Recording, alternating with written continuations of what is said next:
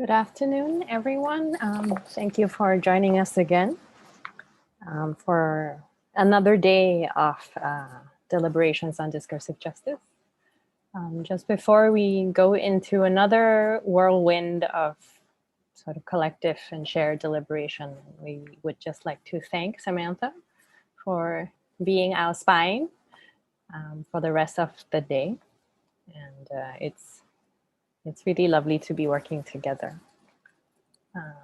But first, again, a story. I think I'm going to become the storyteller of today. I hope you guys remember the fish, the half-fish, half-man species who no longer remember when they started losing their gills. After these half-fish, half-man creatures disappeared, people made exhibitions that other people did not see. I thought I would continue with that story.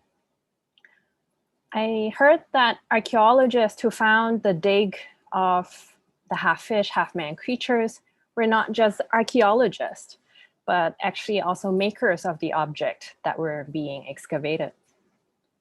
Experts and other visitors alike to that dig, some of them were imagined, some of them were real, contributed to the exhibition's publication, its surrounding discourse, its rumors, its other stories, creating a sort of confounding atmosphere around the discussion of this fishman's truthfulness and what kinds of justices ought to be brought to their believed extinction. And so today, there are people who continue to consult the archives of a staged archaeological site created by a dead artist who took photographs of the things he saw. And until today, we still tell stories about the fishman anyway.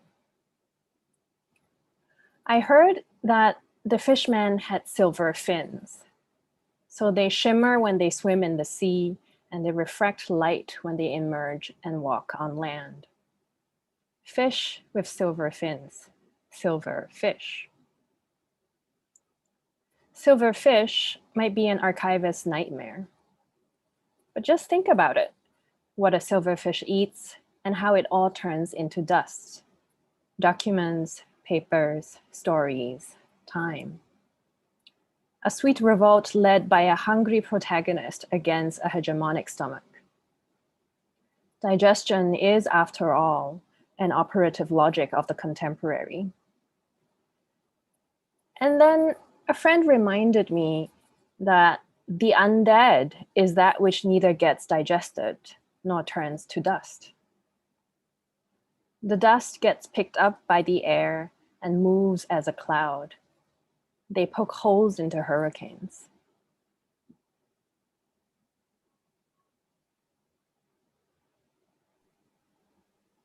Rains fall across the entire surface of a planet continuously for 2 million years. Canyon pluvials episode. Pitter-patter dispersed across contagious relays. From this, we intimate a scent milieu. Shino Hashimoto plays a motorbike engine, spitting exhaust fumes into speech, rescuing appeals from waste. You know, like how radioactivity can also call prayer. Sumaya Veli reminds us of this with a call to ingest architecture. Digestion we think as vast, precarious planetary infrastructure. The call drops every 5 minutes when we Skype with Kushal Sapre and Azma Tulika. They are plotting wormholes through data streams. On night drives in the desert, Ahmed and Rashid bin Shabib push hands with posterity, speculating elastic invitation to bypass unbuilding. A haunting and then an appearance. Hala Ali draws a paralegal silhouette of an outfit worn by Muammar Gaddafi. Christian Nyampeta plays a Rodrigue Cavamera's love song. In the graveyard shift, Radio Tropieza uses noise, improvisation, spoken word, and poetic lectures contemplating the Mexican prison system. Spatially, throats and tongues are acknowledged in Dineo BOPAPE's spontaneously recorded song. A slug leaves a trail on concrete. In songs and shared listening with a stranger, Amiya NAGPAL refuses misery, renders life as abundance exceeding biological given. Organs swap bodies. The left and right eye are moved from one body to another. Abhishek HAZRA gives voice to the eye's last view. There were many days in Hong Kong when it rained artificially, sometimes washing away voices unheard. CHUNG replaced the erasure of what forms part of an illegal chant, the name of a place, an unpredictable past. On the island of Java, some people orient themselves according to where the fire mountain is, in relation to where they are. Sets built after allegedly important moments of a nation appear on film as fact. Grace SAMBOH evaluates them as visual sources of truth and then goes on a scooter ride. Santhosh S jostles time with time with time with time with. On Gorée Island off the coast of Dakar, pink bougainvillea is in full bloom. Doors of no return, decommissioned military bunkers and cannons. Sunday morning church songs mingling with tuba coffee in the air. A chance meeting between music producer Kanoti Kemison and Dineo BOPAPE leads to a spontaneous recording of a song. Gratitudes are said as Venus rises. Sako shakele role. Extraction missions from Daikoku, translations of worlds within worlds at the speed and velocity of a typhoon. The typhoon that barely escaped dust clouds and became a sonic background for the playing of a song. Seshee lends voice to the Japanese translation of Dineo BOPAPE's song, echoing our own gratitude.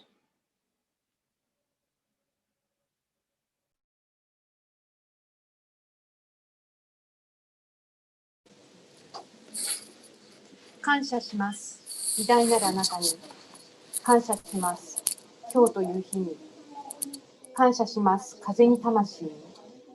聖なる神に風に魂に。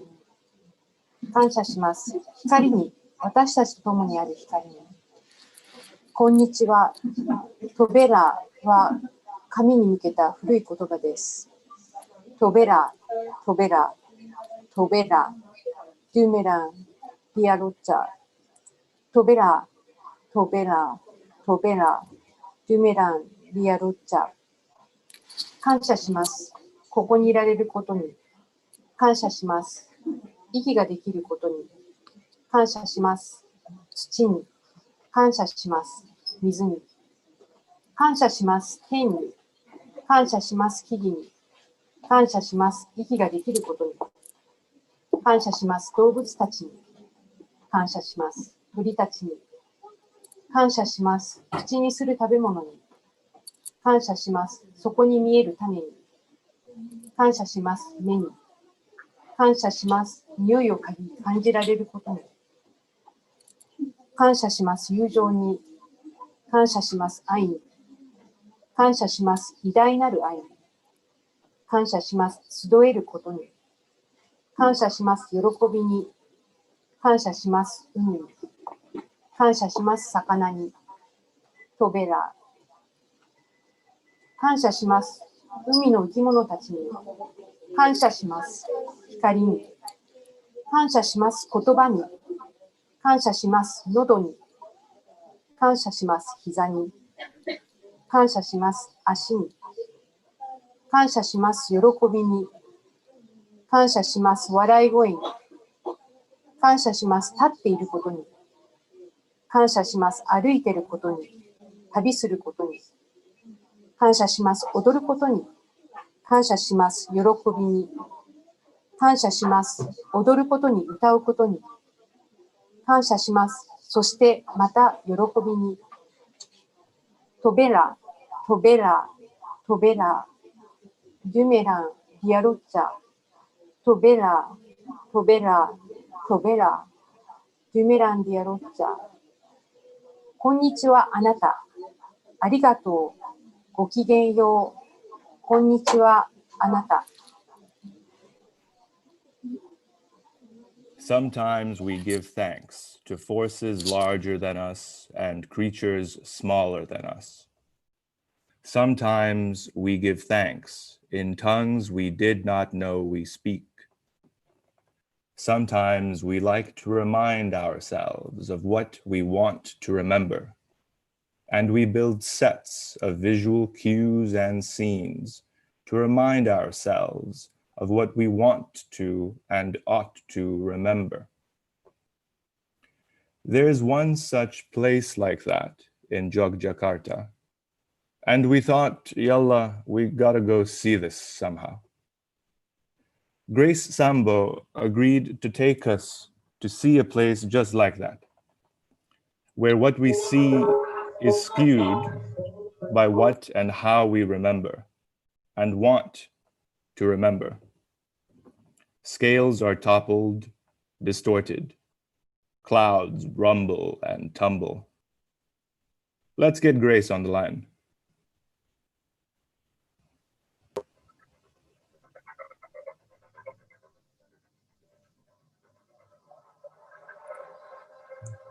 This happened in 1948, the year Mahatma Gandhi was assassinated. On December 19, the Dutch army was shooting at Maguwo Airport, Jogja, Indonesia. 2 years after, Indonesia proclaimed its independence. These are the backs of Indonesian independence fighter here. If I duck a bit,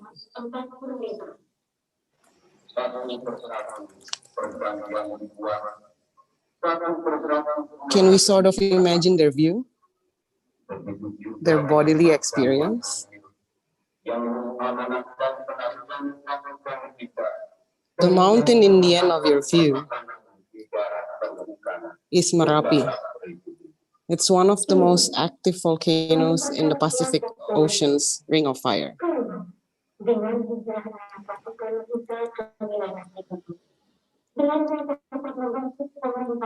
Look at that little LED lights, sort of indicating danger. I wonder which are more dangerous actually. The Dutch shooting at an airport or the volcano suddenly deciding to erupt? Wouldn't it be nice if the volcano suddenly decided to erupt when the Dutch planes passed around them?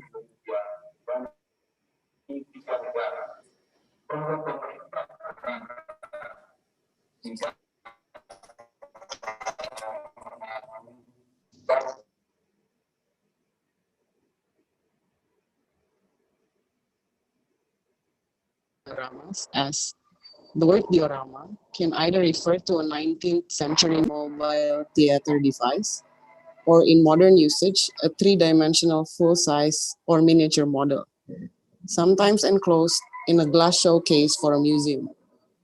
Dioramas are often built by hobbyists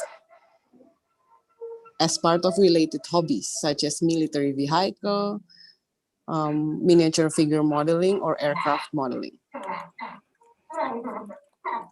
I am told that when I walk, you will hear me breaking, so I'm gonna keep quiet.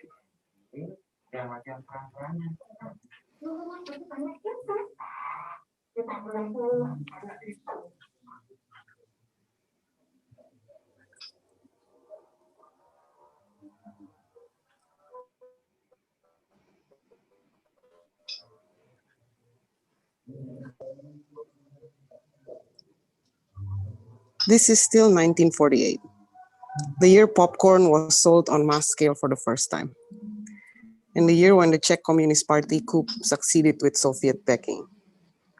This is still December 19, 1948, in Jogja. The guy on your right side is Sukarno.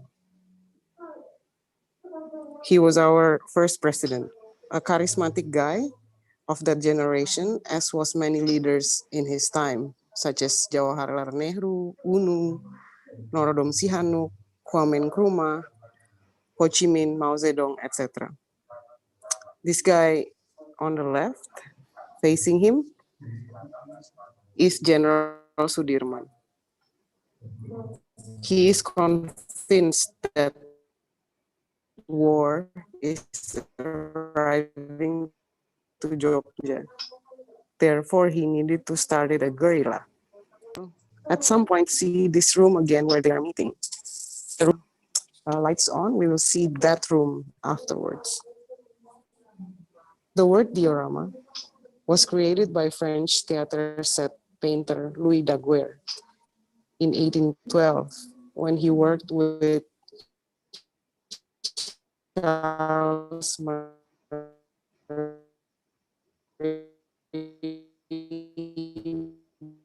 Bouton in making a viha in which audience would enter a dark cube to see landscape paintings on rather see-through textiles with particular lighting sets, so that one can experience daytime and nighttime. Additional objects are added into the ride to generate more dramatic optical illusions in order to manipulate. After several years, snatched by Japan, renamed into Jakarta, declared as the capital of a new country, Indonesia, in 1940. Indonesia's revolutionary government decided to move the capital city to Jogja due to its better landscape for protection. It was January 46, less than half a year from independence proclamation, that the capital was moved. By the end of 48, the Dutch finally attacked, while some parts of the world, especially London, was euphoric after the 48 Summer Olympics. President Sukarno, Vice President Muhammad Hatta, and other leaders of Indonesia that you see in this diorama had to hide in Sumatra's deep forests because of Dutch military aggression had reached Jogja.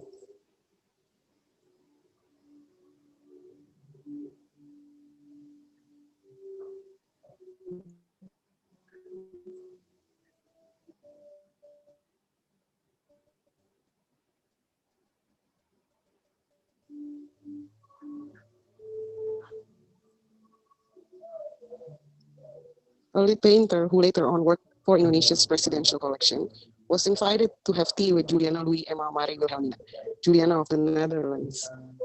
The queen from 48 to, she was queen from 48 to 80. It is said that later in that year, the painter became sad, even felt sick due to this military aggression that we are seeing through the dioramas. Why would the queen have tea with the painter? Why would the painter want to have tea with the queen?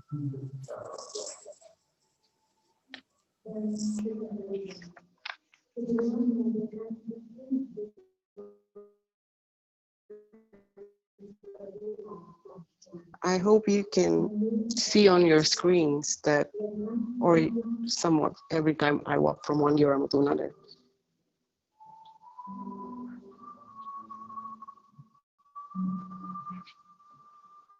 And I hope you can also sense that other parts of this place is dark.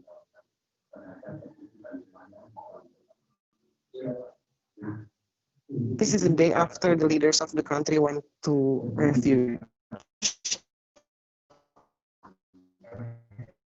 And less than a week from when the Dutch attacked the airports.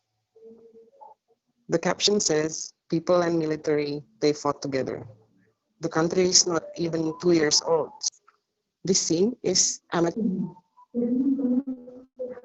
in mid-1984. An open call was made on behalf of the state.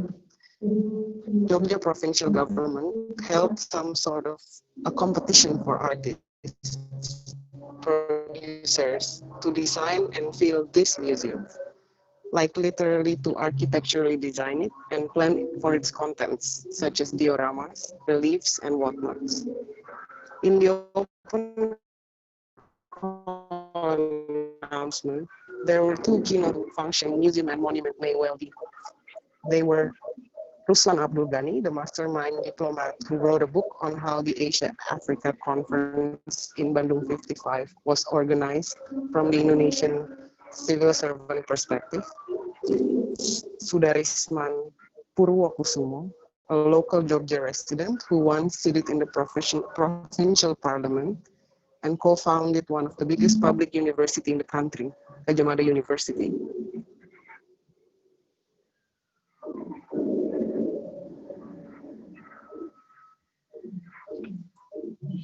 I am making another turn. I hope you see it. We are still looking at 1948, the year the World Health Organization was founded, the year Ozzy Osbourne was born, and the year US government conducted massive missile tests in such a shabby shack. Is actually only a week after the first diorama, after the attack. It had to be a shack, no? A modest way to display collective struggle and middle-ranking militaries and the people would still fight for the country. Yeah, they are middle-ranking, we can say that, because the executives have fled out the town just a couple of dioramas ago. Tanggal 19 Desember 1948, Komandan Brigade Letnan Kolonel Soekarno telah memindahkan markas komandonya di negara Yogyakarta.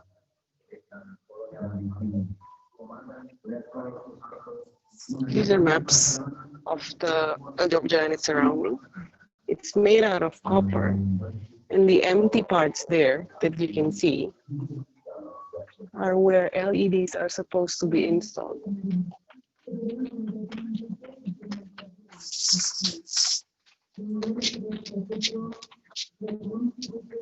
Finally, there's people in the museum. It means that the rain has stopped.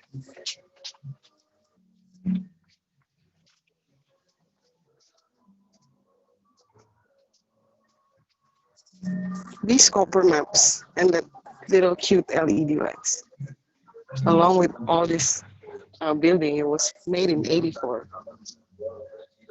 Quite the time when people just started using Walkman, I guess.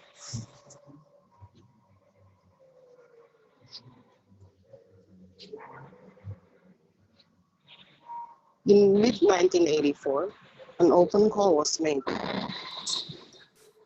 Oh, there were 94 participants that attended the open call briefing. Can you imagine 94? That's quite a lot. Half of them are pretty well-known names within the arts and culture side from all over Java. Of course, mainly Jakarta, Bandung, Jogja, and Bali. Very few of them are design companies.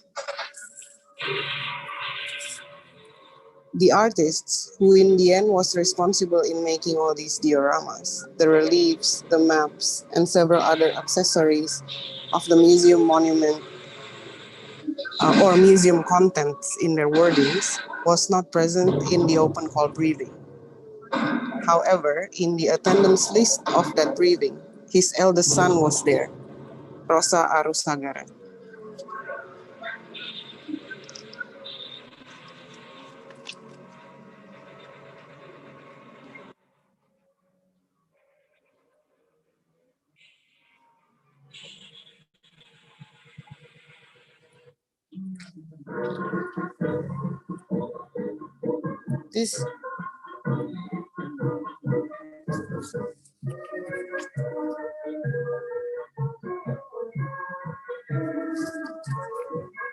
This is an overly glorified event in the military history of Indonesia, or should I say history of Indonesia, since it's written by a historian who is a military general anyway. I'm not here to talk about the history with a capital H. I don't have the capacity nor interest, but I want to show you the beautiful dioramas. Look at these ornaments, such as graffiti, The concrete gate changing from like a three-dimensional object into painting.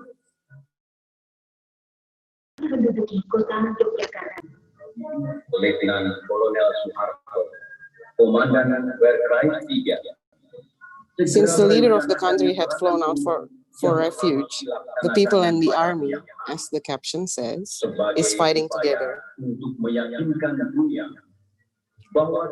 Let's try again. If we duck a bit.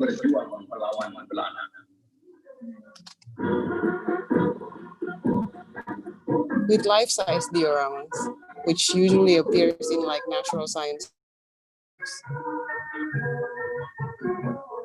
Does this really allow us to imagine what it's like?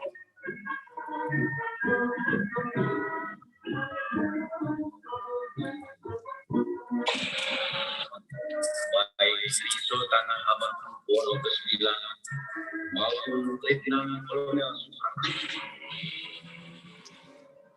In French, the word diorama is used for picture viewing device.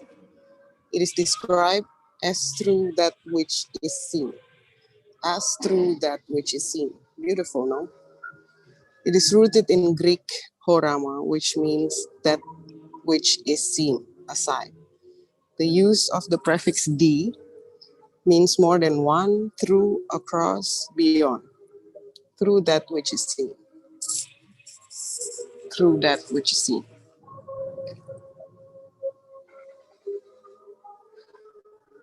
At some point, the world got involved. The UN requested the Dutch to cease fire.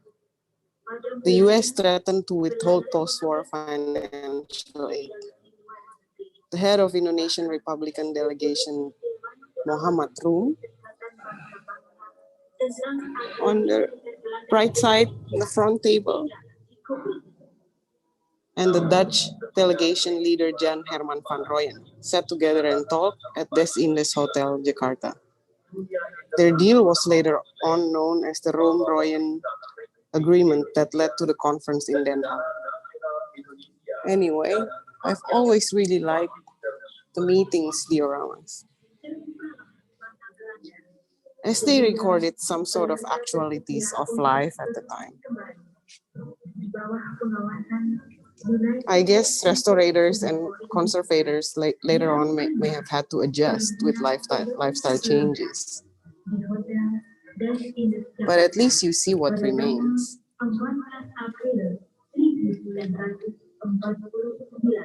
This is my favorite part. There are ashtrays amongst two persons. You can also see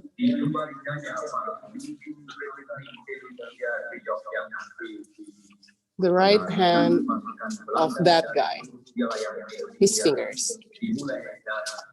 You can't see cigarette between the finger now, but you can imagine that there should have been more.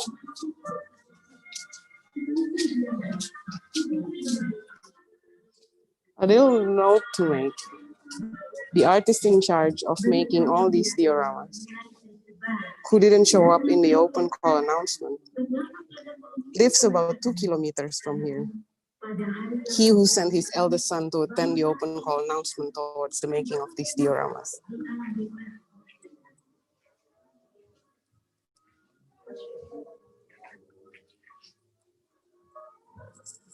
Finally, the Dutch army were retracted from Jogja. Do you remember what I said about the Wikipedia explanation of dioramas?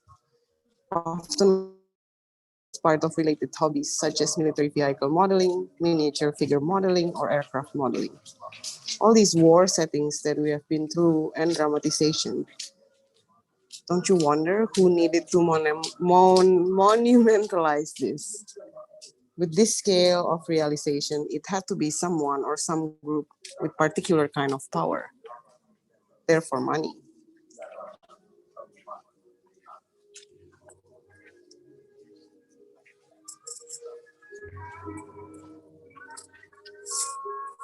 Okay, here we are. This is the diorama that I really wanted to show. The rest were, I don't know, maybe prelude towards this one. In the official Bahasa Indonesia dictionary, diorama is described as the presentation of landscapes or scenery in a small scale using sculpture and environmental details that mimics the reality, as well as backgrounds that are close to the natural conditions, or a scene or scenery that is generated by placing objects and characters in front of a perspectively calculated background that depicts the events in its actuality. Can we see your screen, Michelle?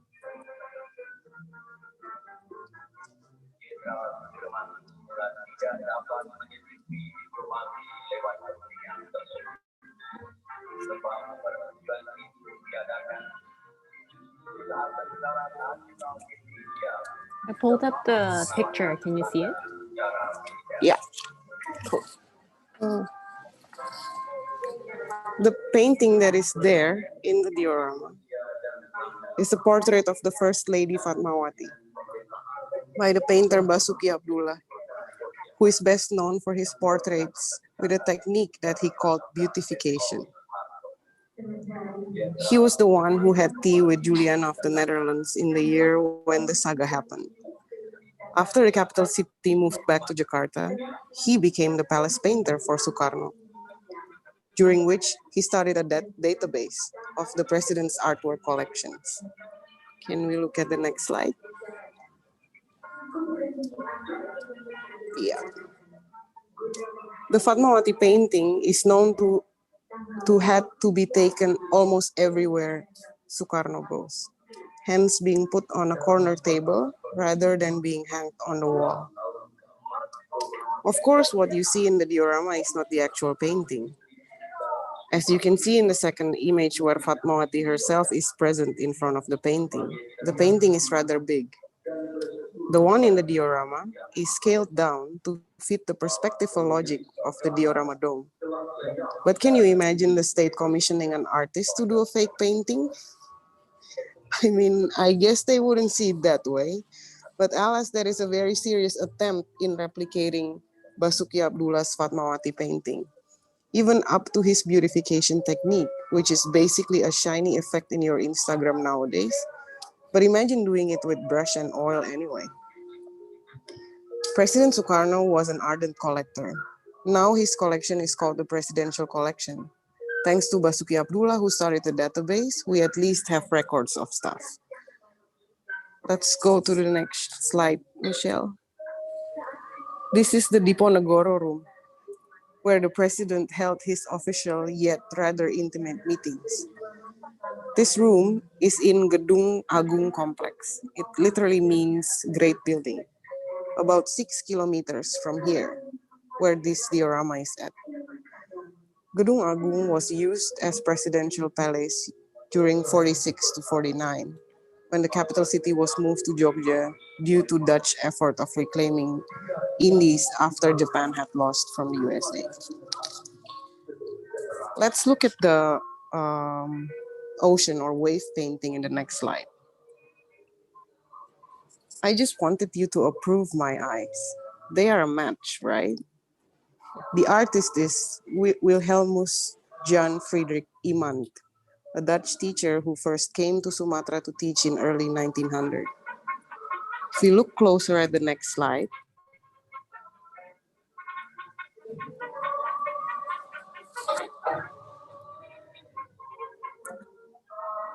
look at the painting in the diorama.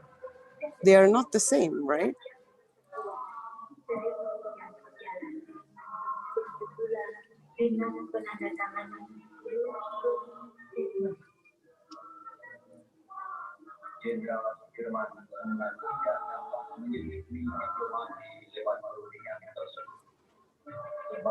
Aren't dioramas supposed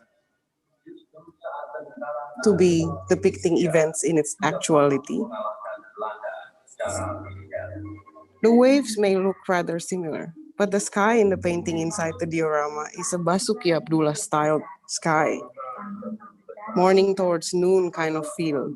You can even see them in the replicated Fatmawati painting next to it. Meanwhile, Iman's Sky, the painting by the Dutch painter in the presidential collection, is more of an afternoon slightly before golden hour kind of sky. Why would the diorama makers, with such impressive skills, not care about these details? Did they not know? It's rather impossible because Sukarno's collection is documented in a book and the book was perfectly well distributed among artists. Don't all details matter? So can we think of this as intentional? The next slide is a photo from a book that sort of documents Sukarno's achievements. This is the scene that is depicted in this diorama. The caption in the book says, "Discussion after Sudirman's return to Jogja in July 10, 1949. Seated from left to right is TB Simatupang, Sudirman, President Sukarno, and Vice President Muhammad Hatta. Standing left to right is Suparjo Rustam and Colonel Marsudi." Let's look at this like we are playing Where's Wally? Or what's the difference? I've pointed out the painting. Can you see what else? It's the guy on the left. He's not in the photo nor the caption. Let's look at the sketch for the diorama in the next slide.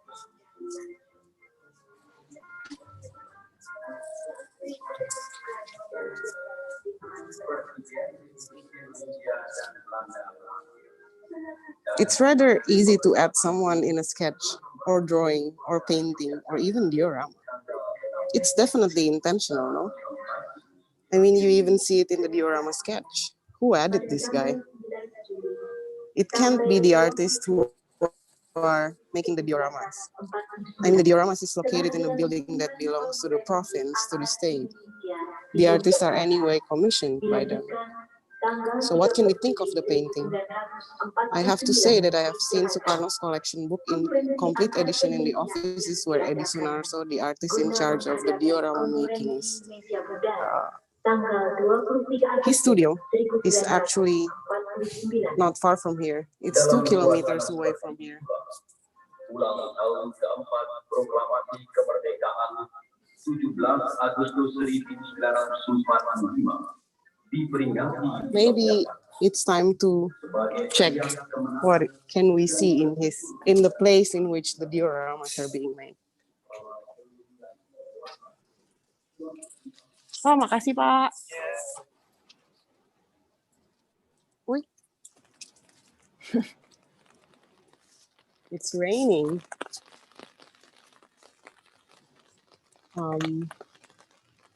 Yeah. So we're out and it's raining and I have to go down these stairs. Michelle, can you let me know how am I doing with time? Sure. We have around, how much more time? Half an hour? We're good. Cool. Yeah. Oh. There's so many rides that you can take if it's not raining. They're not open in daytime though.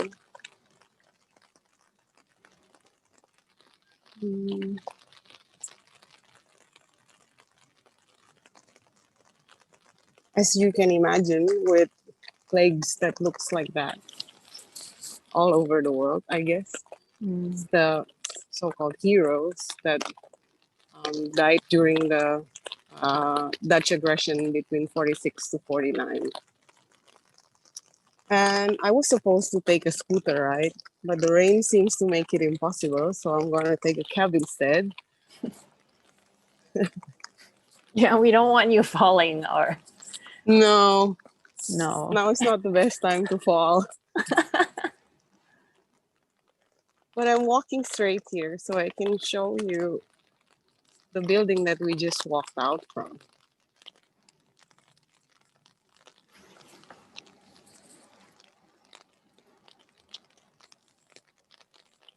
There you go. It's called, we call it Monjali. On my way, I will tell you more about the building. It was designed by a group called Desenta, which is Bandung based. They won the competition, but apparently only for the architecture, not for the contents, so-called. The contents had to be taken care by someone who didn't even attend the open call, who had the experience of making at least 3 different museums dioramas beforehand. These colorful words, which means Mary actually, are actually lanterns.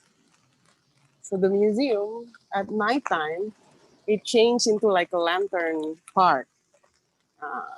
Completely different kind of audience hangs out here at night. All the colorful decorations that you see, imagine them lighting in dark.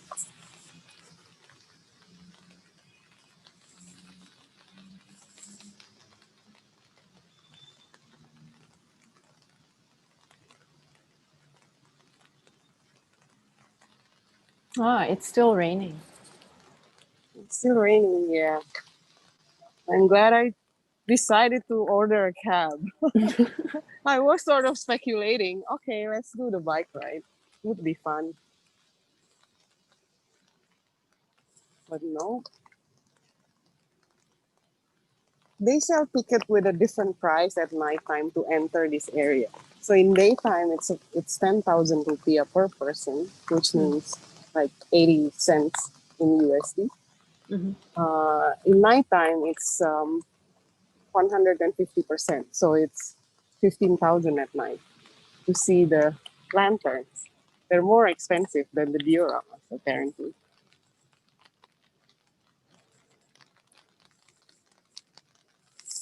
But you can see war equipment surrounding the lanterns.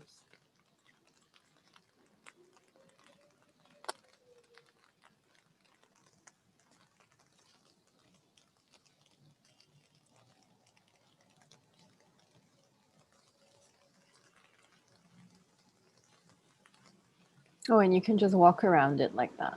Great. Yes.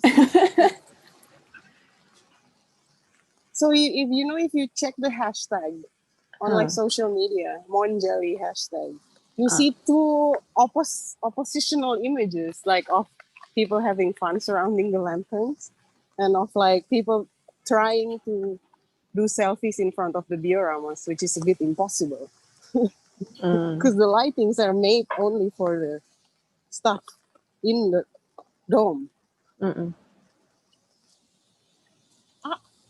Cap is here.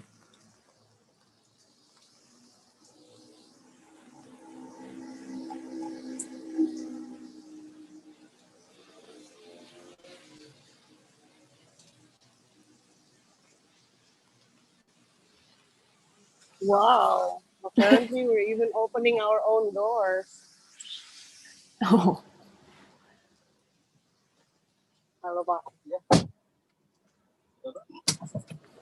All right. All right, off we go. We can. Do you want me to pull out the rest of the images? Yeah, sure. Okay. Can you see it from out here? Yeah, a little you bit. can see the road. And I just pulled out the museum's image, this cone-like. Oh, I'm precisely there, across it. I don't know what traffic will be like, but it's technically less than 2 kilometers away. And apparently my phone does not want to focus on the outside.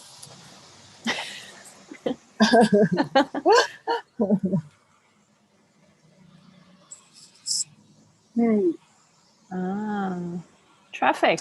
Yeah, traffic, yep.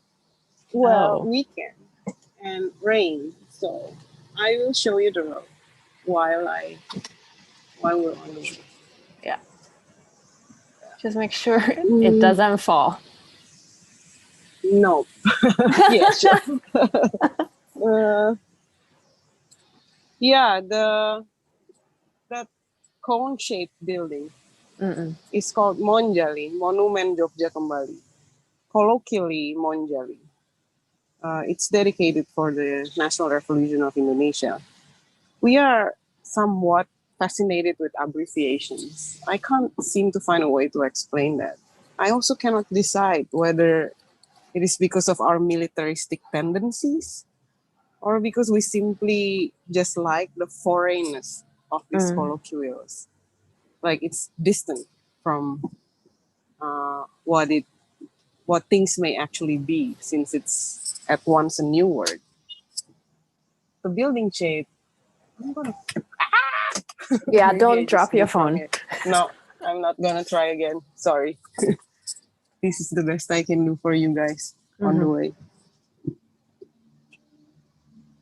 The building shape is fascinating, right? There really is a certain fascination with land, environment, life, to a certain extent that you can say redundant, but maybe also cute, kind of crazy, kind of cute. The next slide is gunungan, Javanese for mountain. It's a character in many forms of wayang or shadow puppet performances in Java and Bali. Or in the next slide, you can see tumpeng. It's a rice dish that symbolizes gratitude, that is served in celebration of various important events, ritualistic events. The shape indicates our geography, that are fertile with numerous mountains and volcanoes. The cone-shaped rice mimic the holy mountain. The feast served as a thanksgiving for abundance of harvest or any other blessings. Let's see the actual mountain in the next slide. This is the real deal. This is their references. This is Merapi Mountain, one of the most active volcanoes in the world now.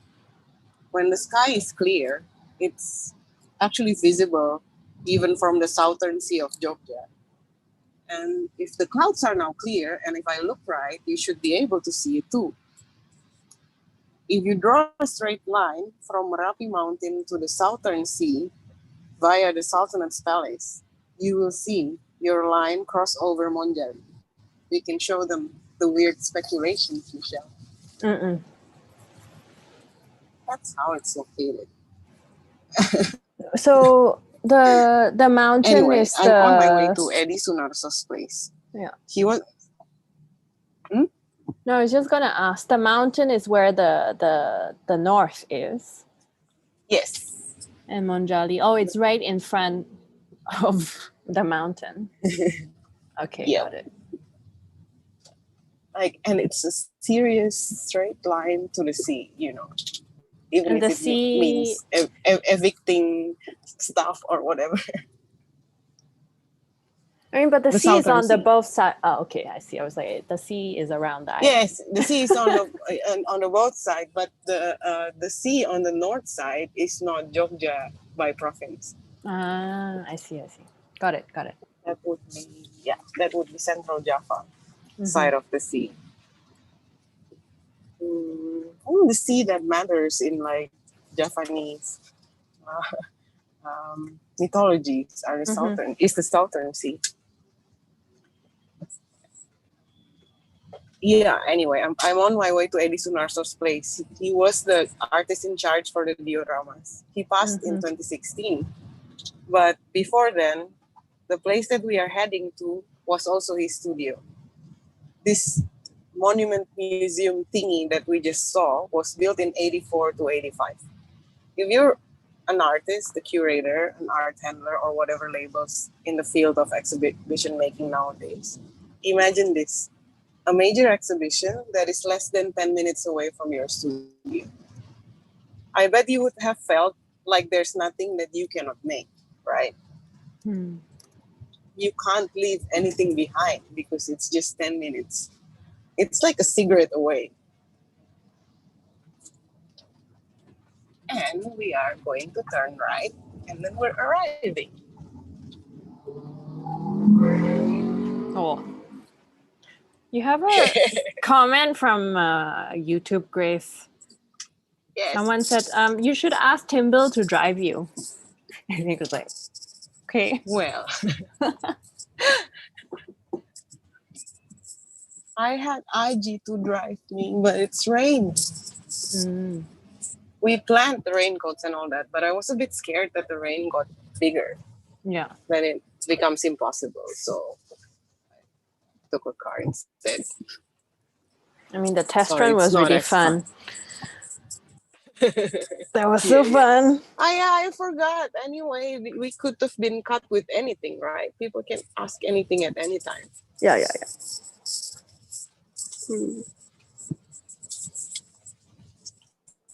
Okay. Okay, I'm gonna switch off the You're video gonna- so yes. we get a better view when you enter the studio. Yeah, the studio is really in the end of this alley.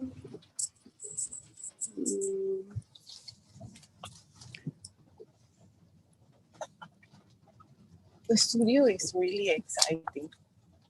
Slowly, we are cleaning stuff and organizing stuff inside, so that anyone who anyone who comes can see it as like some sort of like a museum with archives, some sort. But it's basically the house where he used to live. Oh, makasih ya, Pak. Oh, the sun is out.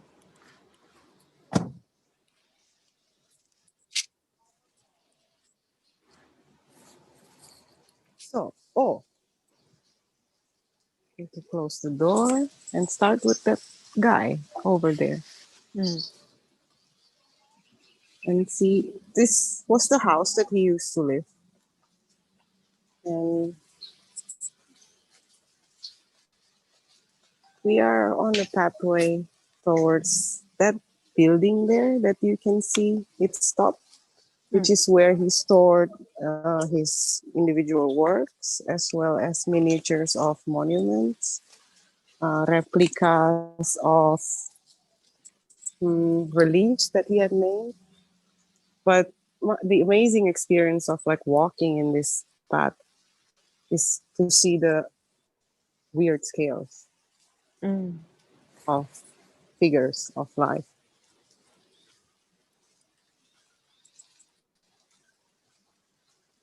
Oh, I left my umbrella. No, in the car. No, with IG, I guess. Yeah. See another different scale.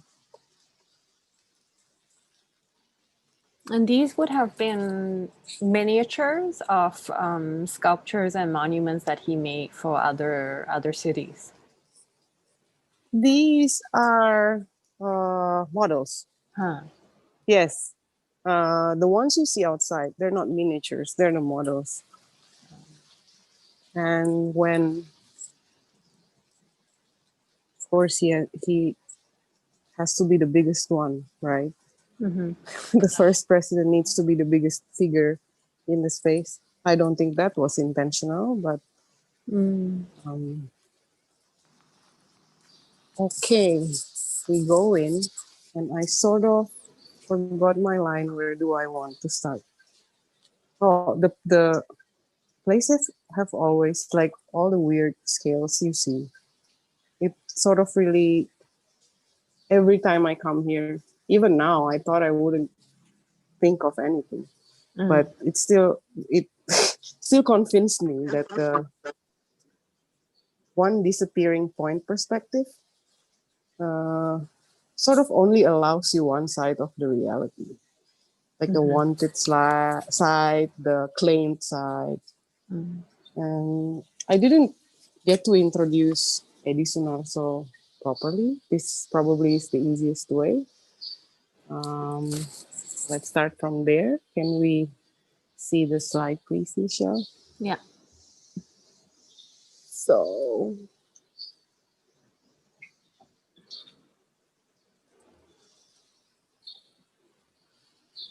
Yeah, that's that guy. The aerospace monument. It was never officially officiated. It was never officially launched because it finished the year Sukarno, who commissioned it, died. So it finished in they finished installing it by 70s. And this one is the next slide. It's called the Welcome Monument.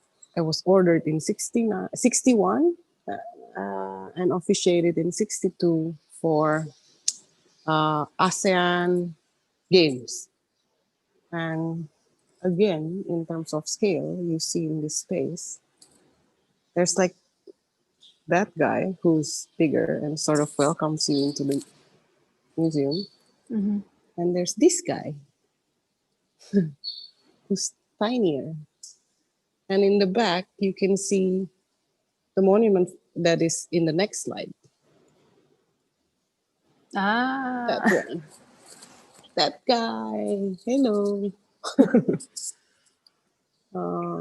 I'm gonna try to go closer before I show you his face. That guy. The free liberation of West Papua, West Irian, as it was called back then. It was officiated 63, right after UN sort of gave back Irian to Indonesia. And surprisingly, it was ordered in 61. So I guess the president knew what he will get. This face is the face of all monuments. Oh, so you mean all of the monuments Yes. he make are based on this face. So who is this face? Like men and women? Like I don't. Men and women, yes. Oh. Men and women. The women, he just sort of womanized this character. This guy, who is actually him. It's him. So It's he him. uses his own face for the female Yeah. sculptures. Okay. Yes. Because his argument was he learned from one of his teachers that one of the ways in order to be truly expressive is to be honest, and to be honest with your own expressions. So I think the way he learned it is to then use his own face in order to express sort of the nation building sentiments. This is a sculpture. Can we see the next one? Yeah. The next slide. Yes. That's his teacher, from King Carbide. That was a picture of them from 55. And this work was made in 58, like the moment he got back. It's always fascinating to see immediately what you learn, slightly before you had the time to chew it and it becomes other things. How many years did he spend in Shantiniketan? He spent 2 years. This used to be the working studio. Now I'm gonna go to the office. What you see outside are the sort of the models. With stones. There's a lady sort of peeking from there. This is his office. This used to be his office. And there are stuff right there because we are trying to sort of organize things slowly. And I wanted to show you, actually, first and foremost, is this book. Art and Reality. Okay. Yep. Oh, you can kill the slides. Thanks, Michelle. Yes. Yep. That's one book. And these are like archives of all the monuments that he did. But let's not go through all. Let's see one, which is the one we just went. This one.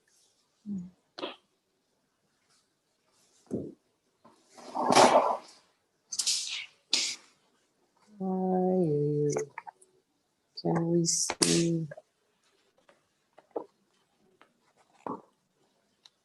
No? Oh. Oh, it's taken out. This is what I wanted to show you here.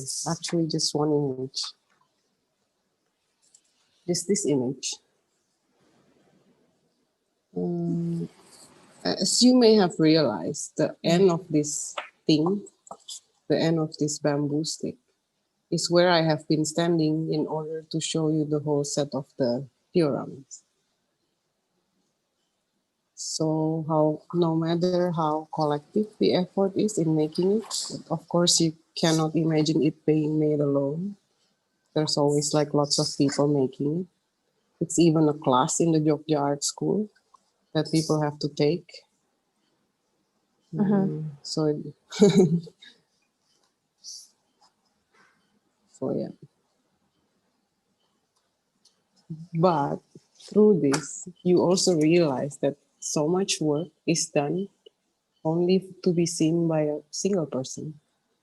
From a single point of view. Yes.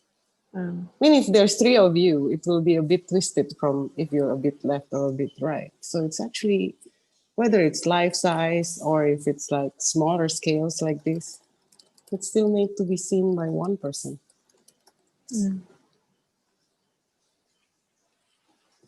Yes, I'm good. Ask me anything. Or I can show you so many more things. Here.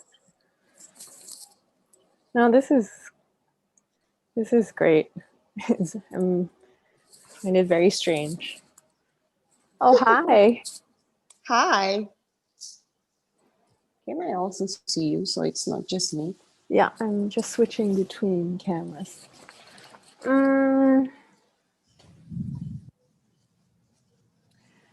Yeah, this is it's so different from, what we just did a couple of days ago.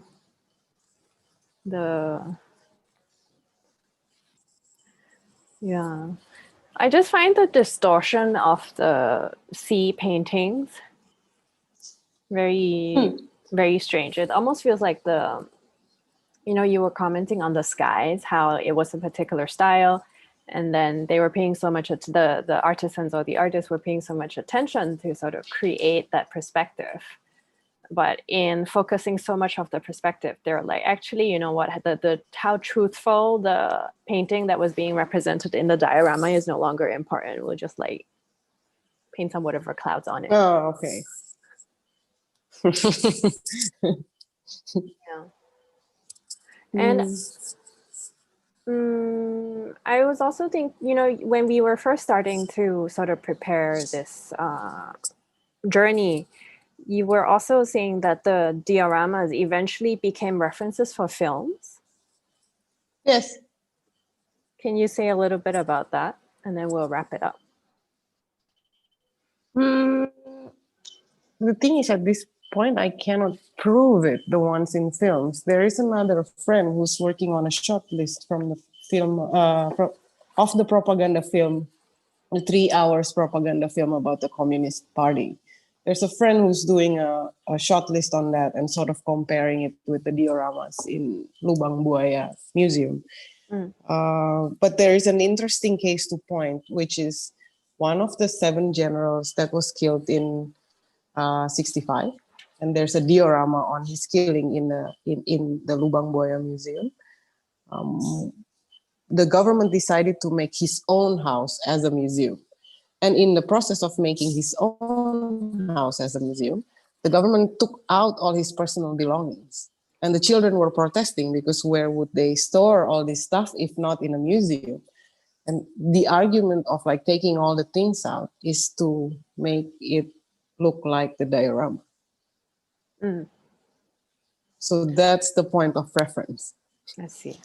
Instead of the actual house, I'm like, oh, interesting. We should check everything out. Yeah. And then I think, just to bring back some of the concepts that really, oh, sorry, I'm just getting questions from people who are texting me. Who is the added figure in the diorama? That's number one. And then there's another sort of concept that we were discussing was that, we're basically looking at stagings or paintings of people looking at paintings. And yeah, just, maybe you can tell us again who was the figure who was added to the painting. And then we can talk a little more about people looking at paintings of It's Suharto. It's the second president. I see. Yeah, I guess the people looking at paintings of people looking at painting has been something that I think a lot about, because, this is also something that is done by Ming painters a lot as a way of expressing their self-knowledge, or, I am a person who is learned and therefore I know how to look at paintings, and I won't be actually executing a painting because I'm of a certain class. And so I'm just wondering, why would people be sort of doing that in the dioramas? What were the paintings doing in the dioramas, you think? I think when we talk about the first president, it's impossible to sort of separate him with art, because he is an avid collector. So that's and the myth, or not myth, the story about the Fatmawati painting that he takes everywhere he goes is something that a lot of people would know. So, and that's there's a whole archive of meetings that happened in that space, and it shows you the paintings. That nowadays, I think quite a lot you can find online, these photographs of that particular meeting room. That's not the official meeting room, actually. The official meeting room is the first space in which only 2 figures were in the diorama. There were no paintings in there. That's the official one. The second one is a rather intimate one where you do longer meetings, where you strategize. That's when you see all these paintings. I also question, why is the wave painting there? And it sort of give you an eerie feeling, right? It's above the president. You sort of can understand the first lady image there, next to him, always in frame with him. But the choice of someone else need to talk about that, who has been looking into the presidential collection. Also because there are lots of ocean, wave, sea kind of painting. Why that particular one? But in thinking of it in the diorama, I think there are other dioramas that also have paintings that are slightly incorrect. They are not completely incorrect, but they're slightly incorrect, which sort of makes me think that it's intentional and the mistake is intentional. That it is a way to send another message. Yeah. Cool. Yeah. Well, I guess that leaves us there's a television behind you. Okay, this is a little too crazy. I think I need to stop. Television. Oh yeah, true, an old one. Yeah. Well, but well, there's a lot of stuff in here.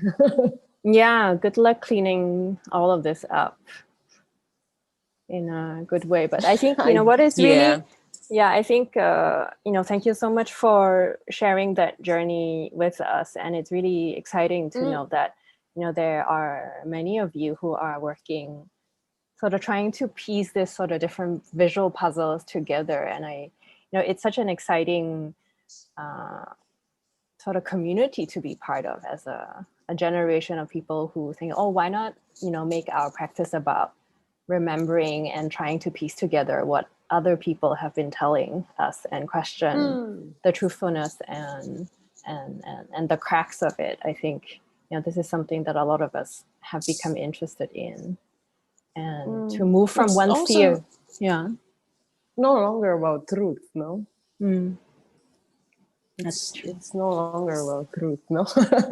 It's not. And I think this is also the entire sort of process of us deliberating for so long together.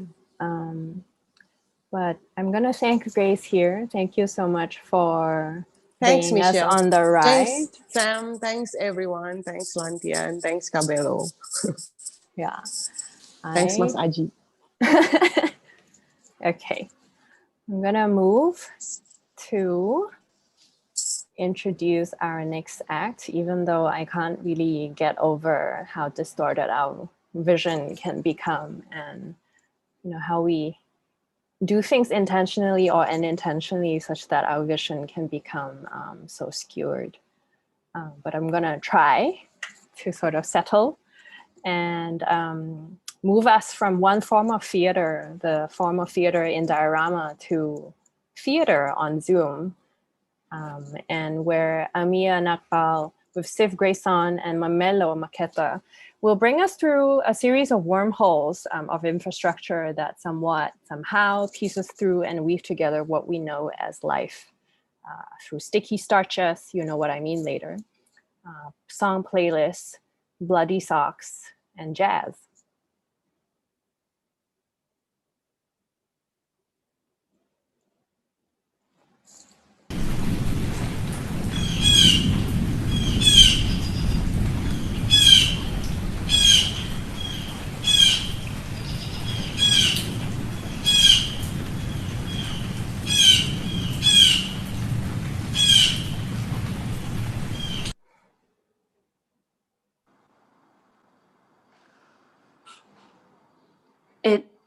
It looks so small and helpless in the box.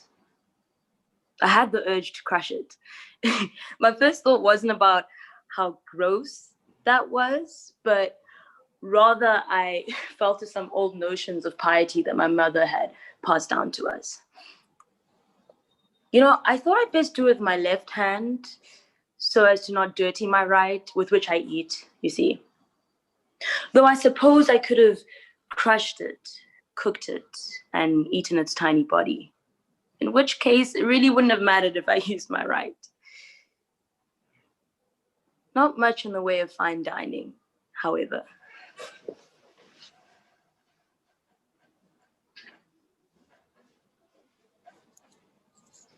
As I was thinking these things, my sister, with her bloody foot, was trying to forcibly feed the bird water. And in retaliation, I think, the bird flew straight at her. It was weak, though, and it fell to the floor, landing in the same bloodied spot that her foot had been. To think, we laughed. We really laughed, and until we realized how absurd it is. Both of them covered in the same blood. Her foot was bigger than the bird still, and she could have stomped on it, but I don't think she was thinking like I was. You know what I think? I think the bird was a fool for trying to fly so soon. Anyways, I put some potatoes in the microwave while Tina moved it back to the makeshift nest.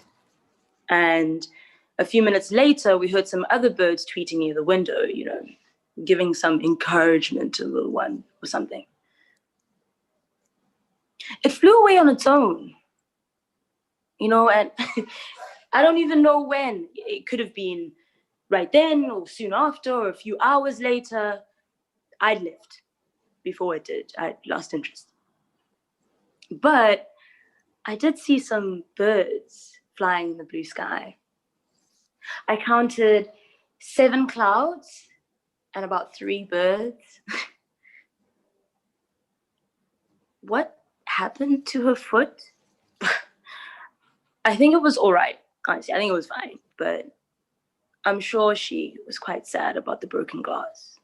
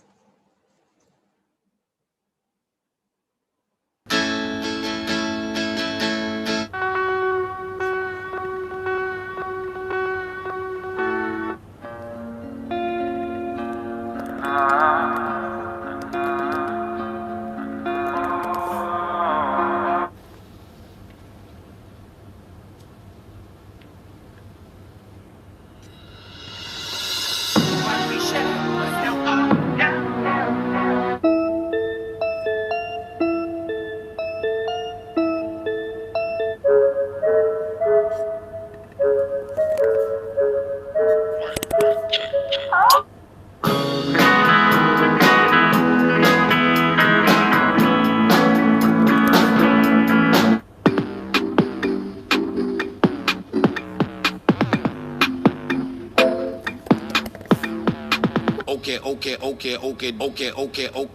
You live in my dream state.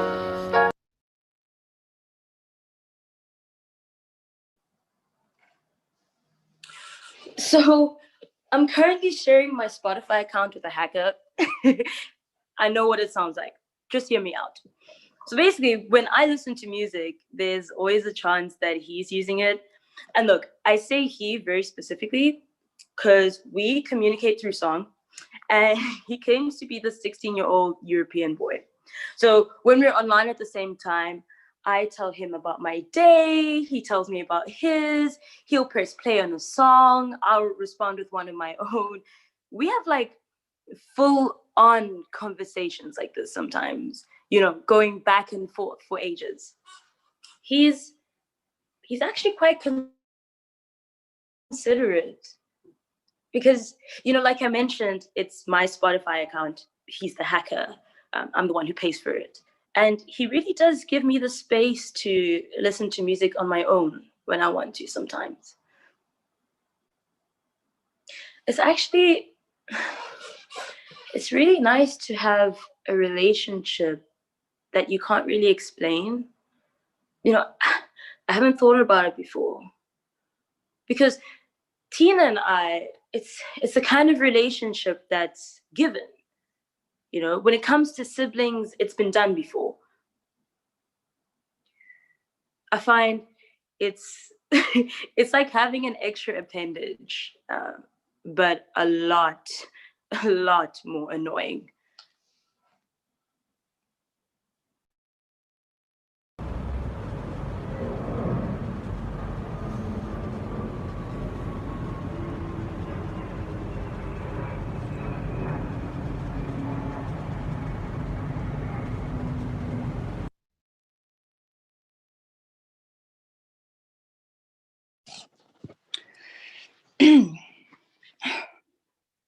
Before I lived with worms, I lived with a jazz singer.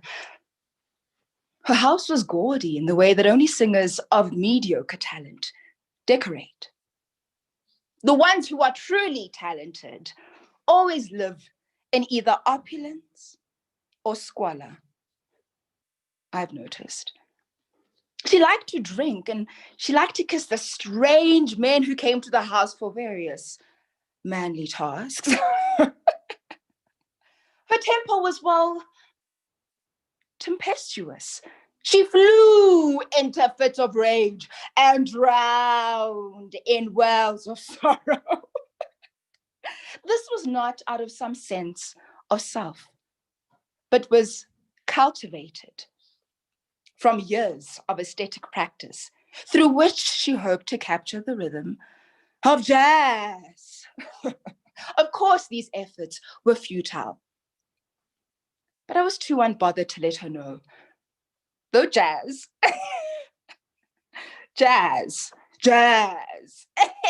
was not her calling, she did have some positive attributes. She had flaming orange feather-like hair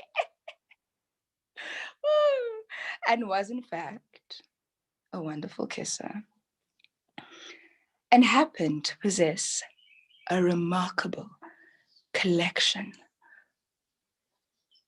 of cups. She cherished these cups and polished them weekly, seeing glasses perched on the edge of her nose, drinking glass of wine in hand. Oh, there seemed to be an order to it. Though I never sought to inquire, only catching her in these moments, you know, when I was passing through the living room to make coffee or grab a snack in the kitchen. If I loitered too long, she would grab my upper arm with her talons and squawk, literally squawk about her travels where she had collected the cups along the way. Oh my gosh. None of these stories ever gripped me until one fine Wednesday when she showed me a pair of thick-stemmed glasses engraved with red cherries that caught my eye. I remember it was a Wednesday because she had band practice on a Wednesday. And I always spent the night, with one of her bandmates or the other. These cups they were amateurish in style and had been bought at some store in Vienna, a place I don't really know much about and really don't care to know more about. I nodded and I half ambled away listening, but the cups didn't leave me. I saw her use them a few times, and every time I did, I had an unbearable need to be alone with the cups. Oh my gosh. I did try to get them when she was out of the house, but she kept the cups caged away out of my reach. She didn't even need a ladder for the cups, and had I brought a ladder into the house, well, she would have been suspicious. They played on my soul for far too long, and I tried to rid my mind of the cups by looking at pictures. It's ridiculous. Looking at pictures of other wine glasses, far fancier than the wine the jazz singer owned. I tried even eating red cherries. I even took a trip to Vienna. But those cups weighed on me from the inside out. I became so absorbed with the thought of them that I,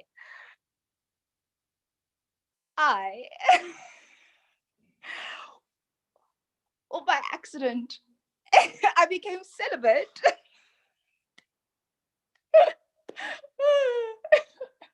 Fortunately, soon after, the hunger for my cups began.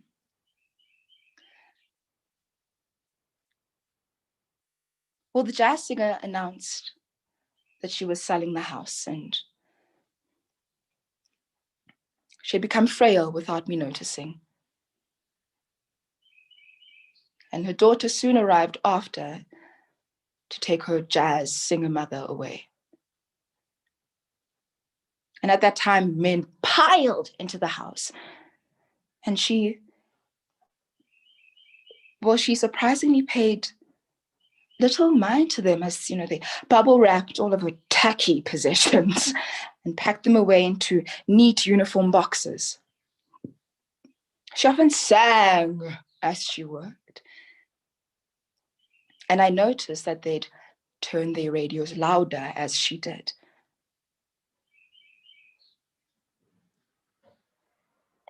Though we had spent a year together, we had little to say by way of goodbye.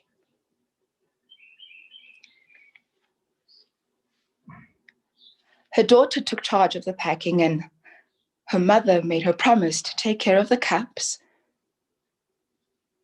as she, the mother, had cared for the daughter. For this fact alone, I suppose,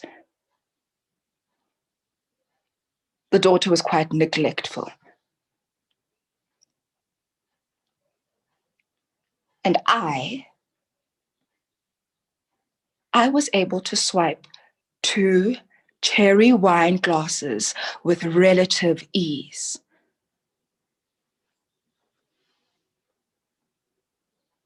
This morning I received an email informing me that she had died.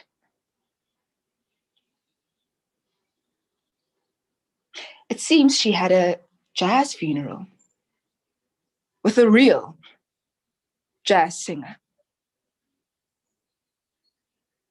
And as I thought through this fact, one of the cups spontaneously shattered into 15 exact pieces, stabbing me in the foot.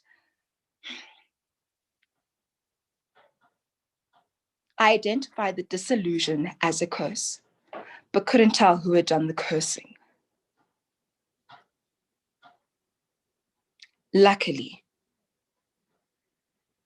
I still have one other cup.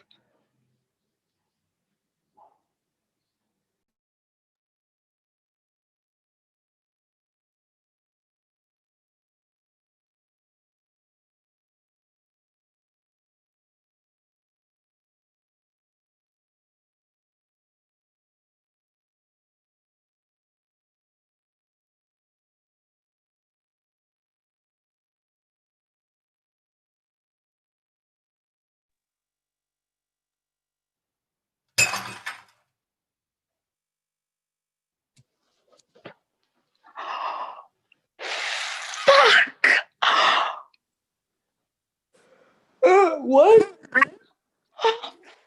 Fuck. What? Oh, shit. Your special glasses. Just one. Hand me the dishcloth. Yeah, sure. Although I think we're gonna need more than a dishcloth. Did it hurt? A baby bird hit the window. Do you mind checking on it? Yeah, sure. What is? Oh, actually, can I have the cloth? I just need the cloth.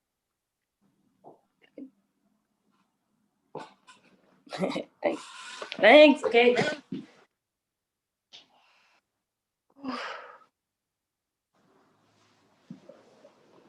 So, I think it's dead. Let's make it a little cardboard nest. Once it's rested, it'll fly away on its own.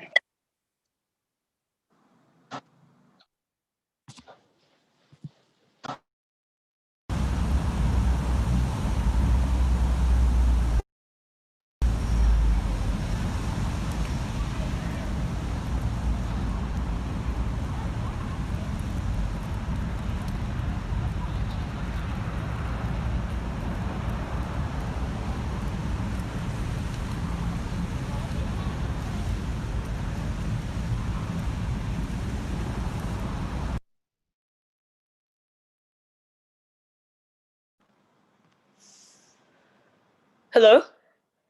Yeah, I'd like to be connected to the slugs and snails department. Oh, I'm sorry. I didn't know the correct terminology. I swear. Yeah, so I think I saw some slugs. They were pretty cool. Or perhaps actually thinking about it now, maybe they were snails. Yeah, no, they were big. And they had shells. Okay. No, I'm sorry. I really don't know. I'm not. Okay, cool. Yeah, Mother's operator is fine. Okay, thank you. Okay, sorry again.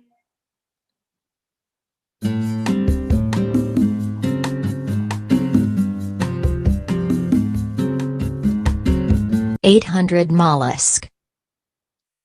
Hi. Yes. So I got connected to you. Yeah. I saw some mollusks. Yeah, they were big. They had shells. I thought slugs didn't have shells. Or are those leeches? Oh, I'm so sorry. I really don't know, man. Yeah. Yes. 7. 6 alive, 1 potentially dead. Whoa. There's no need to yell. It's not like I heard them. Hey, dog, nah, man, you mind your tone. Look, I'm simply calling to report sightings like we were told to in training. Don't give me that bullshit. Please don't cry. Please don't cry. Please. What? Like, I don't weep every time a human being dies. That would just be selfish. Shellfish. Do you get it? Shell? Do you get? Oh, no. I don't need to be connected to shellfish. No.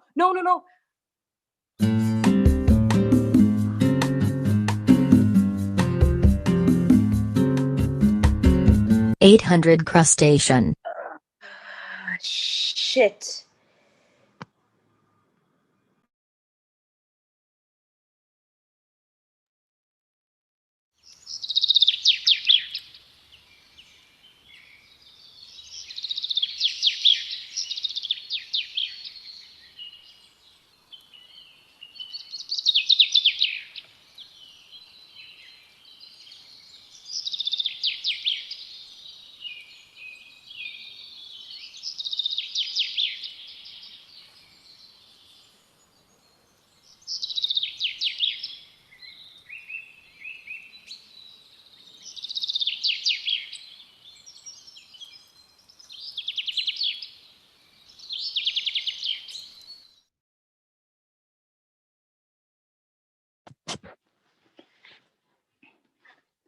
I knew it wasn't dead.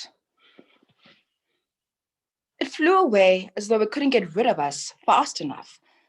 I was watching it the whole time, and quite soon after other birds came its way, and it felt safe enough to fly away, it did.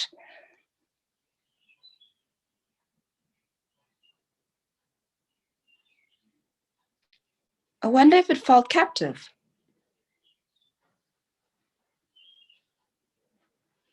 As though we were dangerous. If I was that small and confronted with something as large as us, I might have felt that way too.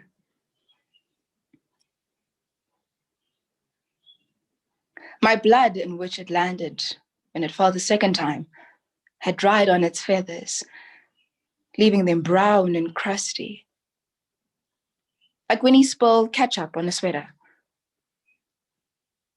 And when it left and took my blood with it, I felt as though a part of me was leaving with it too, moving on its own volition. The thought made me giddy and a little aroused too. And the heat radiated from my heels.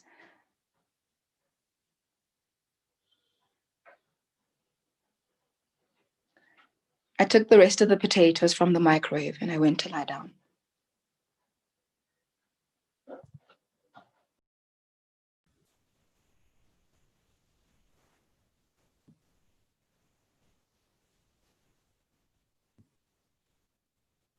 A bird, dizzied, enters a frame.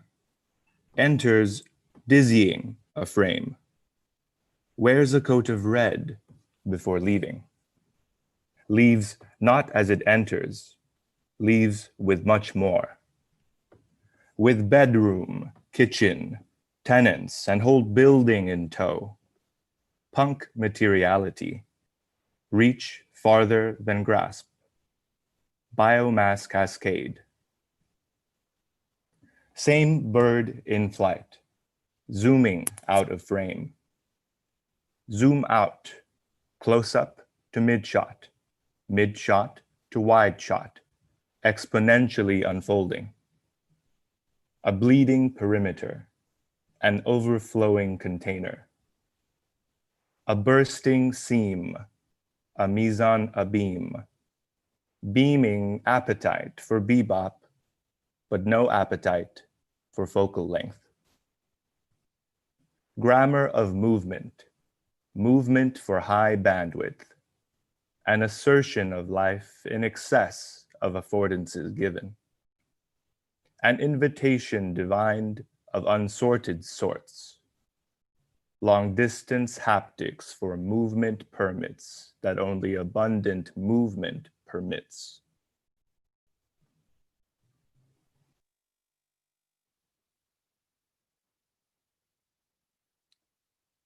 Two cross sections and a postscript. Two cross sections and the postscript. Cross section 1 will begin soon. Cross section 1 will begin soon. Cross section 1 will begin very soon. It will begin very soon. It will begin soon, very soon. Cross section 1 is just about to begin, any moment now, any moment now. Cross section 1 is almost just right there, just right there. It's soon going to begin, very soon. Just, yeah, it will begin very soon. Cross section 1 will begin soon. Cross section 1 will begin soon. Cross section 1 will begin soon. It will begin soon. It will begin soon. Cross section 1. So here I am face to face with Mr. Abhishek, face to face with Mr. Abhishek, a founder of a disruptive technology startup and one of those so-called tech visionaries. Mr. Abhishek wants me to confirm a rumor that has been circulating here.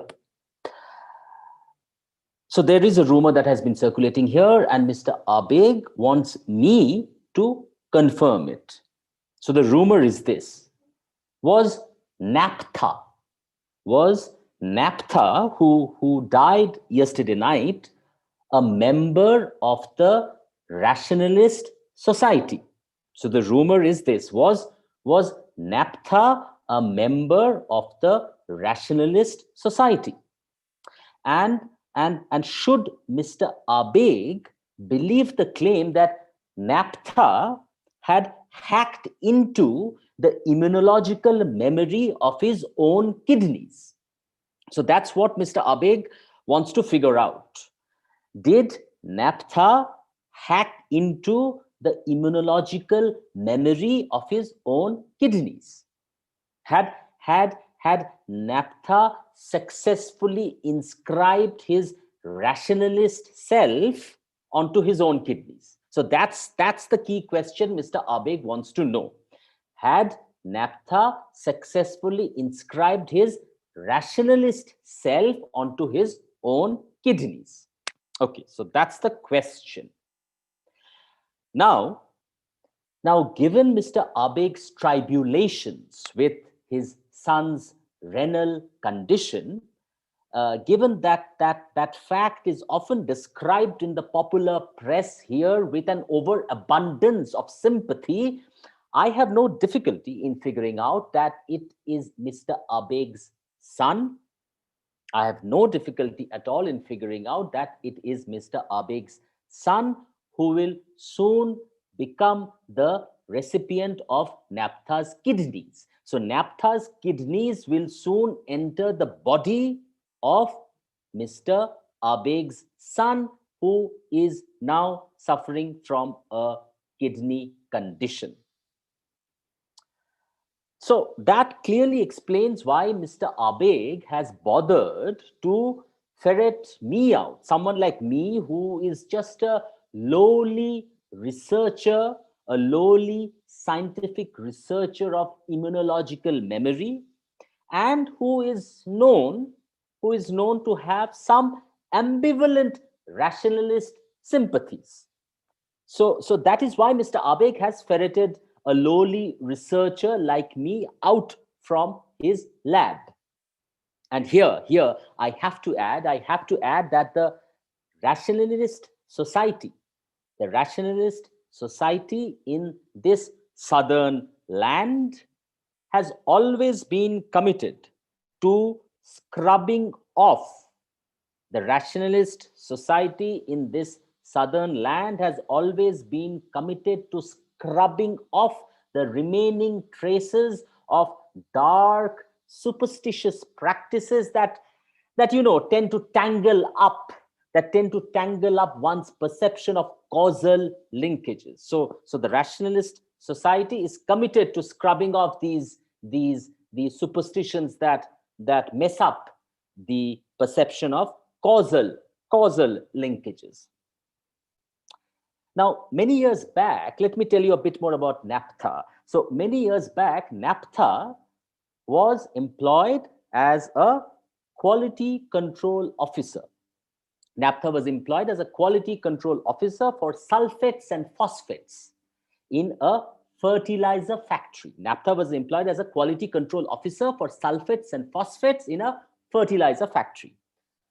However, Naptha's real love was theater, and he considered himself to be an indirect and unorthodox student of Meyerhold, the avant-garde Russian director known for his radical experiments in biomechanic method of actor training.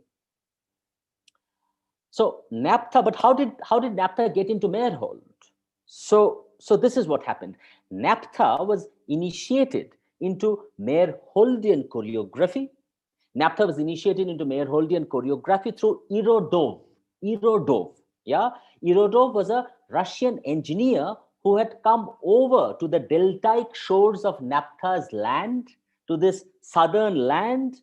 Irodov had come in the 60s to commission this particular fertilizer factory with imported Russian heavy machinery. So Irodov was this engineer who had come over to the southern land with imported Russian machinery to commission, to get kickstart this fertilizer factory.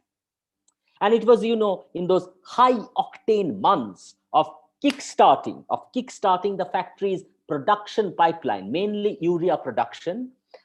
It was in those high octane months of kickstarting the factory's production pipeline that Irodov initiated NAPTA into the Meyerholdian vocabulary, into the Meyerholdian movement vocabulary through impromptu lecture demonstrations, what is popularly known here in the southern land as Lekdem, right? So Irodov, this engineer, this Russian engineer, would often conduct these Lekdems while he was precariously balanced on the stairway, on the spiral stairway that snaked around the gigantic Horton spheres. Yeah, so there was these Horton spheres that stored liquid ammonia, and there were these stairways that snaked around these gigantic Horton spheres, and Irodov would be precariously balanced on these stairways, and while he was precariously balanced, he would demonstrate, he would do a lekdem of Meyerholdian biomechanic movement vocabulary, and NAPTA would take it all in.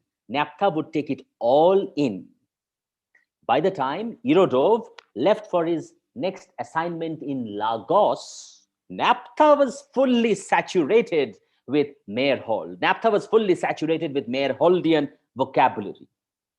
And NAPTA started his own Meyerholdian productions. And in NAPTA's hands, Ancient Rice, a landmark 1942 play set against the darkening clouds of a man-made famine, adapted particularly well to its new Meyerholdian biomechanic costume. So in NAPTA's own productions, in NAPTA's hands, Ancient Rice, which was already a canonical play, adapted, got this new transformation in its biomechanic costume, in its biomechanic movement vocabulary. So now, given this particular personal history of NAPTA, and also his membership into the local rationalist society, his membership in the local rationalist society, I can clearly sense that Mr. Abeg fears that on receiving NAPTA's kidneys, his son will himself turn into a rabid rationalist. Mr. Abeg is very apprehensive that once NAPTA's kidneys enter his son's body, once NAPTA's kidneys enter Mr. Abeg's son's body, Mr. Abeg's son will himself become a rationalist.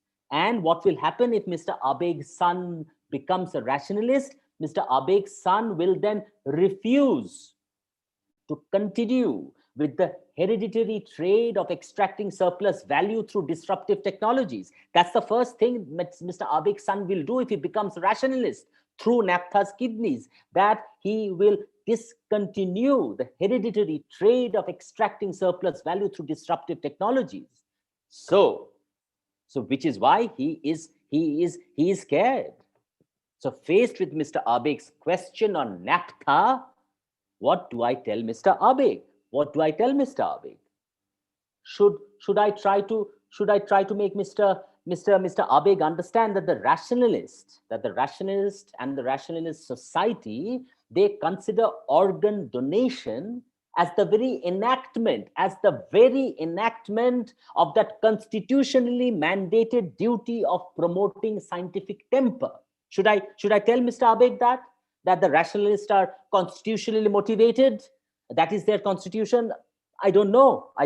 Should I tell him that rationalists insist that donating your eyes after your death does not make you blind in your next birth? That the rationalist society has been going on insisting on this fact that eye organ donating your eyes do not make you blind in your next birth? Or should I tell Mr. Abeg, about epigenetic cellular memory? Should I tell Mr. Abeg about epigenetic cellular memory? And in telling Mr. Abeg about epigenetic cellular memory, should I give him the impression that NAPTA was somehow successful? NAPTA was somehow successful in using epigenetic lab techniques in transcribing his rationalist self onto his own kidneys. Should I tell him that just to make NAPTA's alleged success in transcribing his rationalist self onto his kidneys entirely believable? Should I do that? I don't know. But what I can sense is Mr. Abeg's unease. I can sense Mr. Abeg's unease because it is quite palpable now. Mr. Abeg demands an answer from me. But you see, I want to stretch out this silence. I want to stretch out this silence even more and intensify Mr. Abeg's unease. I want to let NAPTA's kidneys tremble in Mr. Abeg's mind with their potency for unsettling subjectivities. I really want NAPTA's kidneys to loom large in Mr. Abeg's mind. NAPTA's kidneys as this destabilizing force for producing new subjectivities. Let NAPTA's kidneys generate, at least in Mr. Abeg's own paranoia, a new becoming for Mr. Abeg's son. Let NAPTA's kidneys generate, at least in Mr. Abeg's paranoia, a new becoming for Mr. Abeg's son. Cross-section 1 comes to an end. Cross-section 1 has ended. Cross-section 1 ended just now, just seconds back. Cross-section 1 has ended and cross-section 2 will begin soon. It will begin soon. It will begin really very soon. Before you know it, it would have begun. Cross-section 2 will begin soon. It will begin very soon. There's no cause for worry.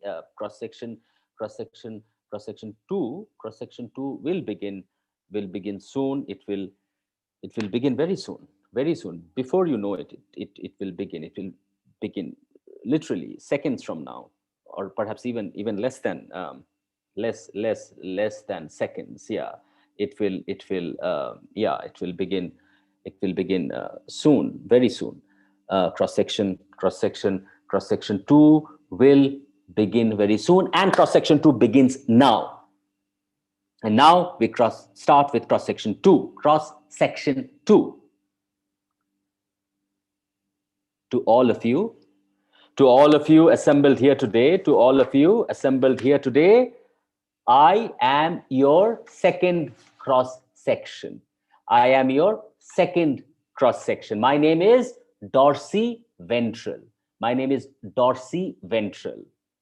And I am a confirmed gone native ex-researcher. I'm a confirmed gone native ex-researcher.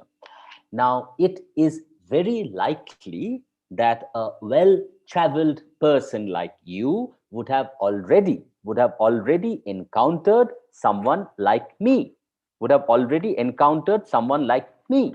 A gone native ex-academic researcher. Someone like me who has abandoned the leafy seclusion of theory, but has not yet found the promised land of praxis. Someone who has left the leafy seclusion of theory but has not found the promised land of praxis. So currently, what am I trying to do? Currently, as a gone native ex-academic researcher, I'm just trying to extract some rudimentary value. I'm trying to extract some rudimentary value from my past life, as a researcher by monetizing its affective fragments.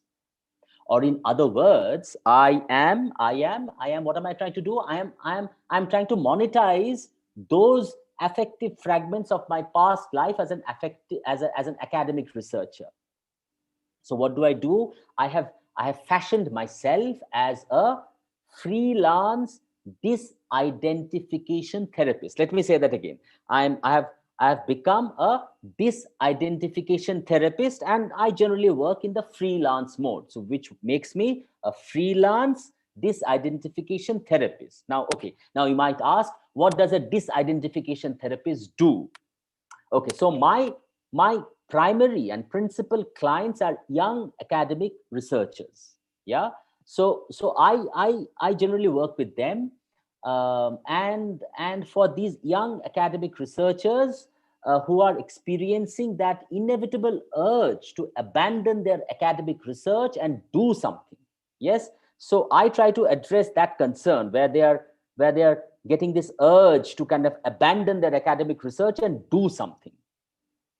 I'm sure that you are aware that in most cases, the doing of academic research involves becoming an expert in a geographic area that is far removed from the infrastructures of scholarship that eventually consecrates your expertise. So there is this spatial geographic distance between the academic structure that consecrates your expertise and the geographic area in which you are an expert. So this geographic distance is crucial for becoming an academic expert, right? So therefore, as a disidentification therapist for young academic researchers who are just starting out on their academic research and facing this internal turmoil about abandoning their research, what I try to do is this. This is what I try to do in my counseling sessions. Over extremely affordable counseling sessions, because young graduate students, so that they can afford it.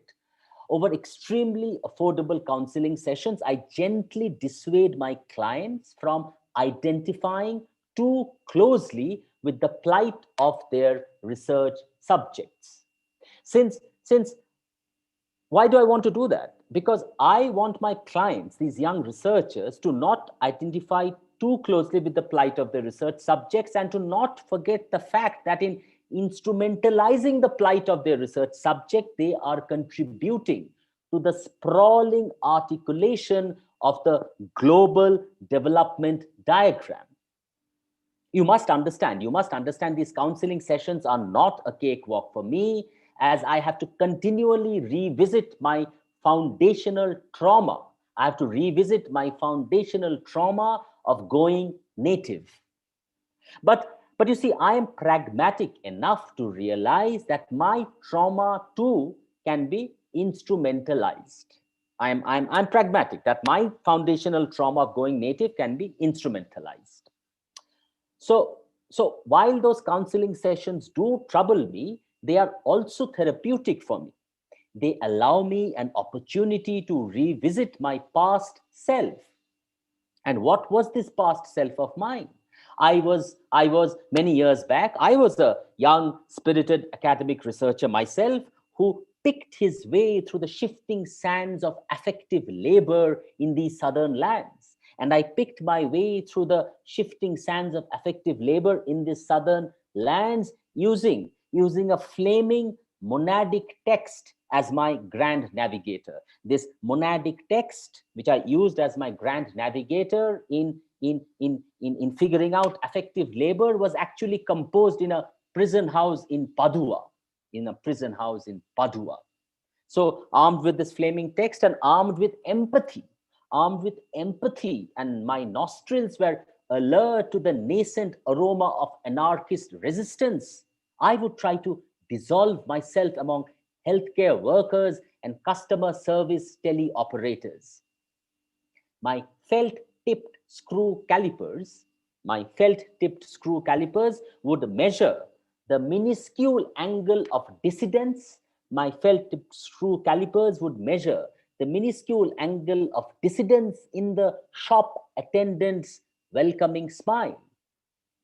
Additionally, I would also contemplate if the specter of colonial difference could ever stop haunting us.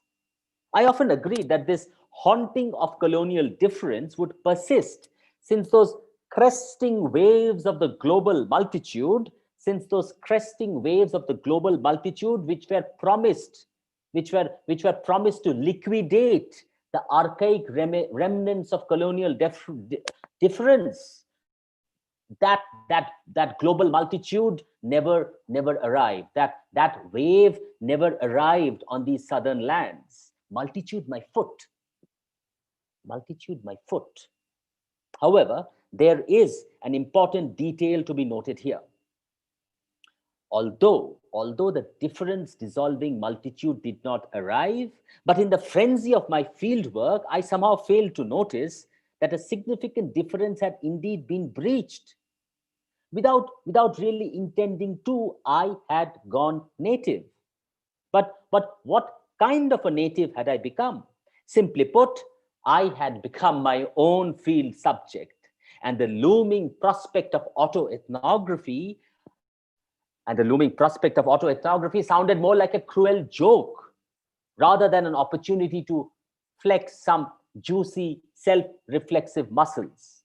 You might recall that some years back there was a massive economic downturn in these southern lands, and in the wake of that economic subsistence, there was a massive transformation.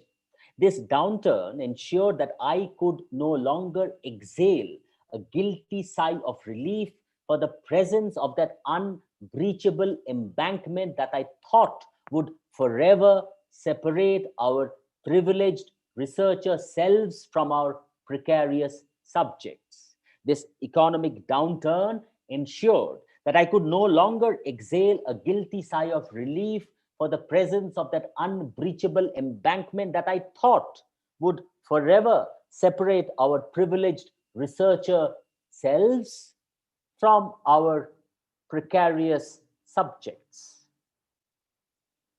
Cross-section 2 comes to an end. Cross-section 2 just ended, and we will begin the postscript very soon. We will soon begin the postscript in few seconds. We will begin the postscript. The postscript will begin very soon. It will begin, and the postscript is really short. It will begin very soon. Postscript. Before leaving, let me share this small postscript with all of you. Here I will once again try to invoke my spurious authority as a native informant and share with you my expertise on a research subject named Baluga, who is located thousands of miles away from you. Baluga used to run a company. Baluga used to run a company specializing in cleaning glass windows that graced the corporate headquarters of local software companies.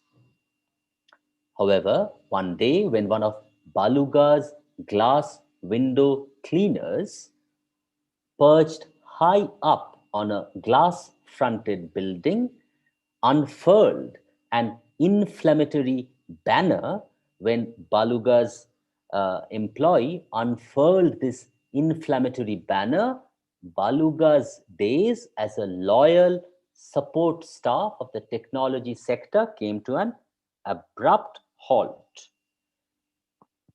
It came to an abrupt halt. The abruptness of that termination produced strange hallucinations in Baluga's mind. It produced strange hallucination in Baluga's mind. Baluga became strangely oblivious to the multi-generational privilege that he has surreptitiously slurped from. Baluga became completely oblivious to the multi-generational privilege he has surreptitiously slurped from. And Baluga started imagining himself as a coconut tree climber. And Baluga decided that coconut tree climbing is what he will now do for a living. Yesterday, in one of his practice climbing sessions, as Baluga was climbing up a coconut tree, Baluga started singing a strangely joyous rendition, a very disturbingly joyous rendition of a sawtooth wave form. Baluga started singing a disturbingly joyous rendition of a sawtooth wave form. And as Baluga sang this sawtooth wave form, the serrations of the coconut tree lacerated Baluga's body over and over again. The sawtooth serrations of the coconut tree lacerated Baluga's body over and over again.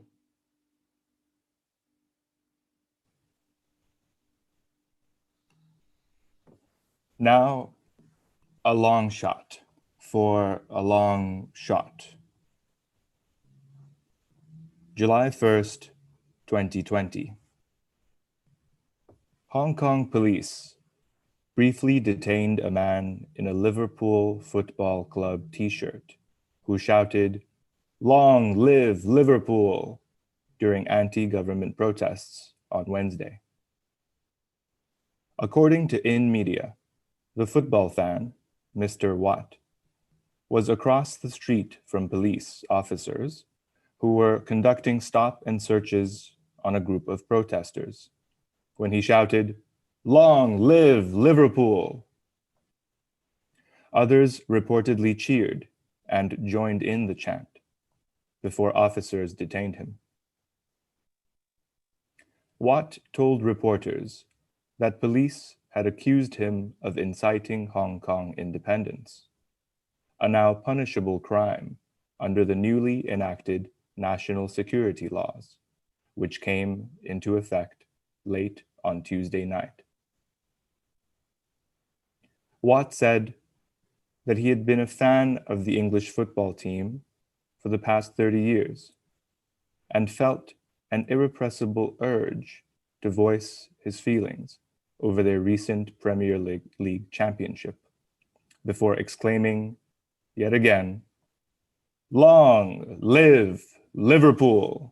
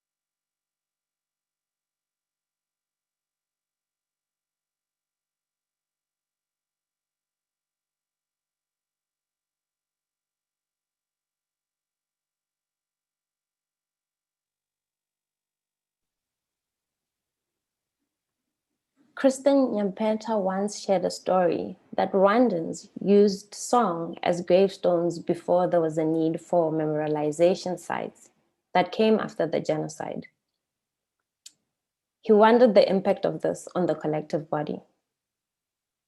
South Africans used the ancestral lines as a way of introduction, a sort of generational biography, sonically nodding to what is out of sight but embodied. The body becomes a hard drive. A stain or a mark has been left. What is out of sight persists in different forms, gathering momentum to resurface. Santhosh S will present next. Please feel free to add your comments and questions during his presentation.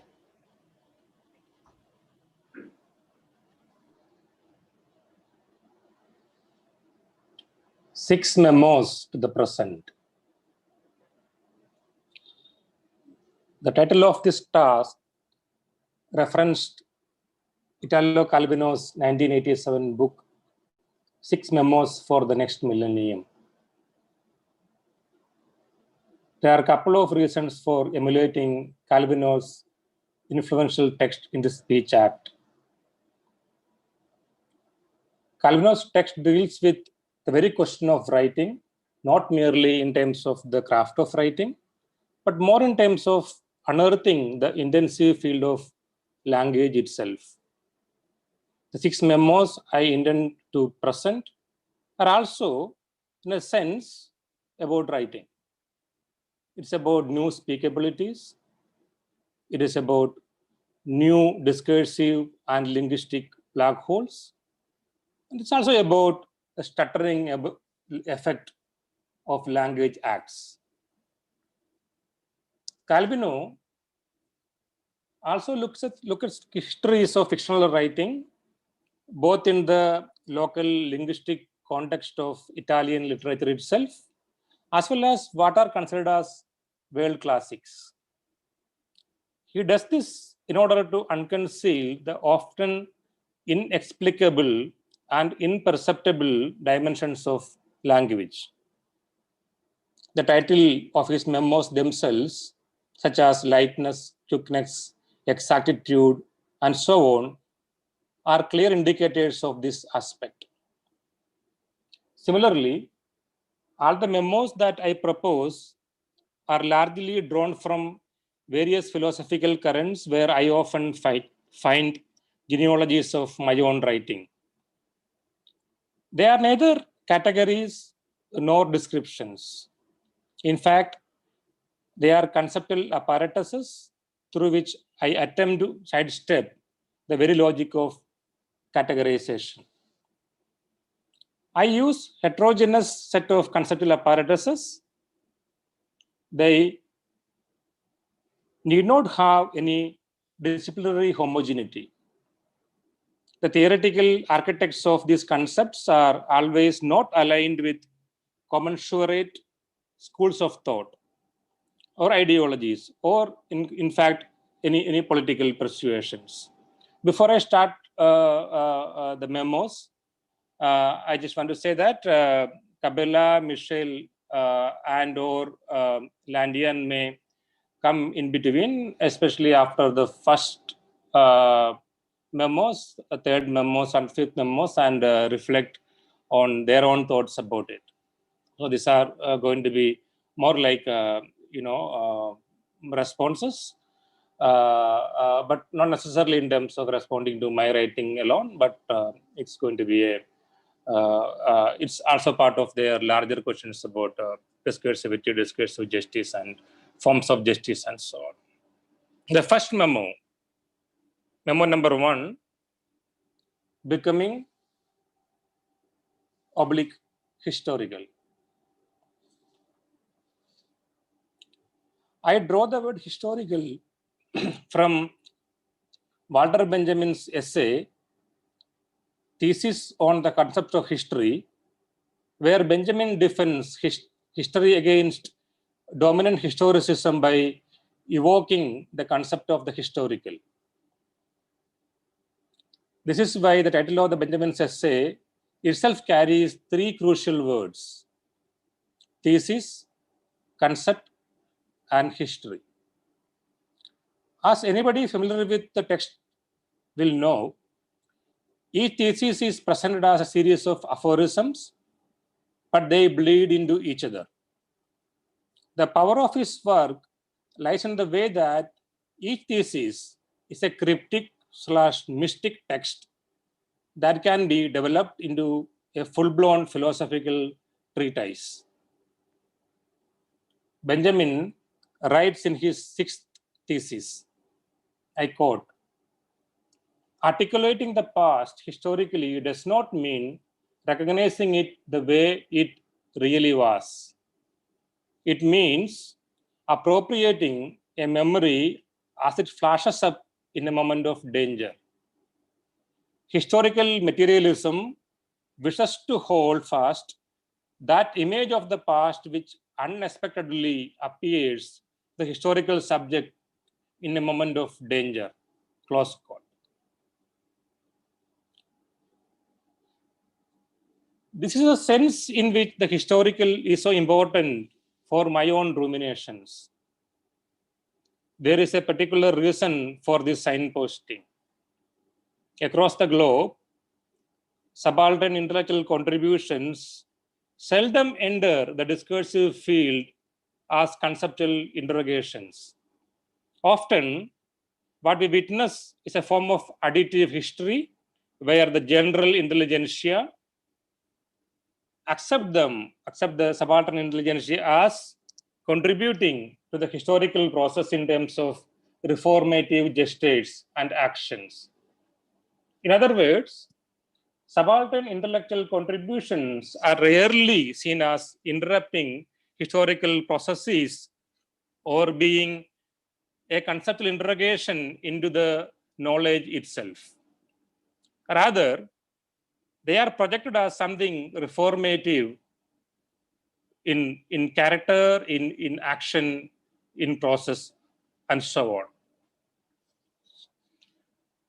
In that sense, subaltern intellectual history is reduced to certain forms of instrumentality, thereby denying them philosophical intensity, universal relevance, becoming in the process mere acts of pragmatism.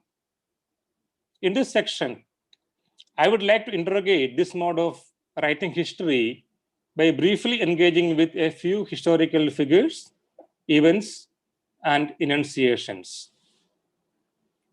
The first two instances are from the life of mystic, poet, philosopher, saint Sri Narayana Guru, born in Kerala, the tiny southernmost state of the Union of India.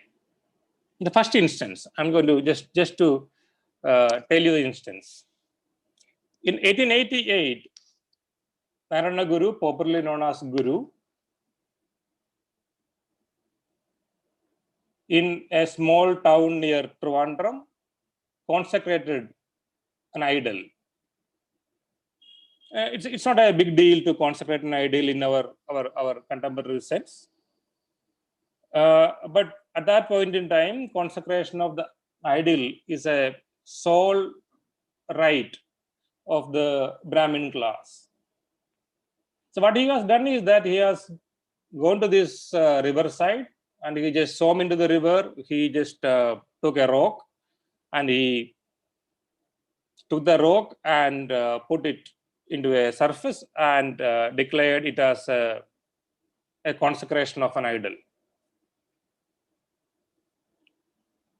So naturally, the Brahmin priest class opposed Narayana Guru's this gesture, this act, saying that you have no right to consecrate an idol. So Guru, in a very humorous sense, said that please don't worry. This it's not a Brahmin idol of Shiva, but it's an Irava Shiva. So Irava is the former untouchable caste Guru belong to. So he said, "Then don't worry, it's not a Brahmin Shiva, it's a Irava Shiva." So this is very, very important because we often won't pay attention to these gestures, these acts, these utterances made in history. And we take them as like as if this kind of utterances happens in everyday life and so on. But there is an eventual quality to these utterances. But the story is not ended there. After this consecration and so on, and he, along with the community members, made a temple there. And the temple, he had inscribed something in Malayalam. It's very, very important because the Malayalam is the language spoken in the in everyday community language that is now become a kind of how classical status and so on. But Malayalam is largely the language of the people. So he writes in Malayalam that I'm going to kind of say that thing in Malayalam itself, saying that Jadi Bhedam Madadvesham Edumillada Sarvarum Sodaratvena Vazhunna Madrugastanamanida. In a rough translation of that writing is this. This is the model abode where everyone will live in brotherhood without animosity due to difference of caste and religion. This is the rough translation of the verses that Guru has written on the temple after the consecration and after they built the temple. To my mind, this move from particularism by saying that this is an Irava Shiva, this is a Shiva of my caste, to universalism, where saying that it endorses the ultimate universal fraternity. It endorses a place where people can, come and congregate together, irrespective of their religion and caste, is a claim. It's a claim where that the subaltern intellectual traditions challenges, the humanism of Brahminism itself by claiming that they have a better humanism that can, incorporate, they can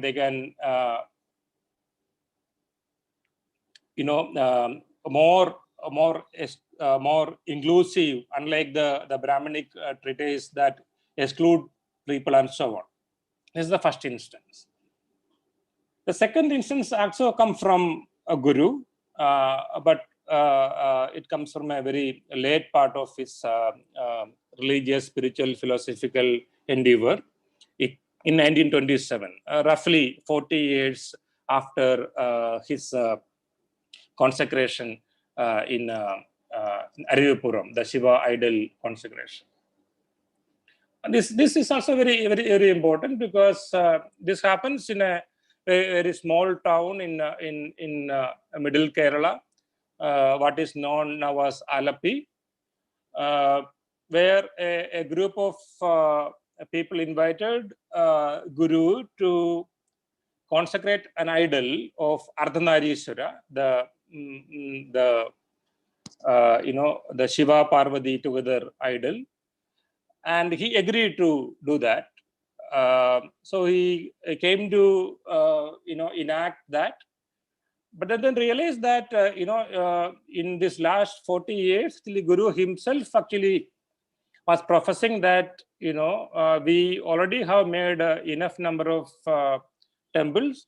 What we now need is more educational institutions. What we now need is to go beyond this kind of idol worship and so on. So once Guru reached the spot where he is supposed to perform the act of consecration, that the youth of that area have challenged the orthodoxy, saying that why do we need to do this consecration? Instead, either we should build schools, or at least we should not entertain, idolatry. So Guru heard the arguments of both the sides. Meanwhile, one of the people who had invited Guru publicly declared that if Guru is not going to perform this act of installing the idol of Arthanarishwara, he is going to do a self-immolation there itself. So Guru was not perplexed. He was listening to them and he said that, okay, he asked one of the people whom he knew by name, asking them, is it possible to get a mirror? So he said, yes, we can procure it. So he asked him to go and get a mirror as big as possible. If the mirror can actually show you in full size, it is great. So, but we are talking about 1927. The transport things are actually very slow and so on, because since Guru asked to get a big mirror, a long mirror, a elongated mirror, and so on. So they had to go to the nearby town, that is Kochi, now called Ernakulam. So they had gone there and got this mirror. So once the mirror is actually there, and actually Guru said that, okay, just put it inside the sanctum sanctorium. I will consecrate it. So instead of actually doing anything to it, actually he said that why don't you, some of you, he just pointed out to somebody who is standing outside, why don't you come and write Om Shanti on the mirror.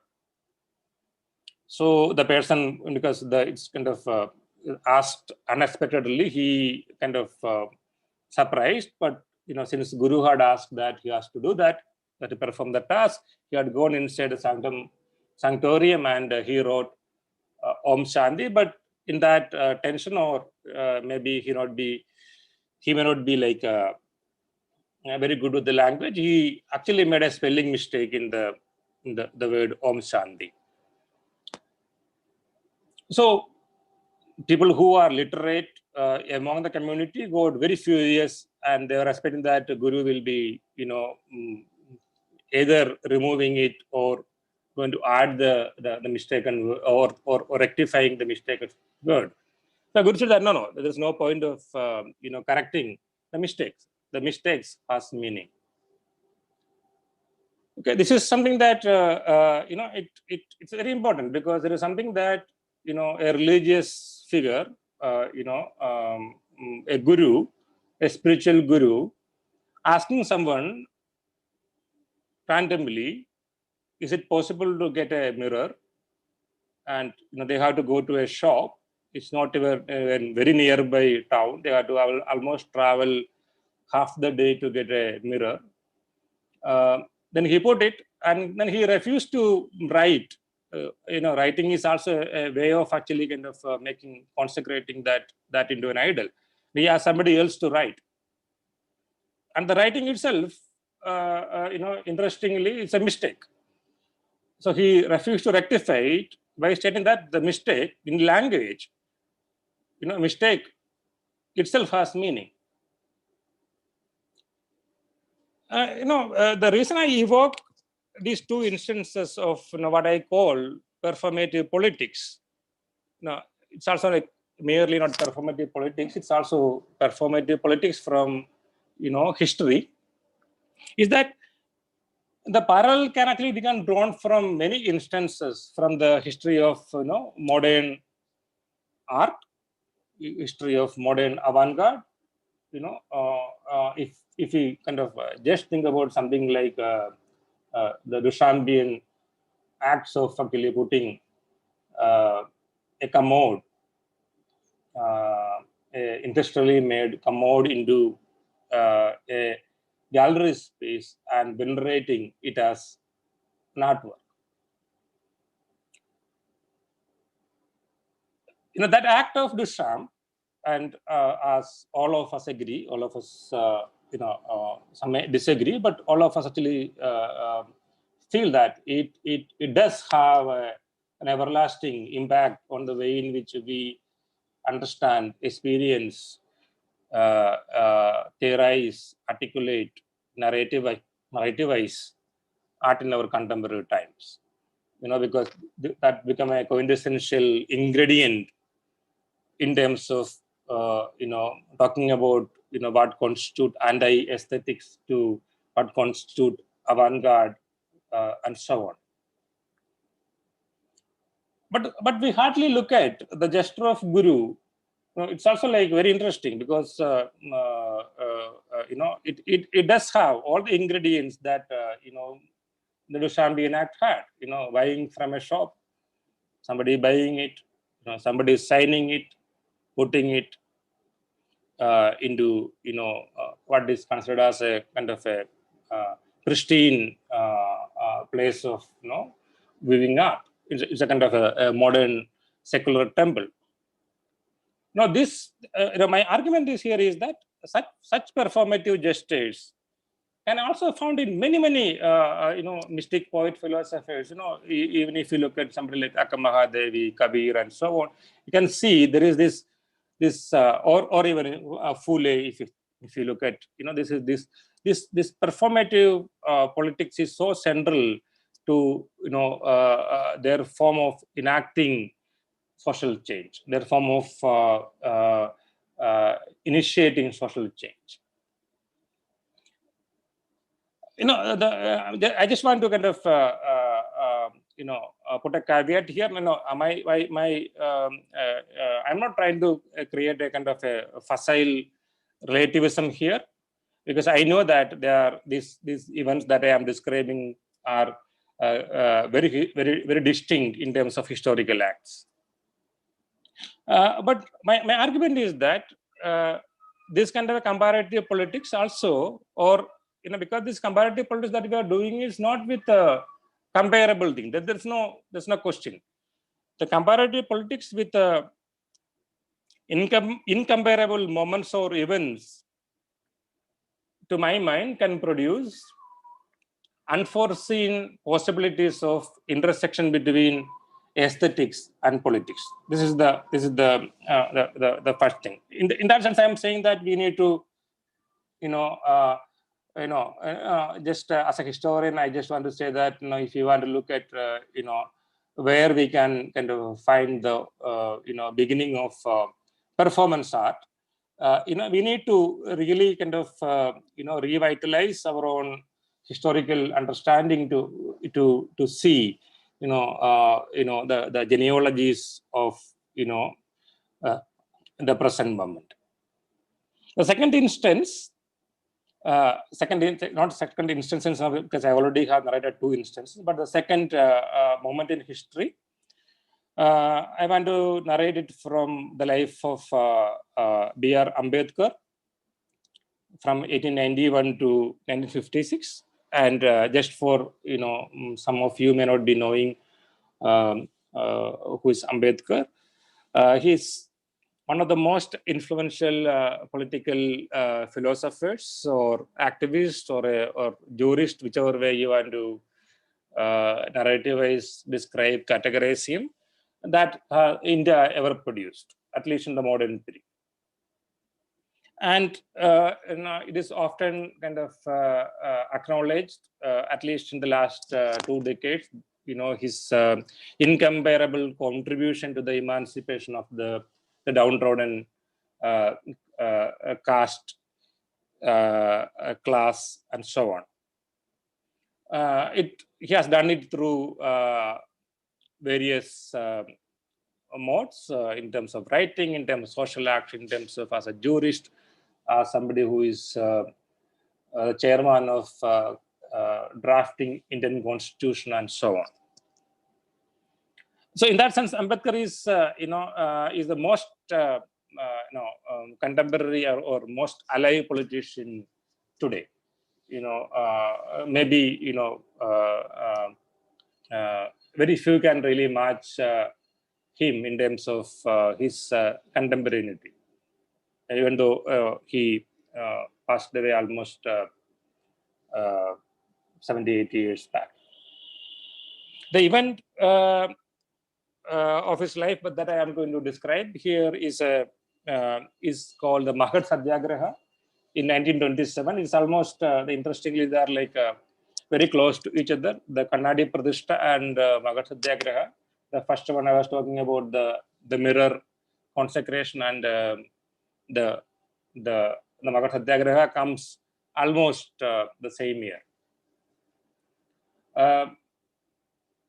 So it's a very not very complicated story. Ambedkar led thousands of people to what is known as untouchables, or formerly untouchable people, to a water tank or a talab or a it's not a river, but it's more like a tank in a town, to drink water from that talab, that tank.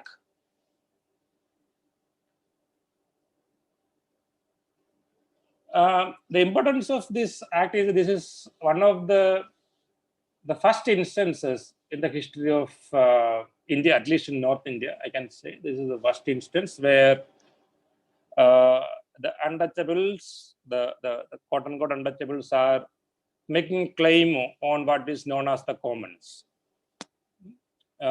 This is no more about some concessions, but it is also a claim on the commons.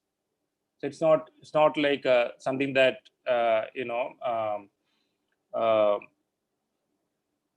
merely about some benefits, but it's a claim. But I'm going to read out a small passage from the Ambedkar's speech in that Magad Satyagraha. It's also known as Magad's Conference, because Satyagraha is a word that comes from Gandhi, and some of you are familiar with the kind of differences approach Gandhi and Ambedkar had on caste. So he kept on changing this word in his own writing.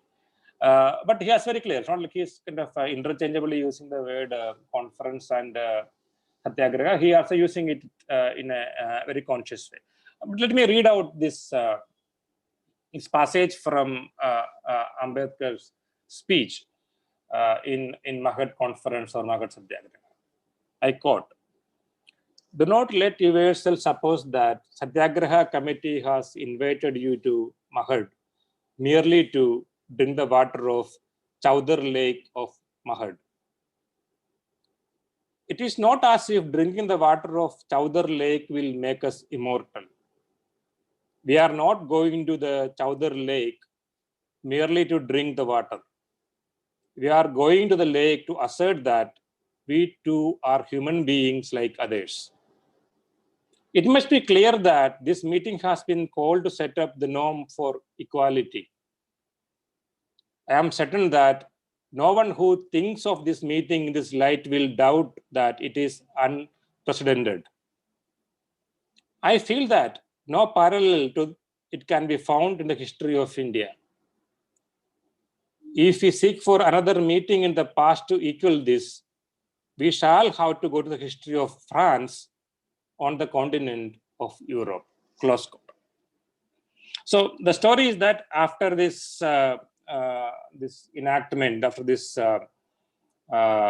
protest, after this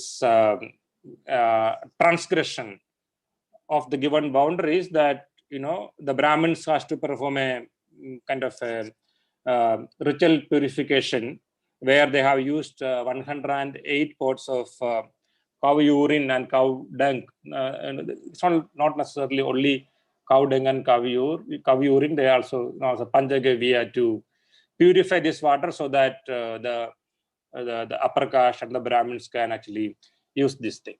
So what I am saying that to indicate that the intensity of that moment, in the sense that even a mere symbolic act of actually going into that the common land, common water resource, and declaring it, it kind of produces such kind of not only animosity but also certain kind of a purification ritual so that it become amenable to the people of the country, about against the people that is emerging. I'm kind of evoke this book by Soumya Chowdhury, a dynamic philosopher who had worked quite extensively on Ambedkar, but not as a sociologist or not as a kind of biographer, but more in terms of as a philosophical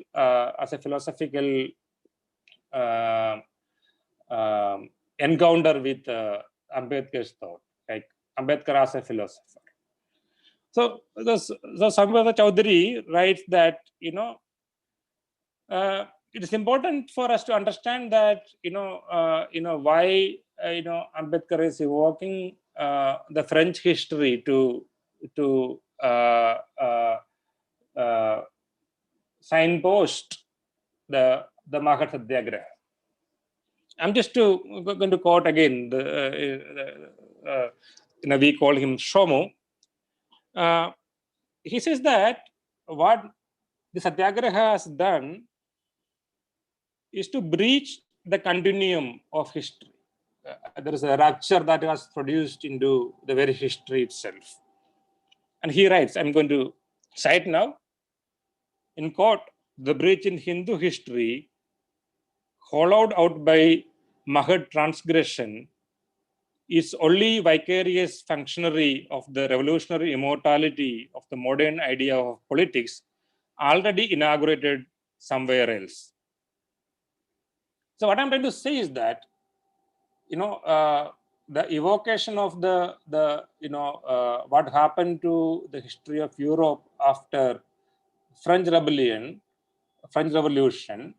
is a history that has kind of narrated again and again, from multiple perspectives, multiple vantage points, and so on, and it has produced, some kind of a universal validation to it. Even today we use the word the commune, community, communism, and so on. It all stems from that historical moment in a precise sense, wherein which both the organizational and the anarchic spirit of the revolutionary movement fused into something that as an event. And that event is more or less in differing philosophical or political orientation. Everybody agree that it has produced a rupture in the history, wherein which the modern notion of democracy, modern notion of equality, fraternity, and so on actually kind of emerged from that moment. But if you look at the way in which Ambedkar's history has written, Mahat Satyagraha has written, it is just an event in reclaiming something for the lower caste. That rupture it has produced to history, the conceptual intervention that it has made to history, has only revisited in last 20 years because of the amount of Dalit scholarship, the amount of scholarship of the marginal subaltern communities still emerge. This is my my point. Because this is very clear that even the way in which actually both Narayana Guru and Ambedkar, because since these are the only two figures that I have discussed a little bit in detail, that both of them are described, historical narrative, either reformist, saint, or Ambedkar as constitutionalist, pragmatist, and so on. It never attribute that conceptual rupture that they have made it into history, and the benefits of that we all actually, in certain sense, actually irrespective of which community that they are coming from, but we all actually, in certain sense, actually today hold on to some of the values that has produced, that has kind of outlived or the afterlife of their acts, that what actually we now think as now or conceptualize as pointers to challenge the oppressive world of the contemporary. So this is why the historical is important to me. Becoming historical for me is contemporary.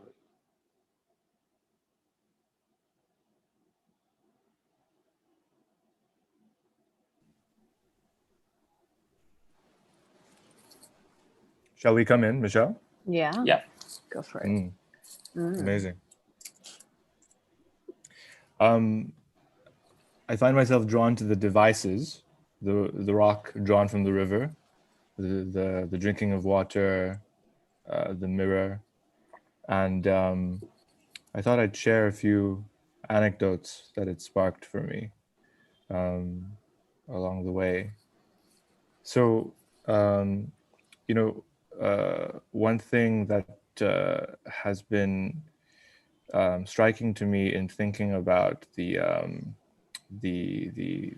triennial, specifically this one, spatially, at least partially hosted in the Yokohama Museum, is that this building is designed in such a way that its collection is held aloft as a way to keep it out of the way of encroaching floodwater.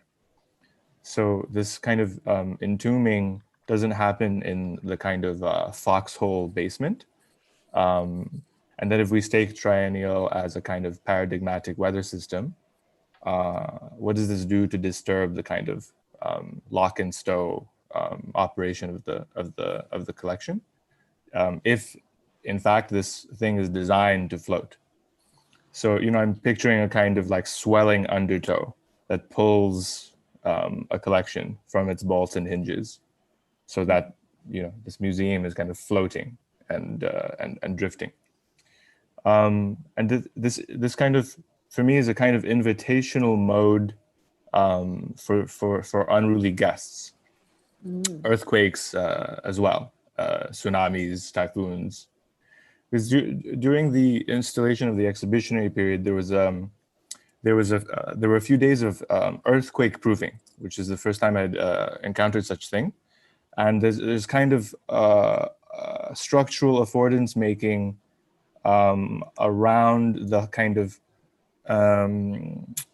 holding or mechanical support around artistic propositions with the kind of tensile string that is designed into the logic of the architecture itself. And elsewhere, one thinks of the trash vortex, the floating mass, the size of Texas in the North Pacific, largely polythenes and plastics, which is of course also the largest architectural formation of the 21st century. Elsewhere still, the Three Gorges Dam that holds 42 billion tons of water, that moves water at such scale that it slows the rotation of the Earth, right?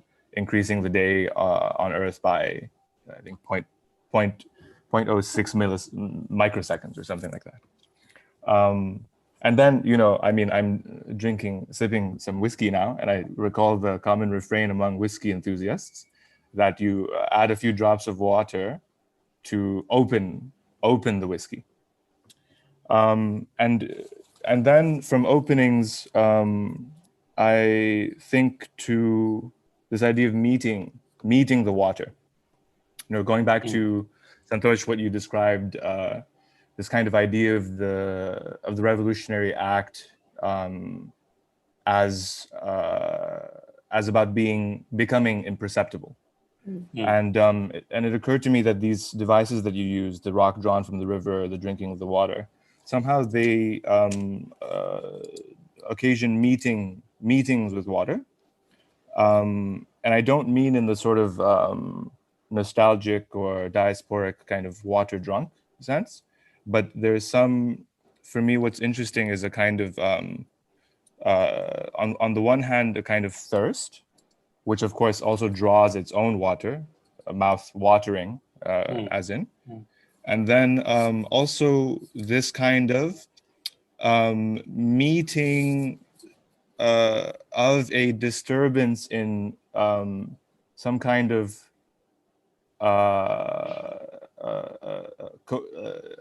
disturbance of coherence,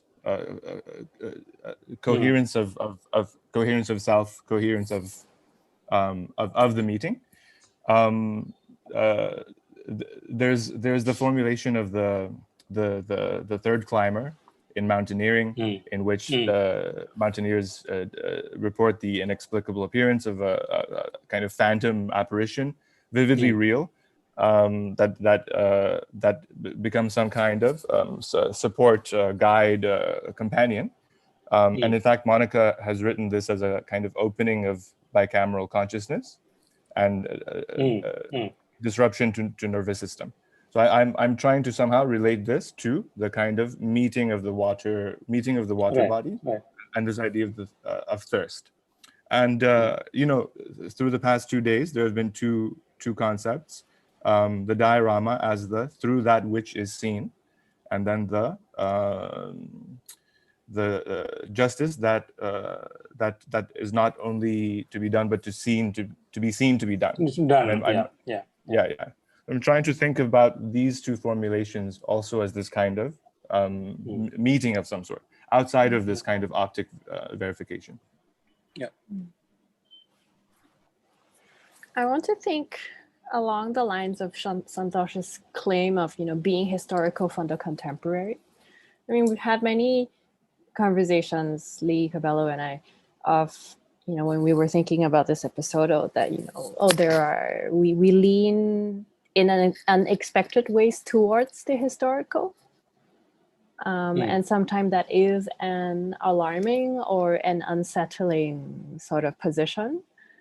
Sometimes. I mean, I also myself have this practice in Lee, and I've over so many years, over our many conversations, have had so many banters around the histories and the stories of the cities that we live in, and whether a claim of the, like, what is the point of the claim to be historical when, you know, a place either, you know, is claimed to be disappearing or is built out of the desert from nothing anyway. But I do think there is I agree with you in what you said, that, you know, there is value and it is important to be historical precisely for the contemporary. I recall this other conversation with Lee about this film called 10 Years, right, Lee? Which, you know, a few years ago was a huge thing in Hong Kong, where there are sort of a few sort of shorter films in which filmmakers speculate about what this place would be 10 years from now. And one like of the anthology, you know? Anthology. Like, yeah. I actually haven't seen it, but I'm resisting to see it still. I don't want to see it. I mean, I don't want to know. But from what you have told me is that one of the films is about the archive. Like who in a city as cosmopolitan or quote unquote sort of global and in the now as the one that I am in now speculates about its future by creating the imagination of an archive. Right. But I think that precisely is the reason, or sort of why this claim of being historical for the contemporary is so important. Yeah, absolutely. Yeah. I mean, on this thirst thing also, and Michelle, I forget how you put it just now, but, you know, I live in a place that's the second largest water desalinator on the planet. And the neighbor next door is the world's first. So within the region, I mean, we're the planetary experts on removing salt from water. And what's interesting to me is this, again, this kind of like idea of the of thirst, and this kind of let's say if we think desalination as a kind of metering the pH, the salinity, the alkalinity and acidity of the water. So, you know, I'm also curious to think about, you know, there's this idea of like soft water, hard water. And I'm just picking up from the Q&A also, a few reflections. These are coming from anonymous attendees. One says, I've come across a story of a community that specializes in a, quote, sacred brass/bronze mirror. Does this instance of the use of the mirror relate to this story? And what kind of a mirror was it? And is that important?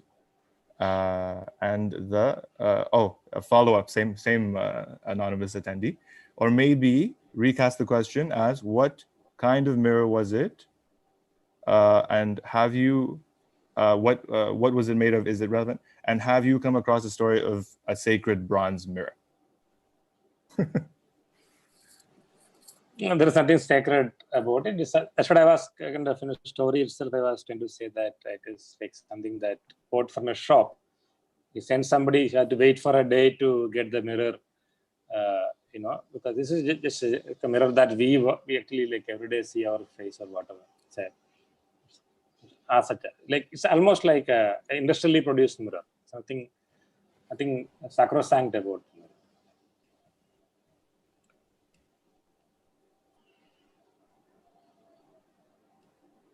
We have So additionally some comments. Okay, please. Pick up the ready-made and another history of the ready-made.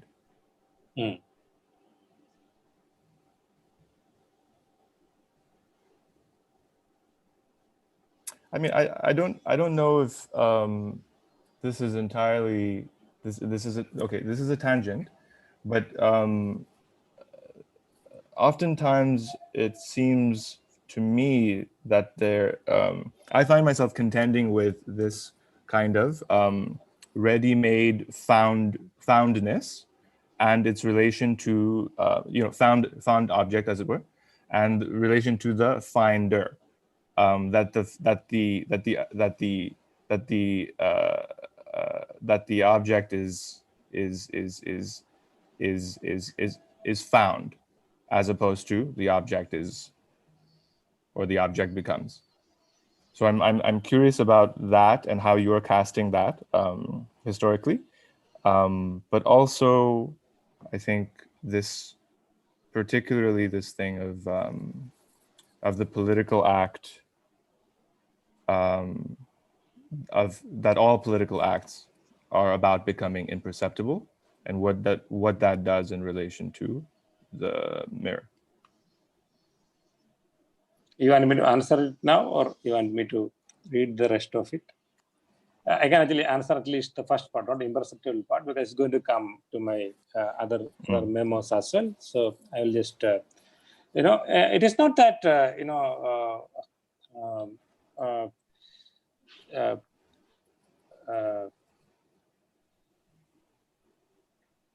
no, we are not. This is what I was trying to say in terms of the facile relativism of, you know, I was not trying to do that. I was saying, is that it's not that the you know, the object in itself is that interests me, either in the Dushanbian gesture or you know, the Guru Jet. The gesture of that, you know, it you know, the way that, you know, quite you know, intuitively they identify an object that can and produce certain reflection, you know, something that is like considered as, you know, for instance, in the Dushanbian case, it is something that, you know, it's in the tail end of actually, human existence. To something that is like, you look yourself to something where in which you can actually kind of see where you are. I see that I see that both comes from some kind of an intuitive way of actually responding to a situation, a context, and but what interests me is both has. It's not like this object itself has some kind of power in the context. The power also comes from the consecratory power. My interest is that the guru can actually do that among a warring community, or Dusham can do that, but art historians who write about these things, they also have consecratory power to write about it. That's what they make them into history, and make. So I'm more interested in the kind of a network of this consecratory power. What it identifies as radical, revolutionary. What it finds in each moment. How their signature has done in his signature, or somebody else's signature, and so on. I'm saying that the certain narrative tyranny, certain interpreted tyranny that overrule all possibilities, all other possibilities that have maybe equal or more kind of significance and valid in terms of people's life and so on. Everything can be eroded. So I'm more interested in the consecratory aspect of it. This both Narayana Guru, Dusham, and the writer. How you kind of intervene into that consecratory domain itself. My attempt was that. I don't know it came through that way or not, but to me it is very, very important. It's not like merely to compare, this kind of some parallel, some similarity, and so on. Definitely, this needs to be articulated in terms of geopolitics, in the way in which whatever happened in a gallery in Europe can be the world history and so on. That's another. I was not actually kind of positioning at this point in that sense, but that itself has to be challenged. I know that people try to write performance art history, looking at woman art movement and so on. So I may ask them that why Narayana Guru, this act is not part of that history. Why only certain kind of claim about the modern can make that history possible. So this is the problem of the who can consecrate what into history. That is what my contention, not my not only contention. It's also like something that's enlivened in me actually quite a bit. Before I know you want to roll on to the next memo, Santhosh, but I think there's a comment which may be particularly relevant to this memo. So I will just state it, and you can carry it. Please. So from Sabi, in the preface to your presentation, you mentioned a critique of humanism through the revisiting of subaltern histories. My question is, in your view, what is to be done with humanism? I ask this because on the one hand, there is an ongoing philosophical and political preoccupation with post-humanism that often veers toward a critique of enlightenment that hinges on becoming cyborg or becoming technologically hybrid, that finally suggests a becoming an excess of the human. And sorry, 1 second, I've lost the script. And you seem to be suggesting a critique of humanism through a different trajectory that asks maybe becoming subhuman, under common. So is there something else in your critique of humanism that is offered that is not the typical post-humanism? And if so, I'm keen to hear what it is. Your views on discourse of humanism and post-humanism in the contemporary moment. Yeah, thanks for that question, because I think I already kind of mentioned that while saying that these acts actually claim a better humanism, a universal humanism that it's also claims of the universals. So, even all the critics, from cyborg to post-humanist, because the core of the argument is that the way in which we understood, conceptualized, articulated, made it as a kind of an axis of knowledge, that is still problematic. That is where the post-human actually begins from. It's not that humanism as such is not as a value, because the humanism is not a value, is understood more in terms of the historical trajectory through which that the idea of the human itself has actually kind of developed. Ideas, humanism itself become so normalized, so invisibilized in that sense. So I think that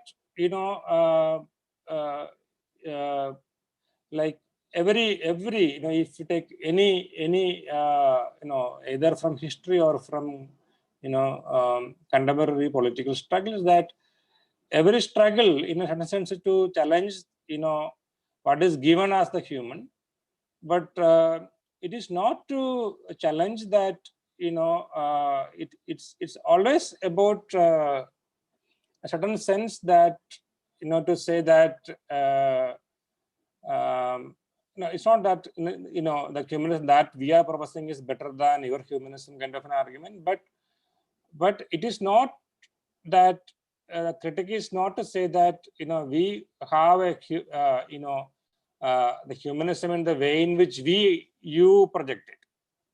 We have a the humanism where in which the animality of the human, there is a possibility of becoming and so on. There is I think that the historical figures always actually try to claim that they have a better sense, better inclusive sense, intensive sense of humanism than the humanism that is either produced by the traditional intelligentsia or what is produced as modern by the traditional intelligentsia in different contexts. So I think the struggle is like much more complicated than actually merely that the way in which we understand the human and the post-human, to my mind. Let me kind of give an example to illustrate what I tried to say. In Kanja Ayale, as I am not a Hindu, there is this I don't remember exactly the name of the deity. It's a deity that is kind of well worshipped in Andhra, the Telugu region. So it's a woman goddess. So he keeps on saying that in I think Pachamma, I think her name is Pachamma. Pachamma's temple, anybody can go. Pachamma can understand any language.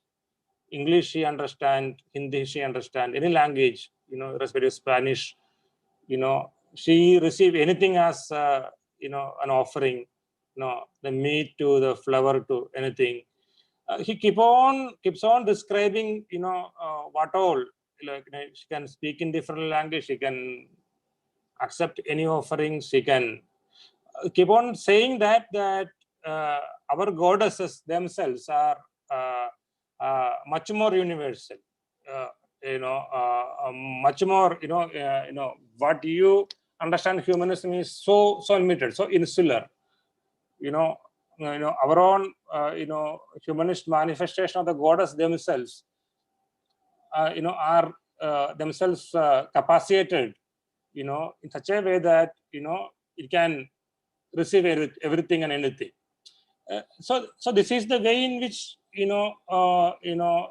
historically, people, communities, challenged that very insular form of humanism. So in that sense, that's post-humanistic in a certain sense, to my mind, even though it's a practice that happens in the religious domain. It is already post-humanistic.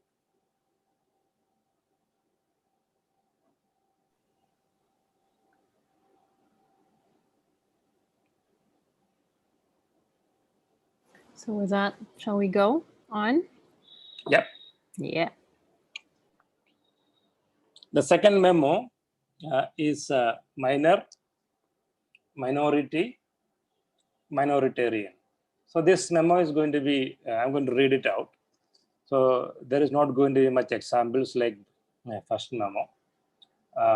This is going to be kind of a conceptual proposition that I want to make, and I am ready to have a conversation after that, after two memos, I think, together. Yeah?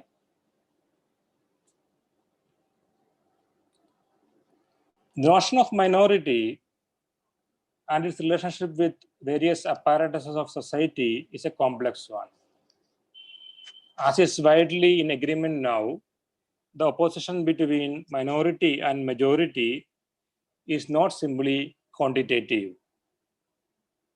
Gilles Deleuze and Felix Guattari has noted, the problem lies not in the distinction between the minor and the major language. Rather, I quote, it is one of becoming. It is a question not of re-territorializing oneself on a dialect or a patwa, but of deterritorializing the major language, close quote.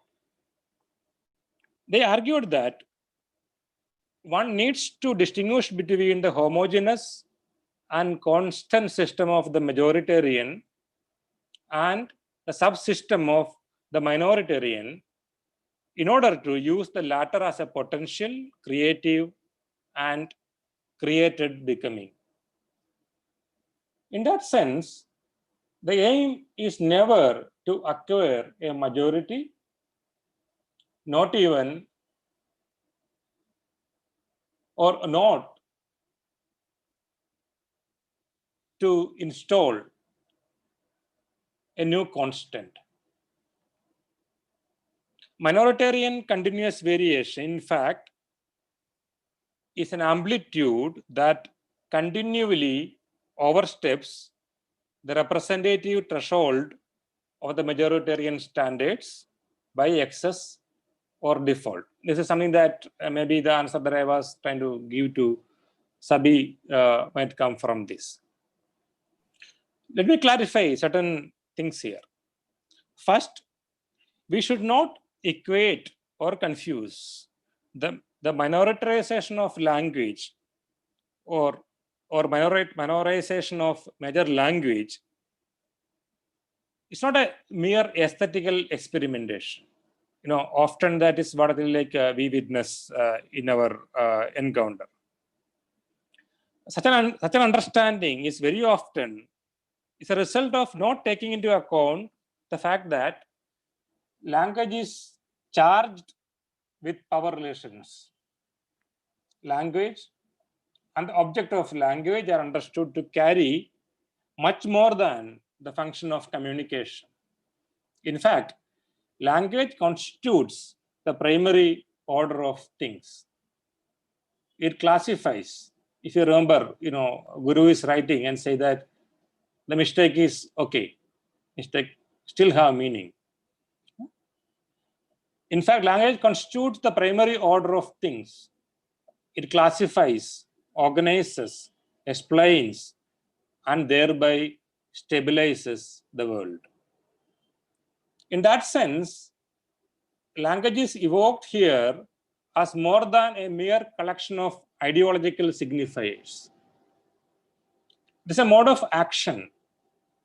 Various mechanisms of culture are enforced through regular patterns of practice, collective assemblages of enunciation. That's what Deleuze says, or regimes of signs. Definitely, non-discursive forces which shape our material world are in constant interaction with these regimes of signs. They also constantly interact with various non-discursive practices that form what Deleuze and Guattari call the machinic assemblages. In this context, it may be useful for us to revisit Deleuze's own differentiation between the actual and the virtual. Deleuze states that, I quote, "The virtual is opposed not to the real, but to the actual. The virtual is fully real insofar as it is virtual. Virtual is fully real insofar as it is virtual." Close quote. He acknowledges that the virtual actualizes itself, but it is not actual. Deleuze also often cautions against a mistake that can be made in thinking about the virtual. The distinction between the virtual and the actual is not the same as the distinction between the possible and the real. Todd May, one of the Deleuzian scholars, captures this substantive difference elegantly. According to May, we can register at least two crucial differences. First, the possible does not exist, while the virtual does. It is real. The possible is what might become or might have become real, but as yet has not. The virtual is already real. It does not need to have anything added to it in order to become real. The virtual does not need to have anything added to it to how to become real. The second difference is that the possible is a mirror of the real, while the virtual does not mirror the actual.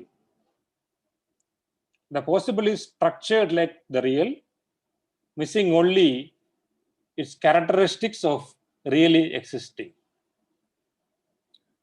Minorization then is definitely an intervention of the minoritization then is definitely an intervention of the minority in the major language, but Deleuze refuses to fix an ontological limit to the category minor without renouncing the ontological character of minority existence. This is the reason that minorization is imagined as an act or a process of becoming where the ontological or sensorial, whichever way you want to add it, or ontological deprivations ascribed to the condition of being minor are in fact converted into sources of strength and potentialities. Let me read that again. This is very crucial. This is the reason that minorization is imagined as an act or a process of becoming where the ontological deprivations ascribed to the condition of being minor are in fact converted into sources of strength and potentialities. But becoming minor as a possibility, a political potential, is not limited to a given minority identity as such. The given minorities also need to invent the plurality of minority becomings, but unlike the majority, because of the very virtue and curse of historical ontology, the minor's entry itself, in principle, stutters the major language. Okay, this is what the historical history comes into being. At the same time, the possibility of becoming minor of the major language is not limited to this historical ontology. Keeping in mind the fact that when the cultural practitioners with minoritarian positioning efficaciously experiment with the language, they do not simply manipulate signifiers. They experiment on the real. They activate lines of continuous variation immanent within language.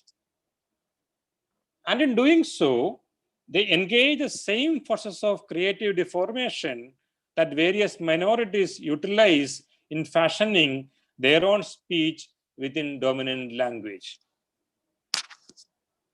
Certainly, a minor usage of language is intricately connected with the socio-political conditions and context within which it has been activated. But at the same time, it engages with the non-linguistic, quote-unquote, outside, constructed mostly by differential speeds and affective intensities. This is evident in Deleuze's formulation regarding becoming as not exclusively linguistic, since it also an engagement with the virtual. In his conversation with Claire Parnett, Deleuze observes that the ultimate aim of language use, in particular of writing, is, I quote, becoming imperceptible, where the processes and forms of becoming are fundamentally aimed at attaining such imperceptibility.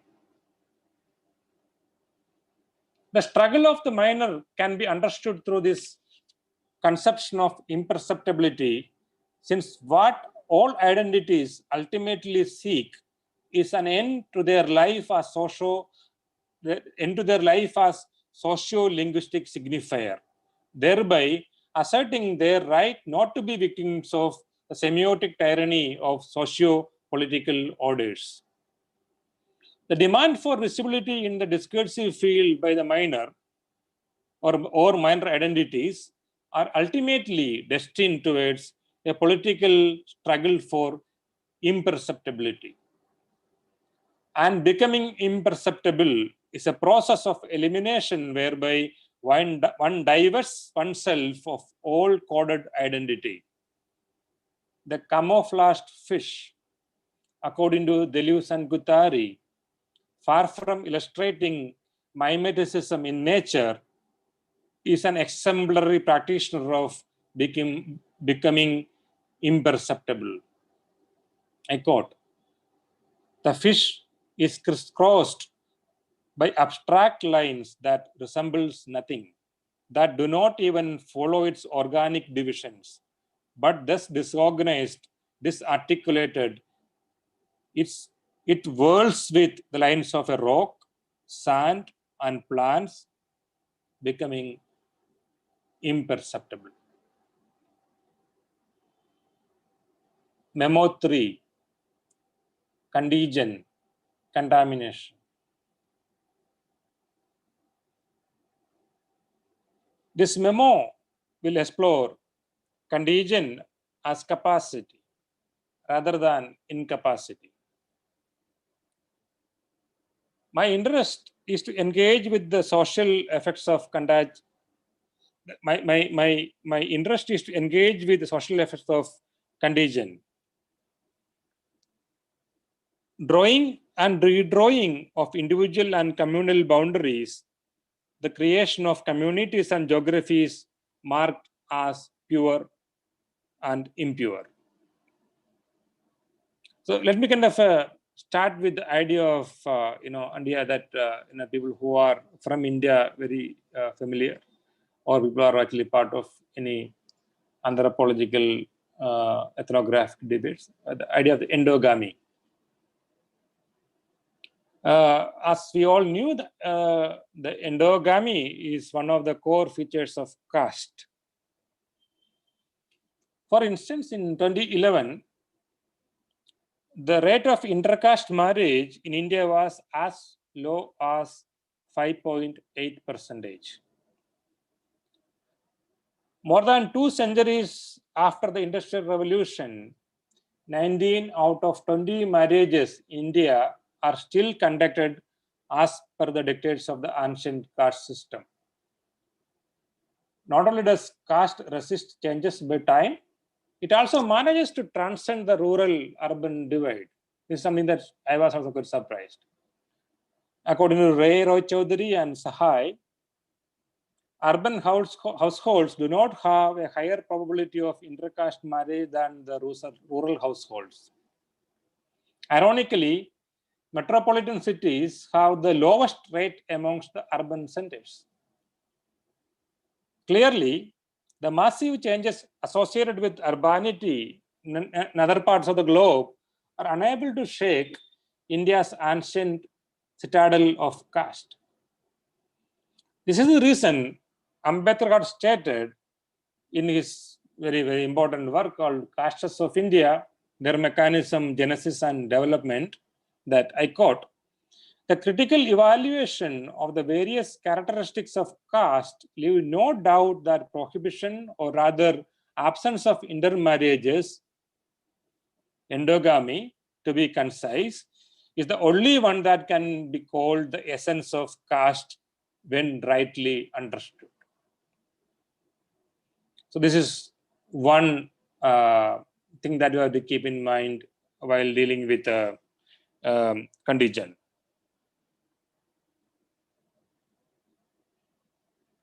Next one. Let us look at the religious and philosophical conceptions regarding the body to expand this idea of the contingent. In the Brahminical worldview, that is the dominant worldview of the Hindu religious order, the body is graded according to the purity it encompasses or inherit by birth. The stratification of caste group in endless chain of grades of purity and impurity, or purity and pollution, is an outcome of this philosophical outlook and practice. Let me kind of take something from another interesting contemporary philosopher called Sundar Sarukai. It's not his own kind of reading, but he kind of summarized it nicely for us to understand it. He said that the Buddhist notion, for instance, the Buddhist notion about body is antithetical to the Brahminical notion of purity.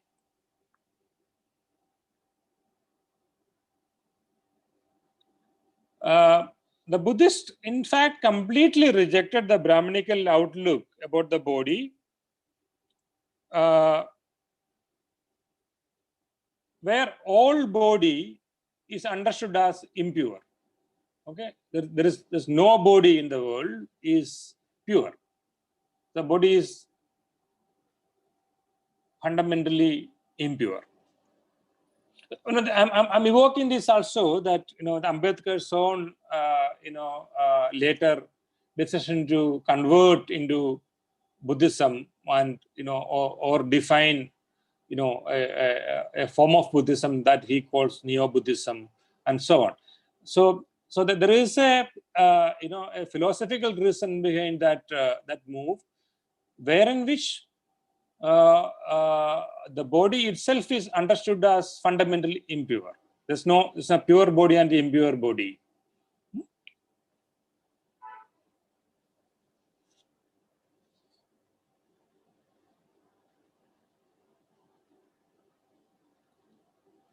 So you have to keep in mind these two instances. One is endogamy, where in which certain kind of a purity is protected. Second is the Hindu conception of the body. Some bodies are inherently pure, biologically pure. It keep on changing. That there is it's ironic that there are a lot of debates about genetics, about Aryan, Dravidian. This all happens. But if you read all this debate out of their pretension of scientificity, the argument is about some kind of purity. So there is some inherent purity of certain group of people. Certain people are by birth impure. That impurity can be translated into multiple socio-linguistic kind of signifiers. So I don't want to stay with that for very long, but I just want you people to keep signpost that these 2-3 ideas in your mind. Unlike you know,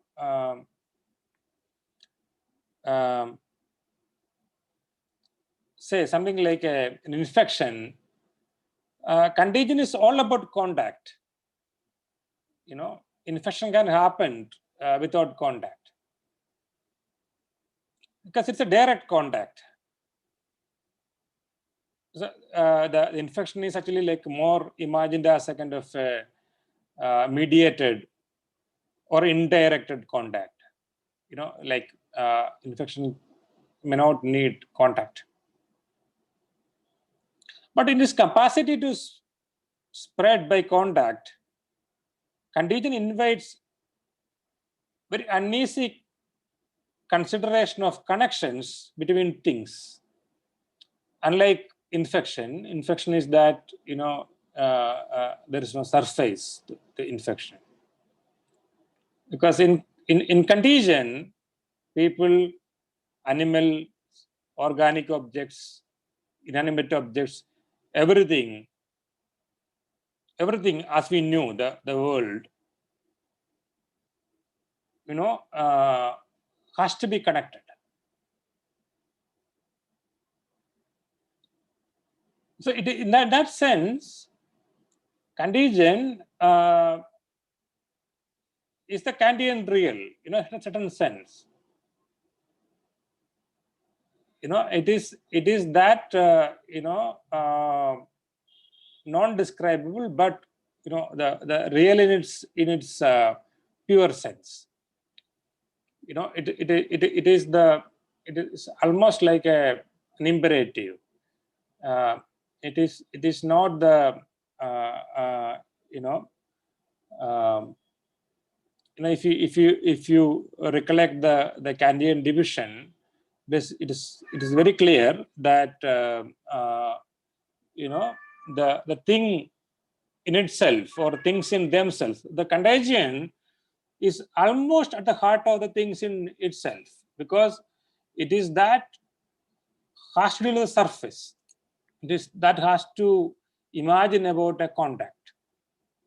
So contagion is, in that sense, is that something that, you know, beyond the legal medical debate, that something can really provide us some insight into the real, in a Lacanian's the real in that concrete sense. Let us move forward. Yeah, the social management of contagion, you know, that's something that really, like, we are kind of discussing for quite some time. It involves differentiation and identification, which are often conceived spatially. You know, it's very easy to kind of recognize, understand in our time. You know, it's like quarantine, isolation, containment, and so on. So that's the only way in which contagion is understood. But contagion also kind of, you know, it has a very intense potential of the real. You know, I don't want to get into that. No, it's not. I don't want to get into, but I don't have time to get into that debate about, you know, the germs and the viruses and so on. But I'm just signposting this point that, you know, contagion as something that, you know, so crucial to understand the real. Okay, I'm just going to read out something. I think I have overshot this session a little bit, so I will just read out something that I have written quite some time back in 2016. It's from again from the instances are from the political history of India. I'm referring here about a mode of protest undertaken in 2016 by Dalits Dalits, for people who are unfamiliar with the term, let me say that Dalits generally have kind of a contradictory or a double meaning or a multiple meaning in that sense. In the bureaucratic governmental kind of vocabulary, it is understood as a collection of untouchable castes, or caste is outside the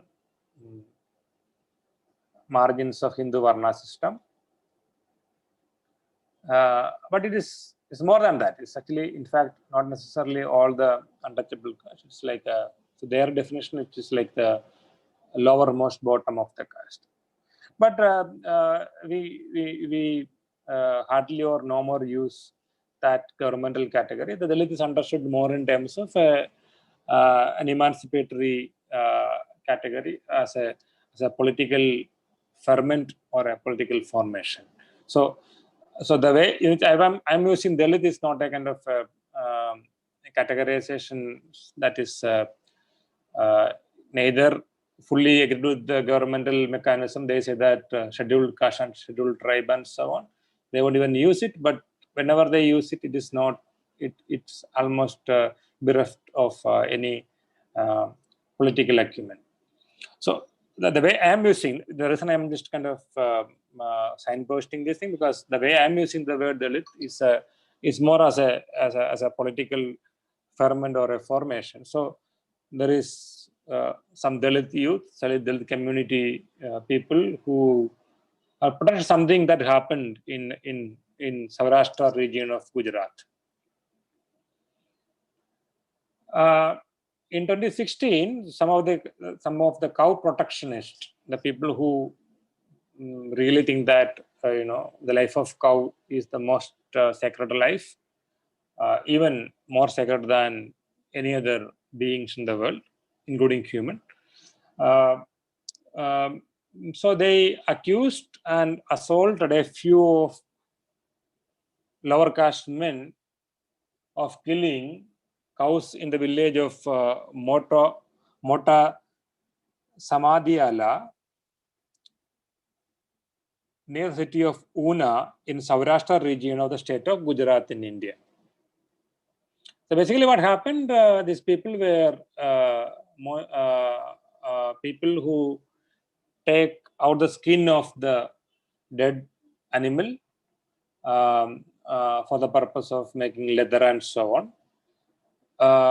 So this is their kind of enforced kind of an occupation. So this is a kind of traditional, what you can traditional occupation. So they were actually kind of removing skin of a dead cow, and some group of upper caste men actually felt that they killed a cow and removing the skin or whatever. So they are like badly beaten up and paraded, like so almost like a medieval, quote unquote medieval punitive system. But what happened is that this kind of and people recorded it. The important thing is the technology become very important thing, because the same people who did these atrocities on the men also recorded and actually practiced as a kind of a pride thing. Also, people who are actually onlookers also kind of record it and put it into social media and so on. That led to a massive protest by the Dalit groups across Gujarat, across India. That became a kind of a defining moment for, again talking about the question of caste.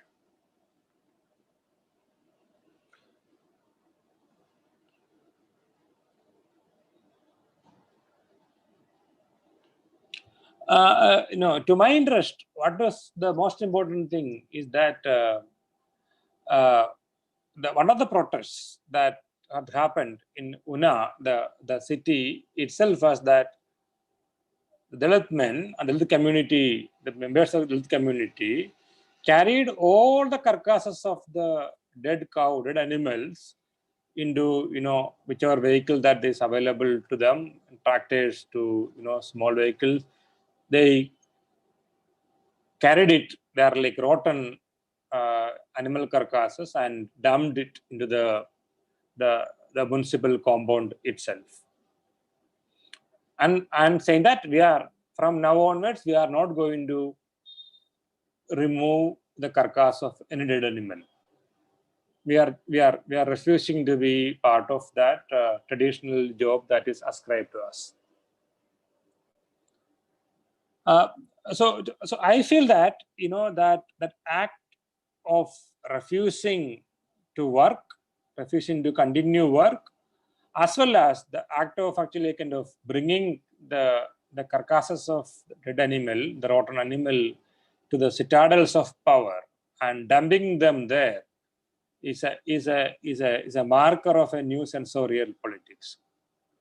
It is also a marker. It's also a way in which the most deprived, most sensorially, most economically, most socially deprived community find articulation in terms of challenging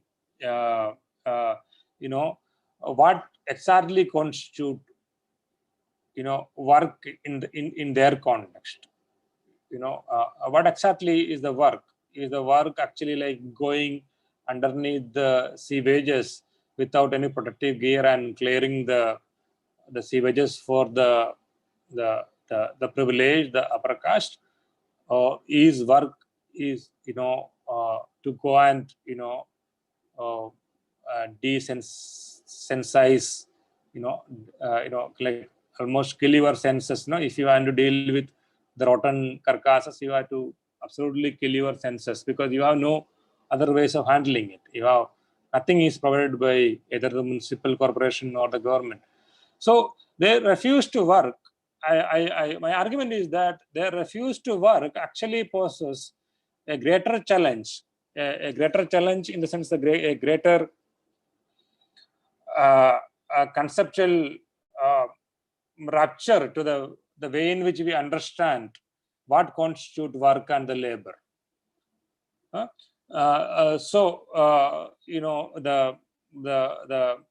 Both in terms of the liberal discourses as well as in terms of the radical left discourses, the work is actually almost taken for granted because work in itself can have demeaning things, but here there is no the peculiarity of the situation that I am describing is that the work itself is not like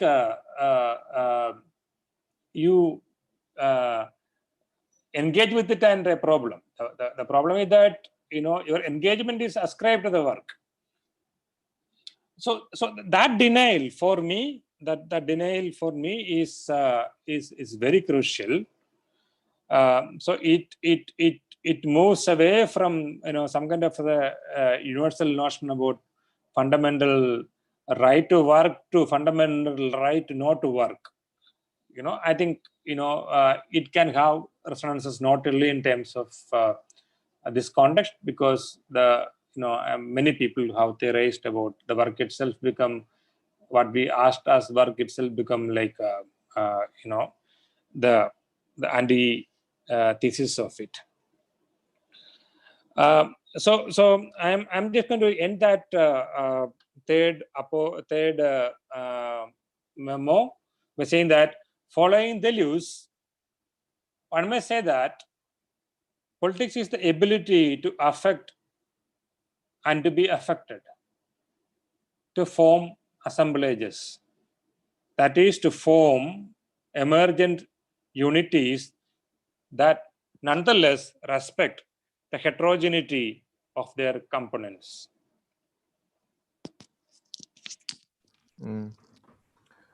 Santhosh, first in relation to overshooting, please continue shooting. And two questions, Cabello, if I may, before you come in. One from the Zoom Q&A box. Anonymous attendee says, central to the Ambedkarite movement today is the consecration of sculptures following an aesthetics of permanence as an interruptive act in the narrative of history as delineated by Brahmanical assertion. Any comments on this?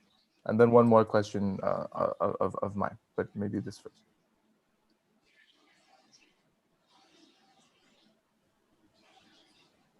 Hello, Santhosh.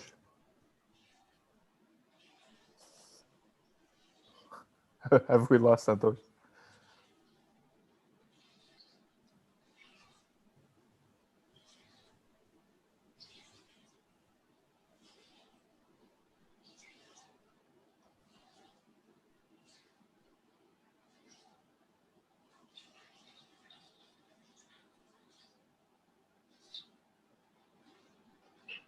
Santhosh has become imperceptible.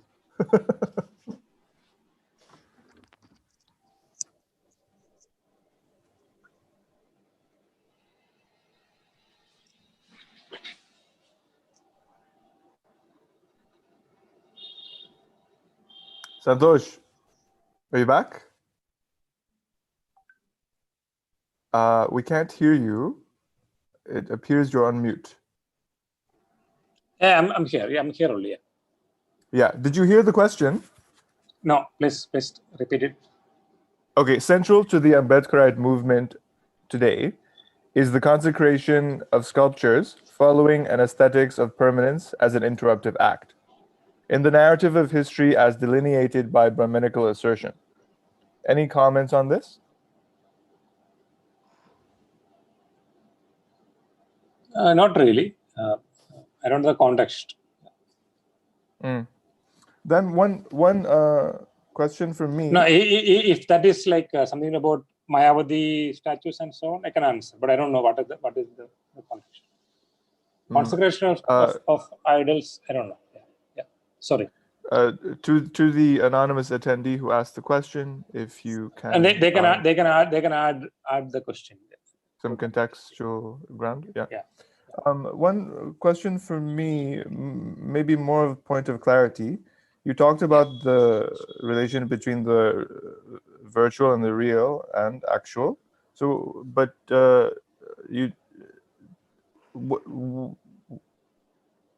where is the actual, or when is the actual, or where is the actual in relation to this idea of contact as imagined by contagion?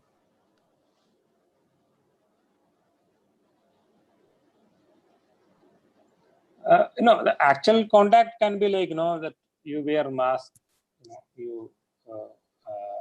these are things can be like, can happen. Like now I don't think anybody, even if you disagree, you have a discursive realm to argue for that, because there are actual threats and so on. Now, virtually is that something that is equally, actual. For instance, I'll tell again from the Indian context that this is the only contagion that is ascribed to people who are crossing borders, traveling. People. These are things really comes from elsewhere, and people who are affluent become the carriers of the contagion. So there is a certain actuality to it, because that is the way it has come. But actually what happens is that, how eventually those debates actually kind of completely, no, it's not to say that, there's nothing, I'm not trying to essentialize it to say that, there is something that you have to punish people for. I'm not saying that. The initial kind of all communication mechanisms actually working to sabotage this misplacement or displacement of a common narrative. But what happens is that, but actually the actual is kind of returned back to a virtual, in the sense that again the contagion become the problem of the housemaid. A person cut your hair. They're actual, definitely. But the the contagion actually operates not necessarily them in terms of actual. You know, so there is a in every you know, the most solid, most articulated, most discursive social you know, outside, you know, that claims some kind of you know, coherence, some kind of you know, articulability, some kind of rational, and so on. It actually have a you know, equally or more dominating virtual presence. This is one way of, this is only one way of looking, because I'm just actually using as an example. Examples sometimes can be misleading, you know, but this is not the way in which Deleuze actually talked about virtual and actual. I'm just answering your question. But this is also the way in which Deleuze looked into the question of because they are actually both actual. They are not you know, replaceable. One is actual, one is you know. So that is the way in which I use that in the context of contagion. Yeah. The anonymous attendee who had the question on Ambedkar said that yes, it's Mayawati. So I hope that clarifies for you, Santhosh. You know, I think, you know, like there is a brilliant essay by Kajri Jain. You know, I kind of suggest all of you to read that essay about the Mayawati monument. The handbag that was exploded is the title of the essay. That you know, I think it also kind of give you again, you know, what exactly Deleuze meant by the actual and the virtual and the possible in a particular way, a historically concretized way, because why that monument came to being, why that particular material, why the monumentality, why references, and so on. And I can actually have a full lecture on that. So I suggest that you know, the other typical answer would be that, you know, look at all over India that, you know, there are, I don't know how many number. I don't think there is a directory of how many Nehru Memorial, how many Gandhi Memorial, you know, Patel actually like 30,000 crores. I'm saying it's like, you know, this obsession with, you know, this double bind. I'm going to come to a double bind a little later, but I'm just saying that this double bind, you know, if a Dalit politician, you know, because they come from, you know, they're supposed to carry that weight and the burden of, you know, their poverty, you know, so the Dalit literature become like a hot potato to many, because, you know, it talks about some kind of poverty or something like that. You know, that is not the point. You know, the point is that, you know, cultural assertion, the Mayawadi's, that monument, it's a cultural assertion, you know, wherein which actually she kind of positions Ambedkar exactly like the Lincoln Monument. Okay, this is the first time in the history of northern India that the Narana Guru that I have kind of cited in the beginning to Ayangali, to many people, it become part of a national monument. You know, and it's a very concrete, huge monument, a granite monument, and so on. What I'm going to say is that, you know, this, like, you know, that money should have been spent for, you know, eradicating poverty. This is the argument generally makes. You know, if, you know, that's where that, you know, Mayawati only ruled for some, you know, 10 years in a state. If that's the case, the money was spent in eradication of poverty, eradication of all these things, and we don't have to speak about this. We are talking about something that, you know, a symbolic absence. Yeah. I think for me, I don't have questions as such, but rather just points. And the first one is related to, I guess, language. And there's a kind of like street level talk I guess in any city, but in South Africa, there's a phrase which says, "Angazi, but I'm sure." And it translates to, "I don't know, but I'm sure." And this is often a phrase that's said before one answers. So it's followed by a sort of claim. And so I thought of this while you were speaking.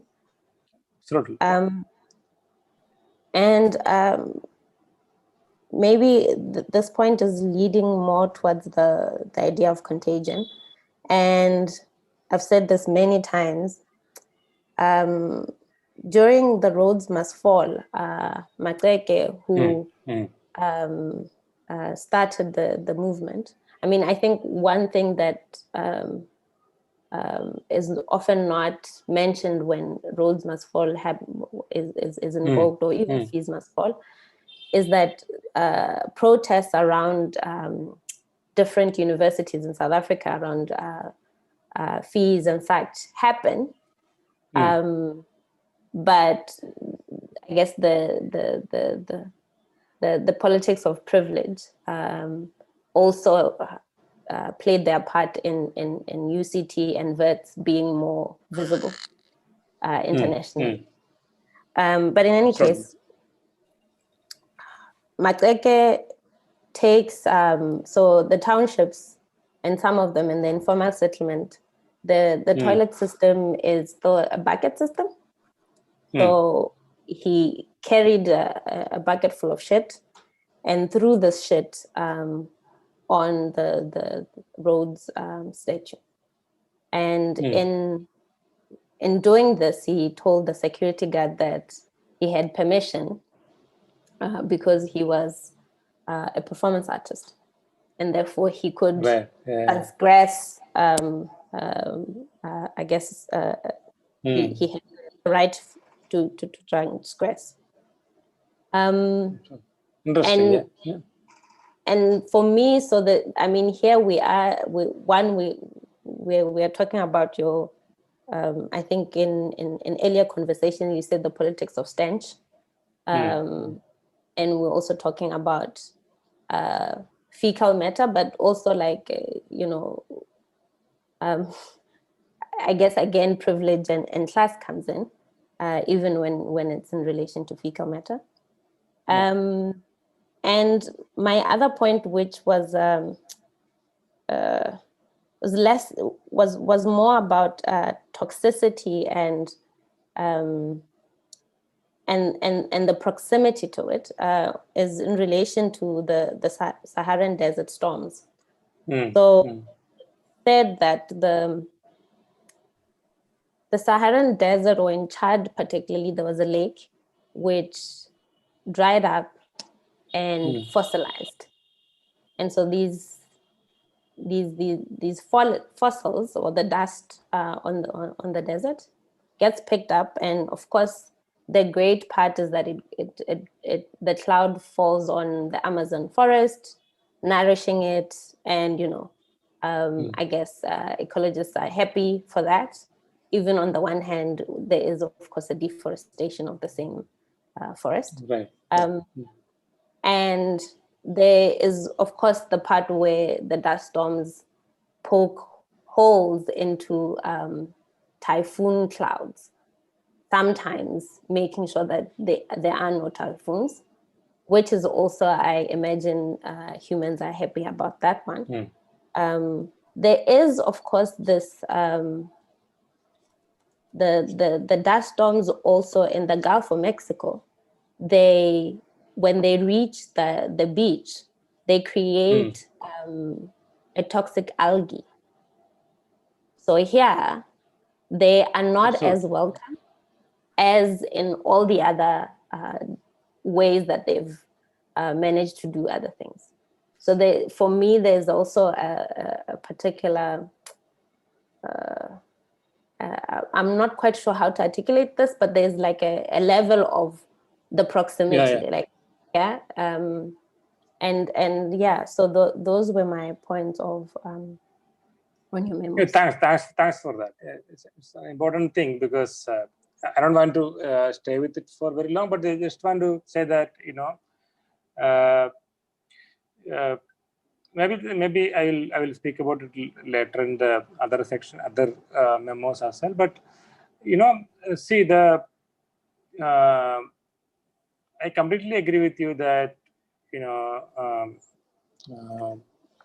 the aspect contagion is like, you know, there's a constant threat to the working class per se, or subaltern class per se. You know, it is the mining, or it is in, you know, other forms of activities in the most industrialized ways. But in our context, that what only point I'm trying to make is that in our context, that, you know, it has produced some kind of organicity to, you know, certain group of people who, you know, it's as if that, you know, because there is no data to even, you know, even mining industry, or, you know, other than the some figures still surfaces in terms of this many people got killed, or this many people, but people who are actually living, and people kind of, you know, lived, you know, not a natural course of death, you know, they're dead like that, you know, the lengths that I have seen, or the or a universe, that the macro to the micro, we have no way of actually knowing that. We only, you know, our antennas to, you know, evoked by rage or sorrow. Everything remains within, you know, a number of people that, you know, so it's like our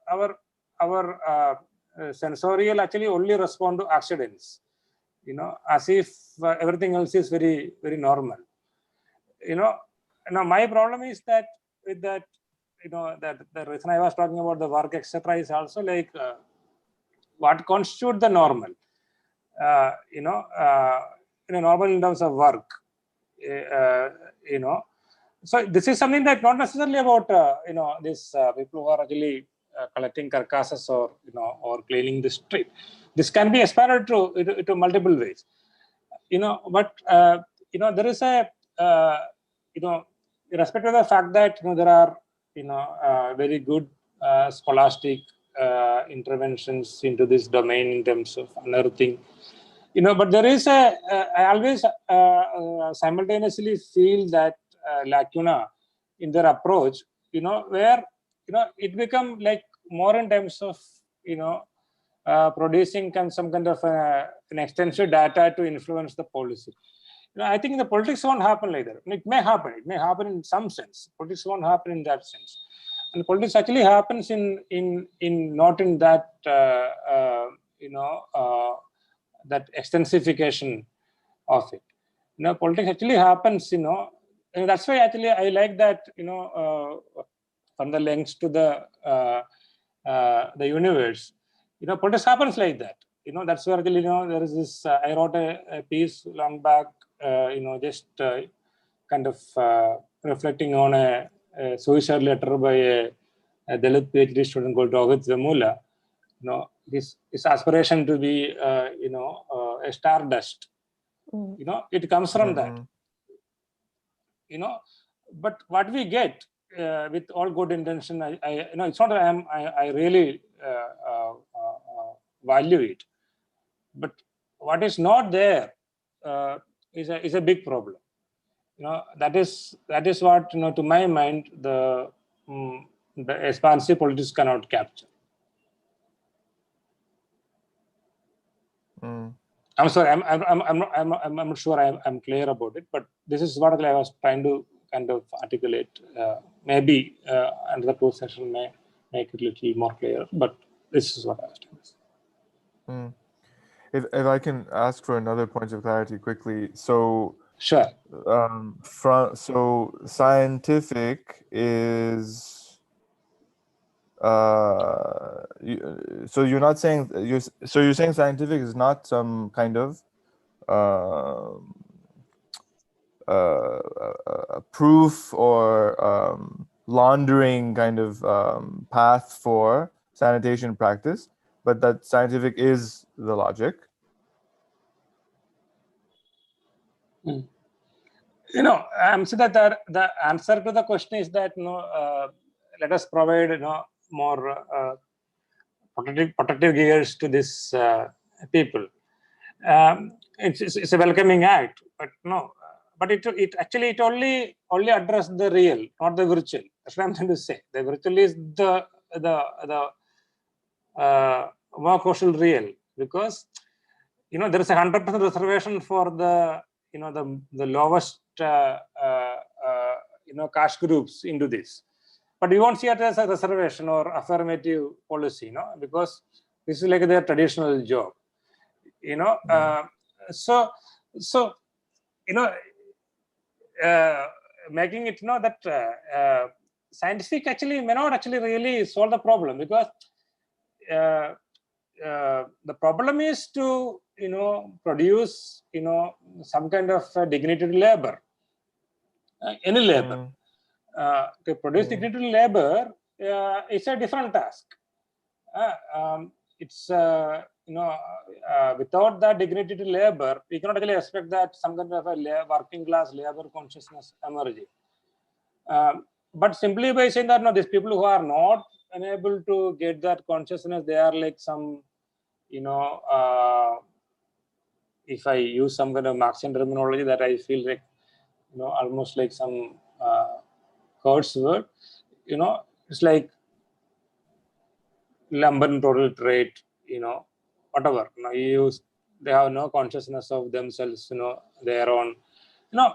So that kind of a consciousness, that kind of scientificity, that, you know, it is not adequate enough to understand the affective dimension of labor that constitute the laboring body.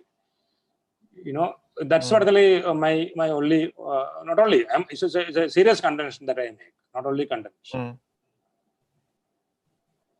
And where's your figuration of minoritization in relation to the moral discourse that is produced and performed by the overriding apparatus? Like how to get out of that kind of circular without like staging a rescue, you know? See, it happened. I don't think there is a formulaic answer to that. You know, I take again from, you know, two examples from Kerala. That is one from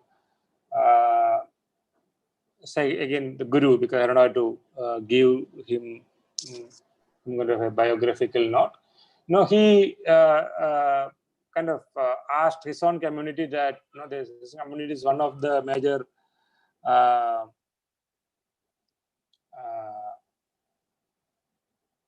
occupation or labor was, you know, toddy tappers, basically. Like they have a, how to say toddy tappers, I don't know. They are kind of they make some kind of inebriated what the liquor kind of a thing out of coconut tree. So he says that, no, you should stop. You should not do that, because this is what the sensorial politics means. Because you smells like that, you know, you behave like that, you know, you should not do that, because, you know, it's a very moralistic kind of a thing. They're saying that your job, you know, certain sense actually kind of defining you, but that cannot be taken out of context. The emancipatory potential of actually like getting into that is that, you know, you have to move beyond. You know, you should not actually kind of you know, tie yourself to the ascribed. You know, you have to, you know, invent new forms of existence. You know, what I'm going to say is that, you know, this can be very you know, what you can say, programmatic kind of way. Another one is like, all of them are saying that we would like to see, like both Guru and another reformer, Iyengali and etc. saying that we would like to see that, in another, in my lifetime at least, we have to have, at least 10 people who are actually educated in the modern education. So this is something very, very interesting. So we are talking about colonial education with all limitations. But this is a moment they are actually looking at that colonial education as a possibility of transgression. So these are like historically very contingent situations. And if you take that thing out of that and say that they were puritanical, they are saying that you should not actually like produce liquor, produce, you should not. It is not that. But there is also equal amount of literature to substantiate that the amount of knowledge that goes into each of their labor. It can be agricultural labor, it can be craft. There's enough amount of literature for that. You won't look into that. So you abandon that a vast array of knowledge that produces a concrete evidence of knowledge production. Then you take this moment saying that you should leave. So this leaving, like here I am saying that we are not going to continue. And Somu says it very nicely that in his book that I decide not to continue as a Hindu. I born as a Hindu, but I won't die as a Hindu. The decision. The decisions has to be understood very differently than the kind of decision that you make. I will take this job or that job. That's not a liberal capitalist logic where you choose, in a shop what job that you want to do. This is a absolutely different decision. Decision is actually a marker of history in that sense.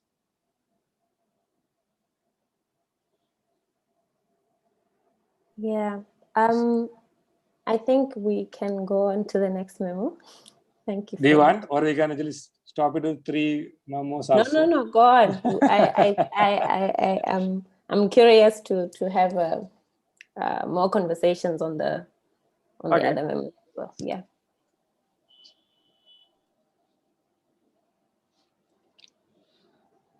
The 4th memo is called aporias. Also ambivalences. Yeah.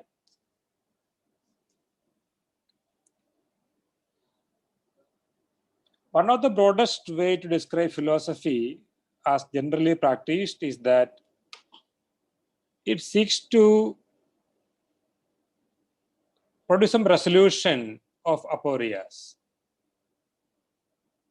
And aporias are, as you know, that they are more like intractable contradictions that inevitably emerge from our understanding of the world.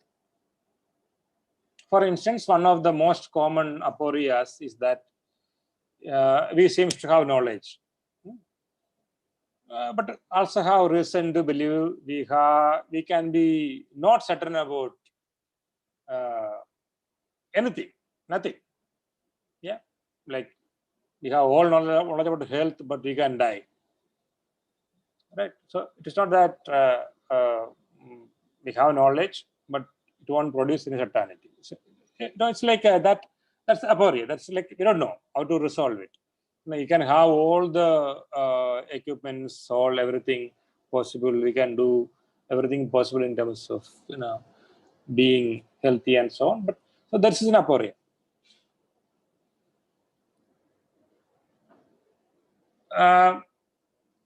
Jacques Derrida, for instance, is a philosopher par excellence of aporia, to my mind. His biographer, it's a recent book came out. It's quite a fascinating book. Is Peter Salmon. He wrote this biography. Argued that for Derrida, I quote, the goal was to keep an aporia in suspension. And there is also actually told, like very, what you can say, very prophetically told that, in quote, ordinary language is probably right. Because ordinary language never pretends to have the precision of purity of philosophical speech. Philosophy's attempted resolution of aporias are attempts to tidy up language. Derrida, in contrast, wants to remind us that language is even less precise, even more equivocal than common sense presumes. Language is slippery since each iteration, newly recombined by each speaker, brings with it the possibility of mutation of meaning, even from the meaning the speaker intended to convey.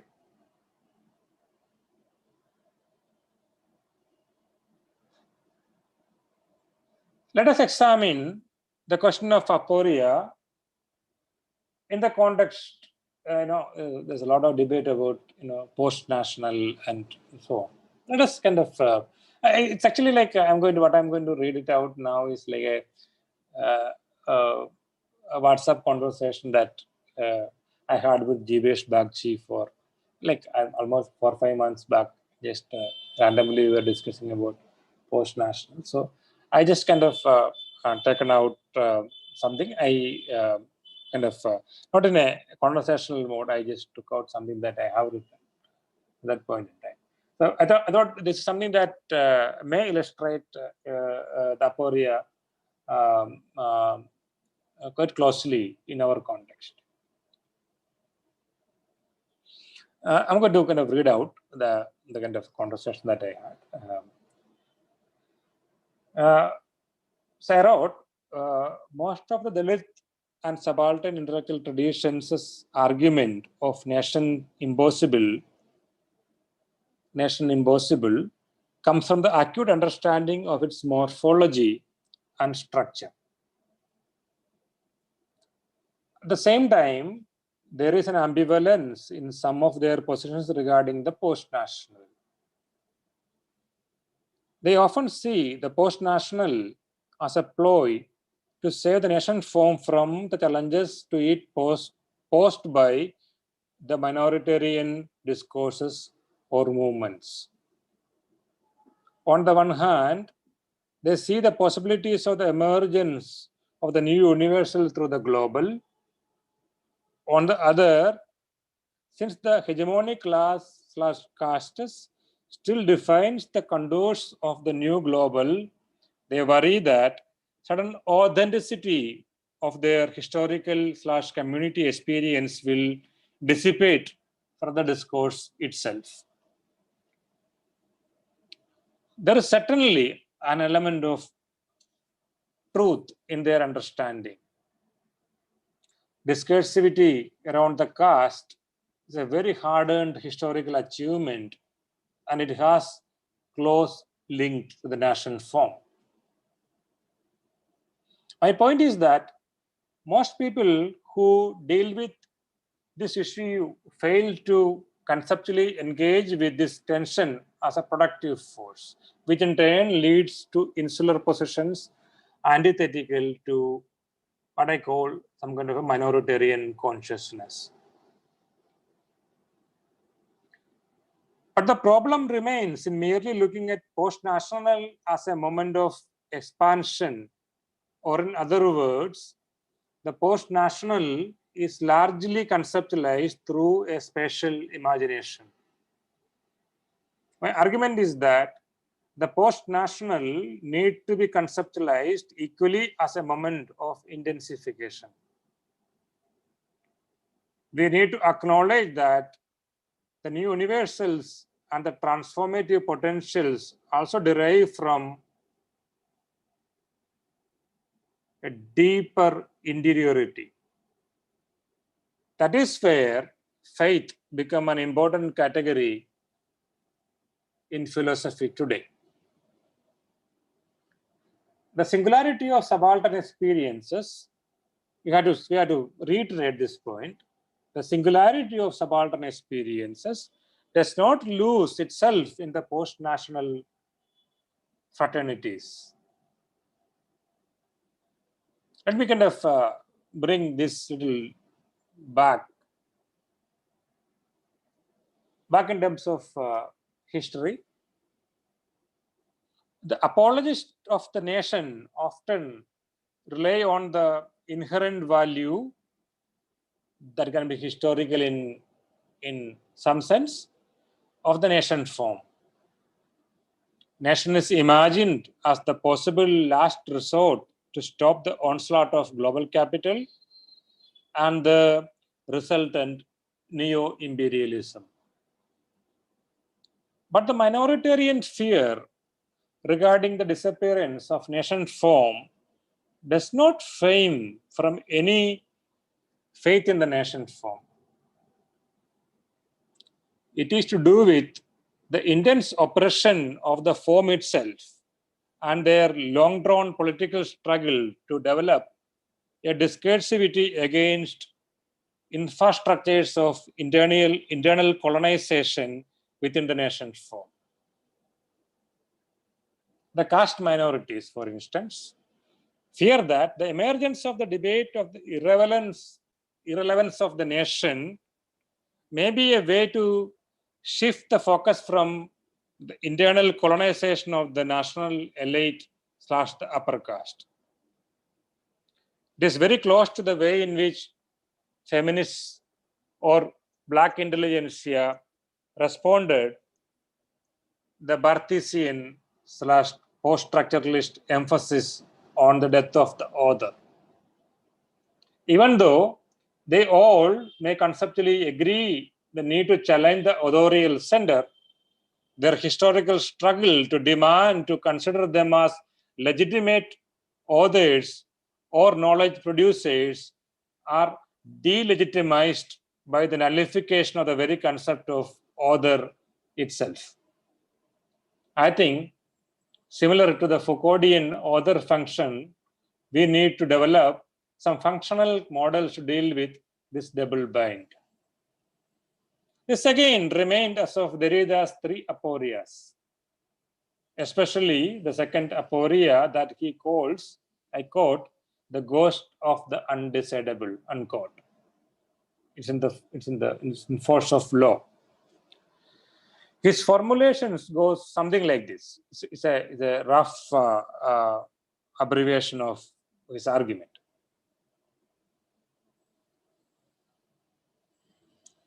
A decision begins with the initiative to read, to interpret, and even to calculate. But to make such a decision, one must first of all experience what Derrida calls undecidability. One must experience that the case, being unique and singular, does not fit the established codes, and therefore a decision about it seems to be impossible. The undecidable for Derrida is not mere oscillation between two significations. It is the experience of what, though foreign to the calculable and the rule, is still obligated. We are obligated. This is the kind of duty to give oneself up to the impossible decision while taking account of rules of the law. As Derrida says, I quote, a decision that did not go through the ordeal of the undecidable would not be a free decision. It would only be the programmable application or unfolding of a calculable process. That is why it is important to think in terms of functional models than resolving machines. Okay, so I'm going to give two examples to finish this section.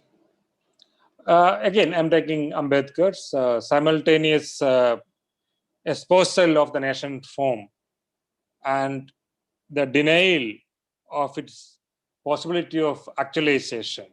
It's a very good example for that. He says nation important and nation impossible. And India can be only a caste republic. This is also equally evident in Frantz Fanon's conceptualization of the nation form. Fanon kind of conceptualized nation as a very important thing in his political framework.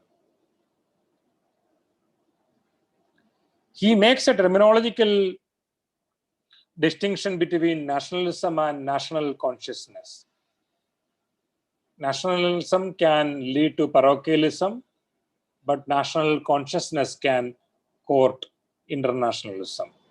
For instance, he states, I quote, national consciousness, which is not nationalism, is the only thing that will give us an international dimension. Close quote. We find here Fanon's struggle to stay with two opposing spatial scales at once. How to retain the nation and at once transcend its parochialism. This ambivalence is the byproduct of an aporia. It seems Fanon deploys contradictory assessments of place of nation in its emancipatory potential. It is necessary against colonialism and yet need not be a source of freedom. We also need to locate this position within the historical predicament. History often gives impossible choices. For Fanon, to reject nation is to stay with colonialism. To reject colonialism is to accept the nation. Both nation and colonialism can be source of oppression. This aporia is also centered to W.E.B. Du Bois' conceptualization of double consciousness or Richard Wright's conceptualization of frog's perspective.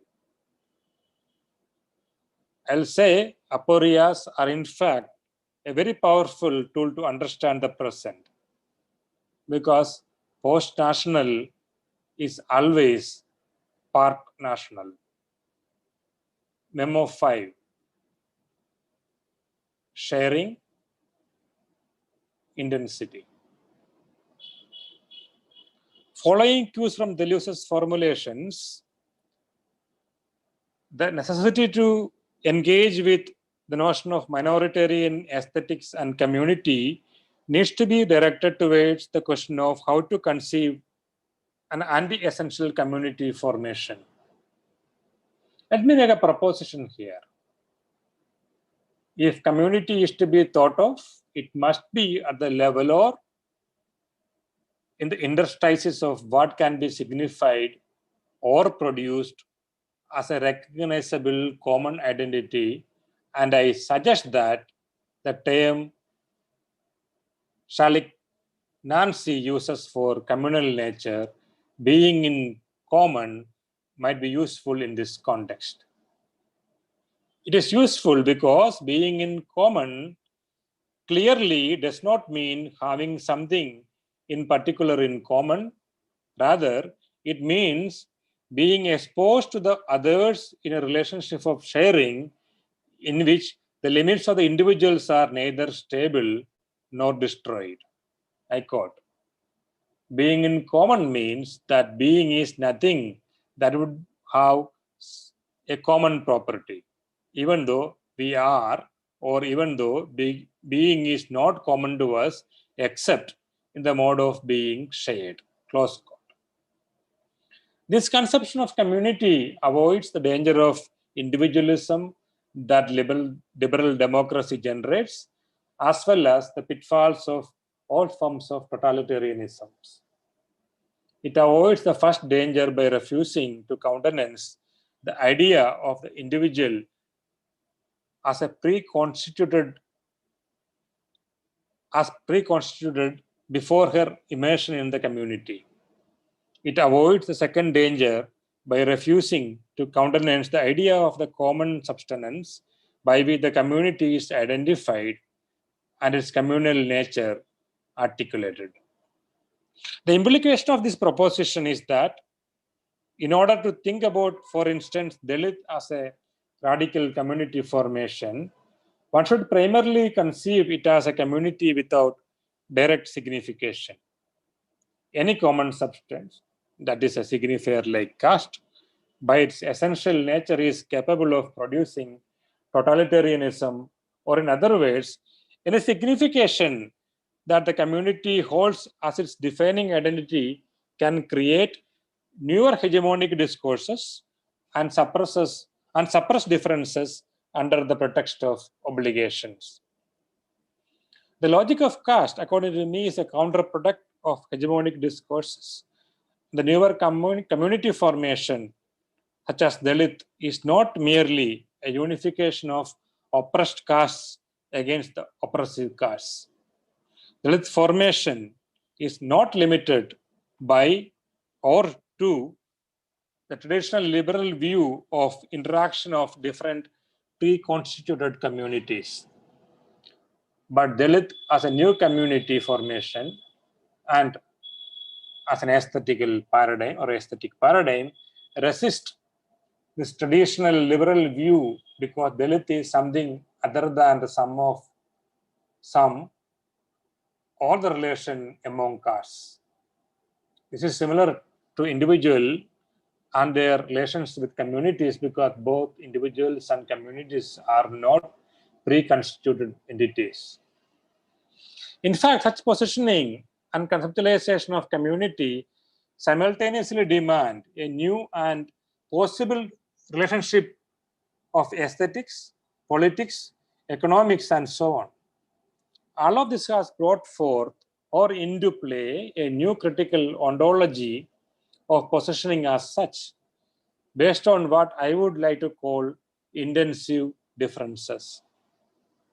Let me explain this concept by briefly drawing on Deleuze again. In Difference and Repetition, Deleuze marks a crucial distinction between extensive and intensive differences. According to him, extensive differences such as length, area, or volume are intrinsically divisible. Intensity, on the contrary, is indivisible. The indispensable property of intensity, however, is not that it is indivisible, but that it is a property that cannot be divided without involve a change in kind. This is something crucial. It's not indivisible. Any division actually produces a change in kind.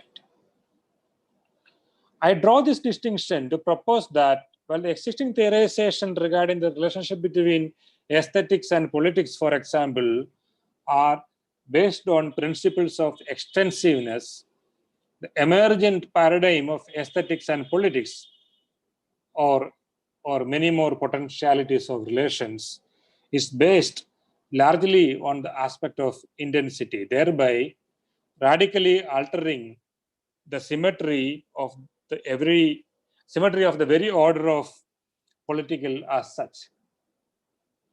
Such paradigm demands a prophetic intensity of thought that forces language to bleed internally, exposing the instability of categories as they appear, or better yet, the idea of the category does not capture what the future of art, aesthetics, and politics holds or unfolds.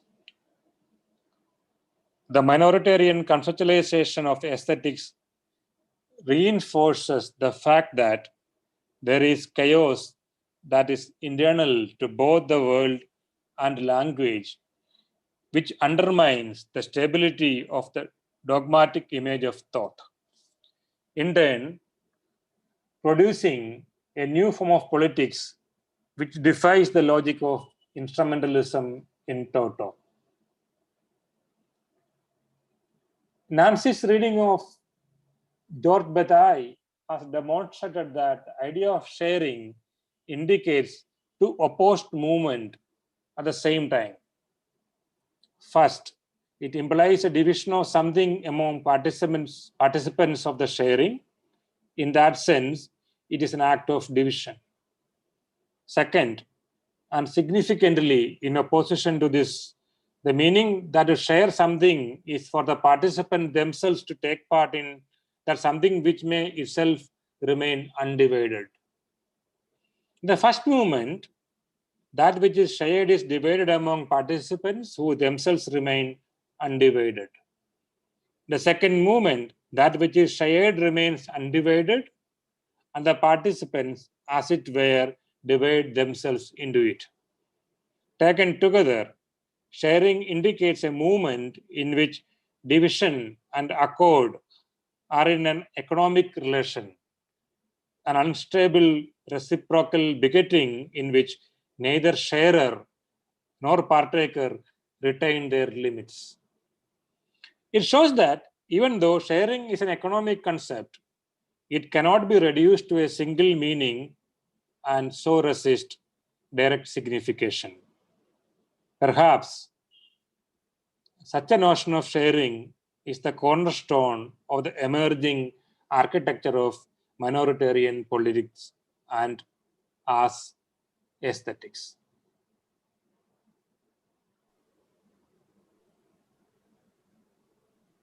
Michelle, will you go first?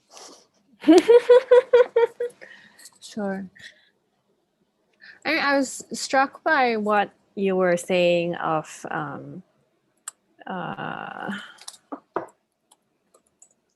the Dalit community at sort of formulating that is beyond the sum and relation of what is existing. I think that I want to, I'd be curious to explore that more, and not necessarily now, but I have a feeling this is a very important point to sort of explore and maybe sort of also carry out in practice. Is, I think, in the majority and minority sort of demarcation, sometimes when you articulate those things, you actually then fall back into that framework that is oppressive or is limiting. But then if one is incapable of sort of articulating or sort of drawing out those contours, there also is no possibility or potential in drawing things out of that. So I think, you know what, I think, and your work has very much been about that. You know, it is in that drawing in that you draw out. And it's a very fascinating, it's a very difficult thing to do, I think, but it's very important to insist that what one is saying is not the sum, is also not in relation to. And it's not like some kind of a fancy theoretical formation. This is something that like we also do it, a very political action that we do.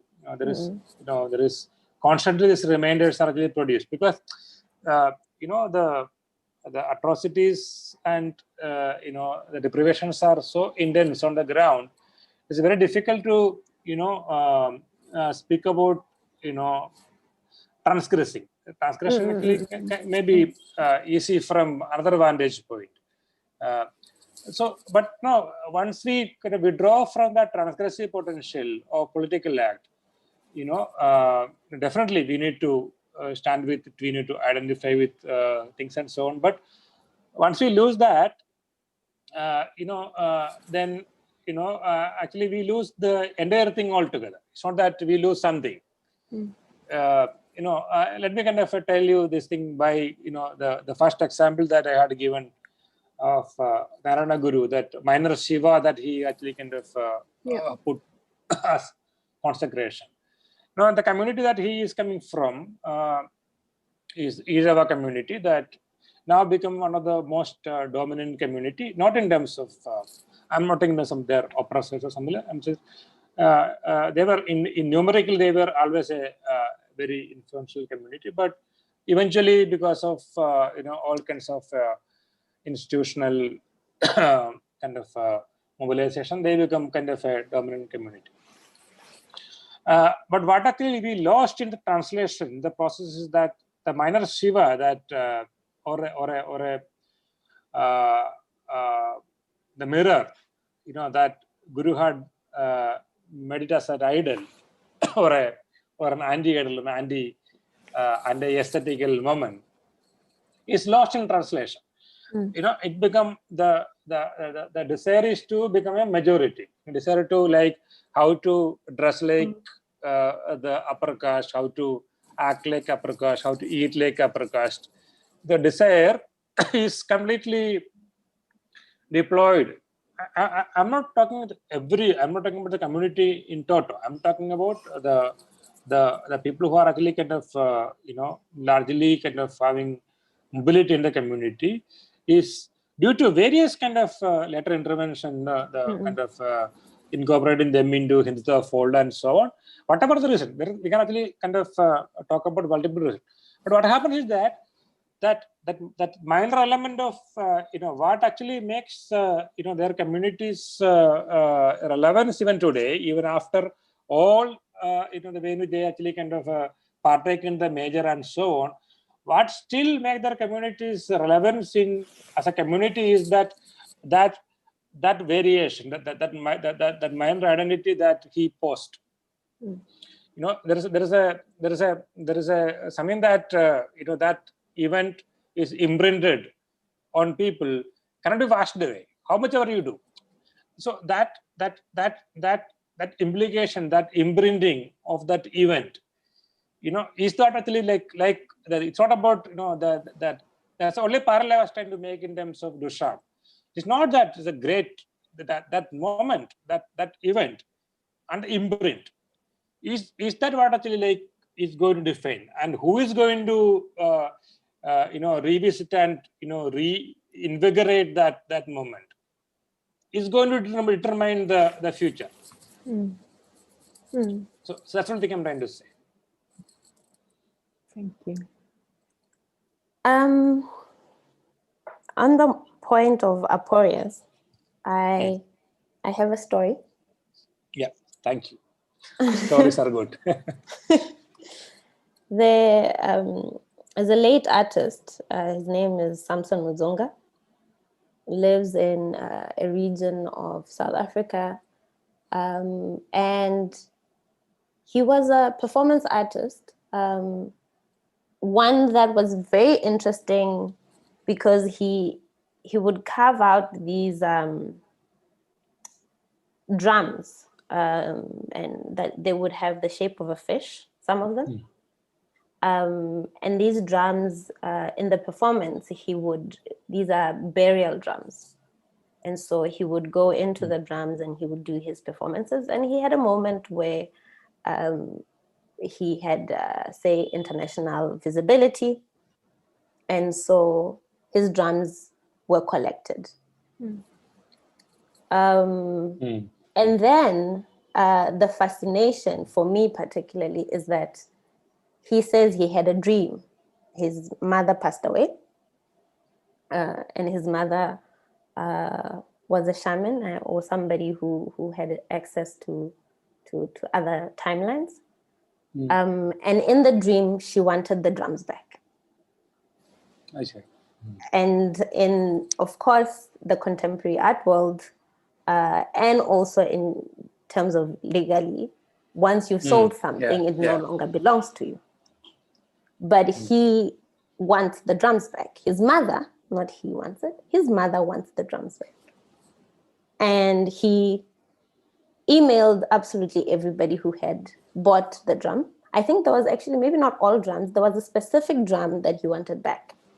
And he went as far as petitioning the press, seeking legal help in order to get the drum back.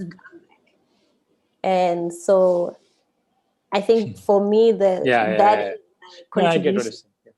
Yeah. So thank you. Thanks for that.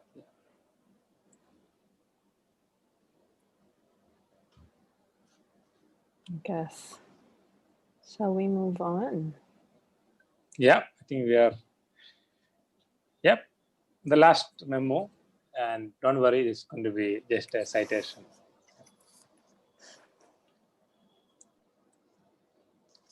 Memo 6, ellipsis.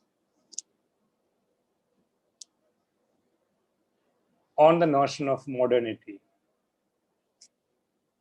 It is a vexed question. Is not every era modern in relation to the preceding one? It seems that at least one of the components of our modernity is the spread of the awareness we have of it. The spread of the awareness we have of it. The awareness of our awareness. The double, the second degree, is our source of strength and our torment. Edward Glissant, Cross-Cultural Politics, 1996, ellipsis.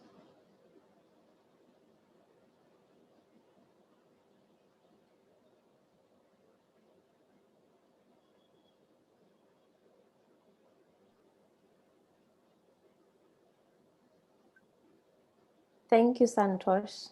That was wonderful. And I would like to thank everybody for joining us for the past 2 days, for everybody who's contributed. And as such, we echo Dineo's gratitudes. Somehow, the universe not only makes these monster black holes, it makes them very quickly. How the hell does it do that? We don't know. I just read a quote from scientists talking about monster black holes. On the other hand, is made by youth at a similar speed using minimal sounds. Usually, a kick drum pulls you in, like the energy of a black hole that is so intense that no matter or radiation can escape. Dance is the only release. Pulling the Yokohama Triennale by another week, Episōdo 1 after party will take place online on Saturday, 17th October at 11 p.m. Japan time, 10 p.m. Hong Kong time, 4 p.m. South African time, with First Doki DJing from Johannesburg and Fortin Laiki hyping from Hong Kong. A very close friend said linking black holes to GOM was unimaginative because black holes are too closely associated with the event horizon, and GOM goes beyond holding things in place. This has created great tension between us. We invite you to dress up, bring your own alcohol, come bang out with us, and weigh in on this tension that has been created. Thank you.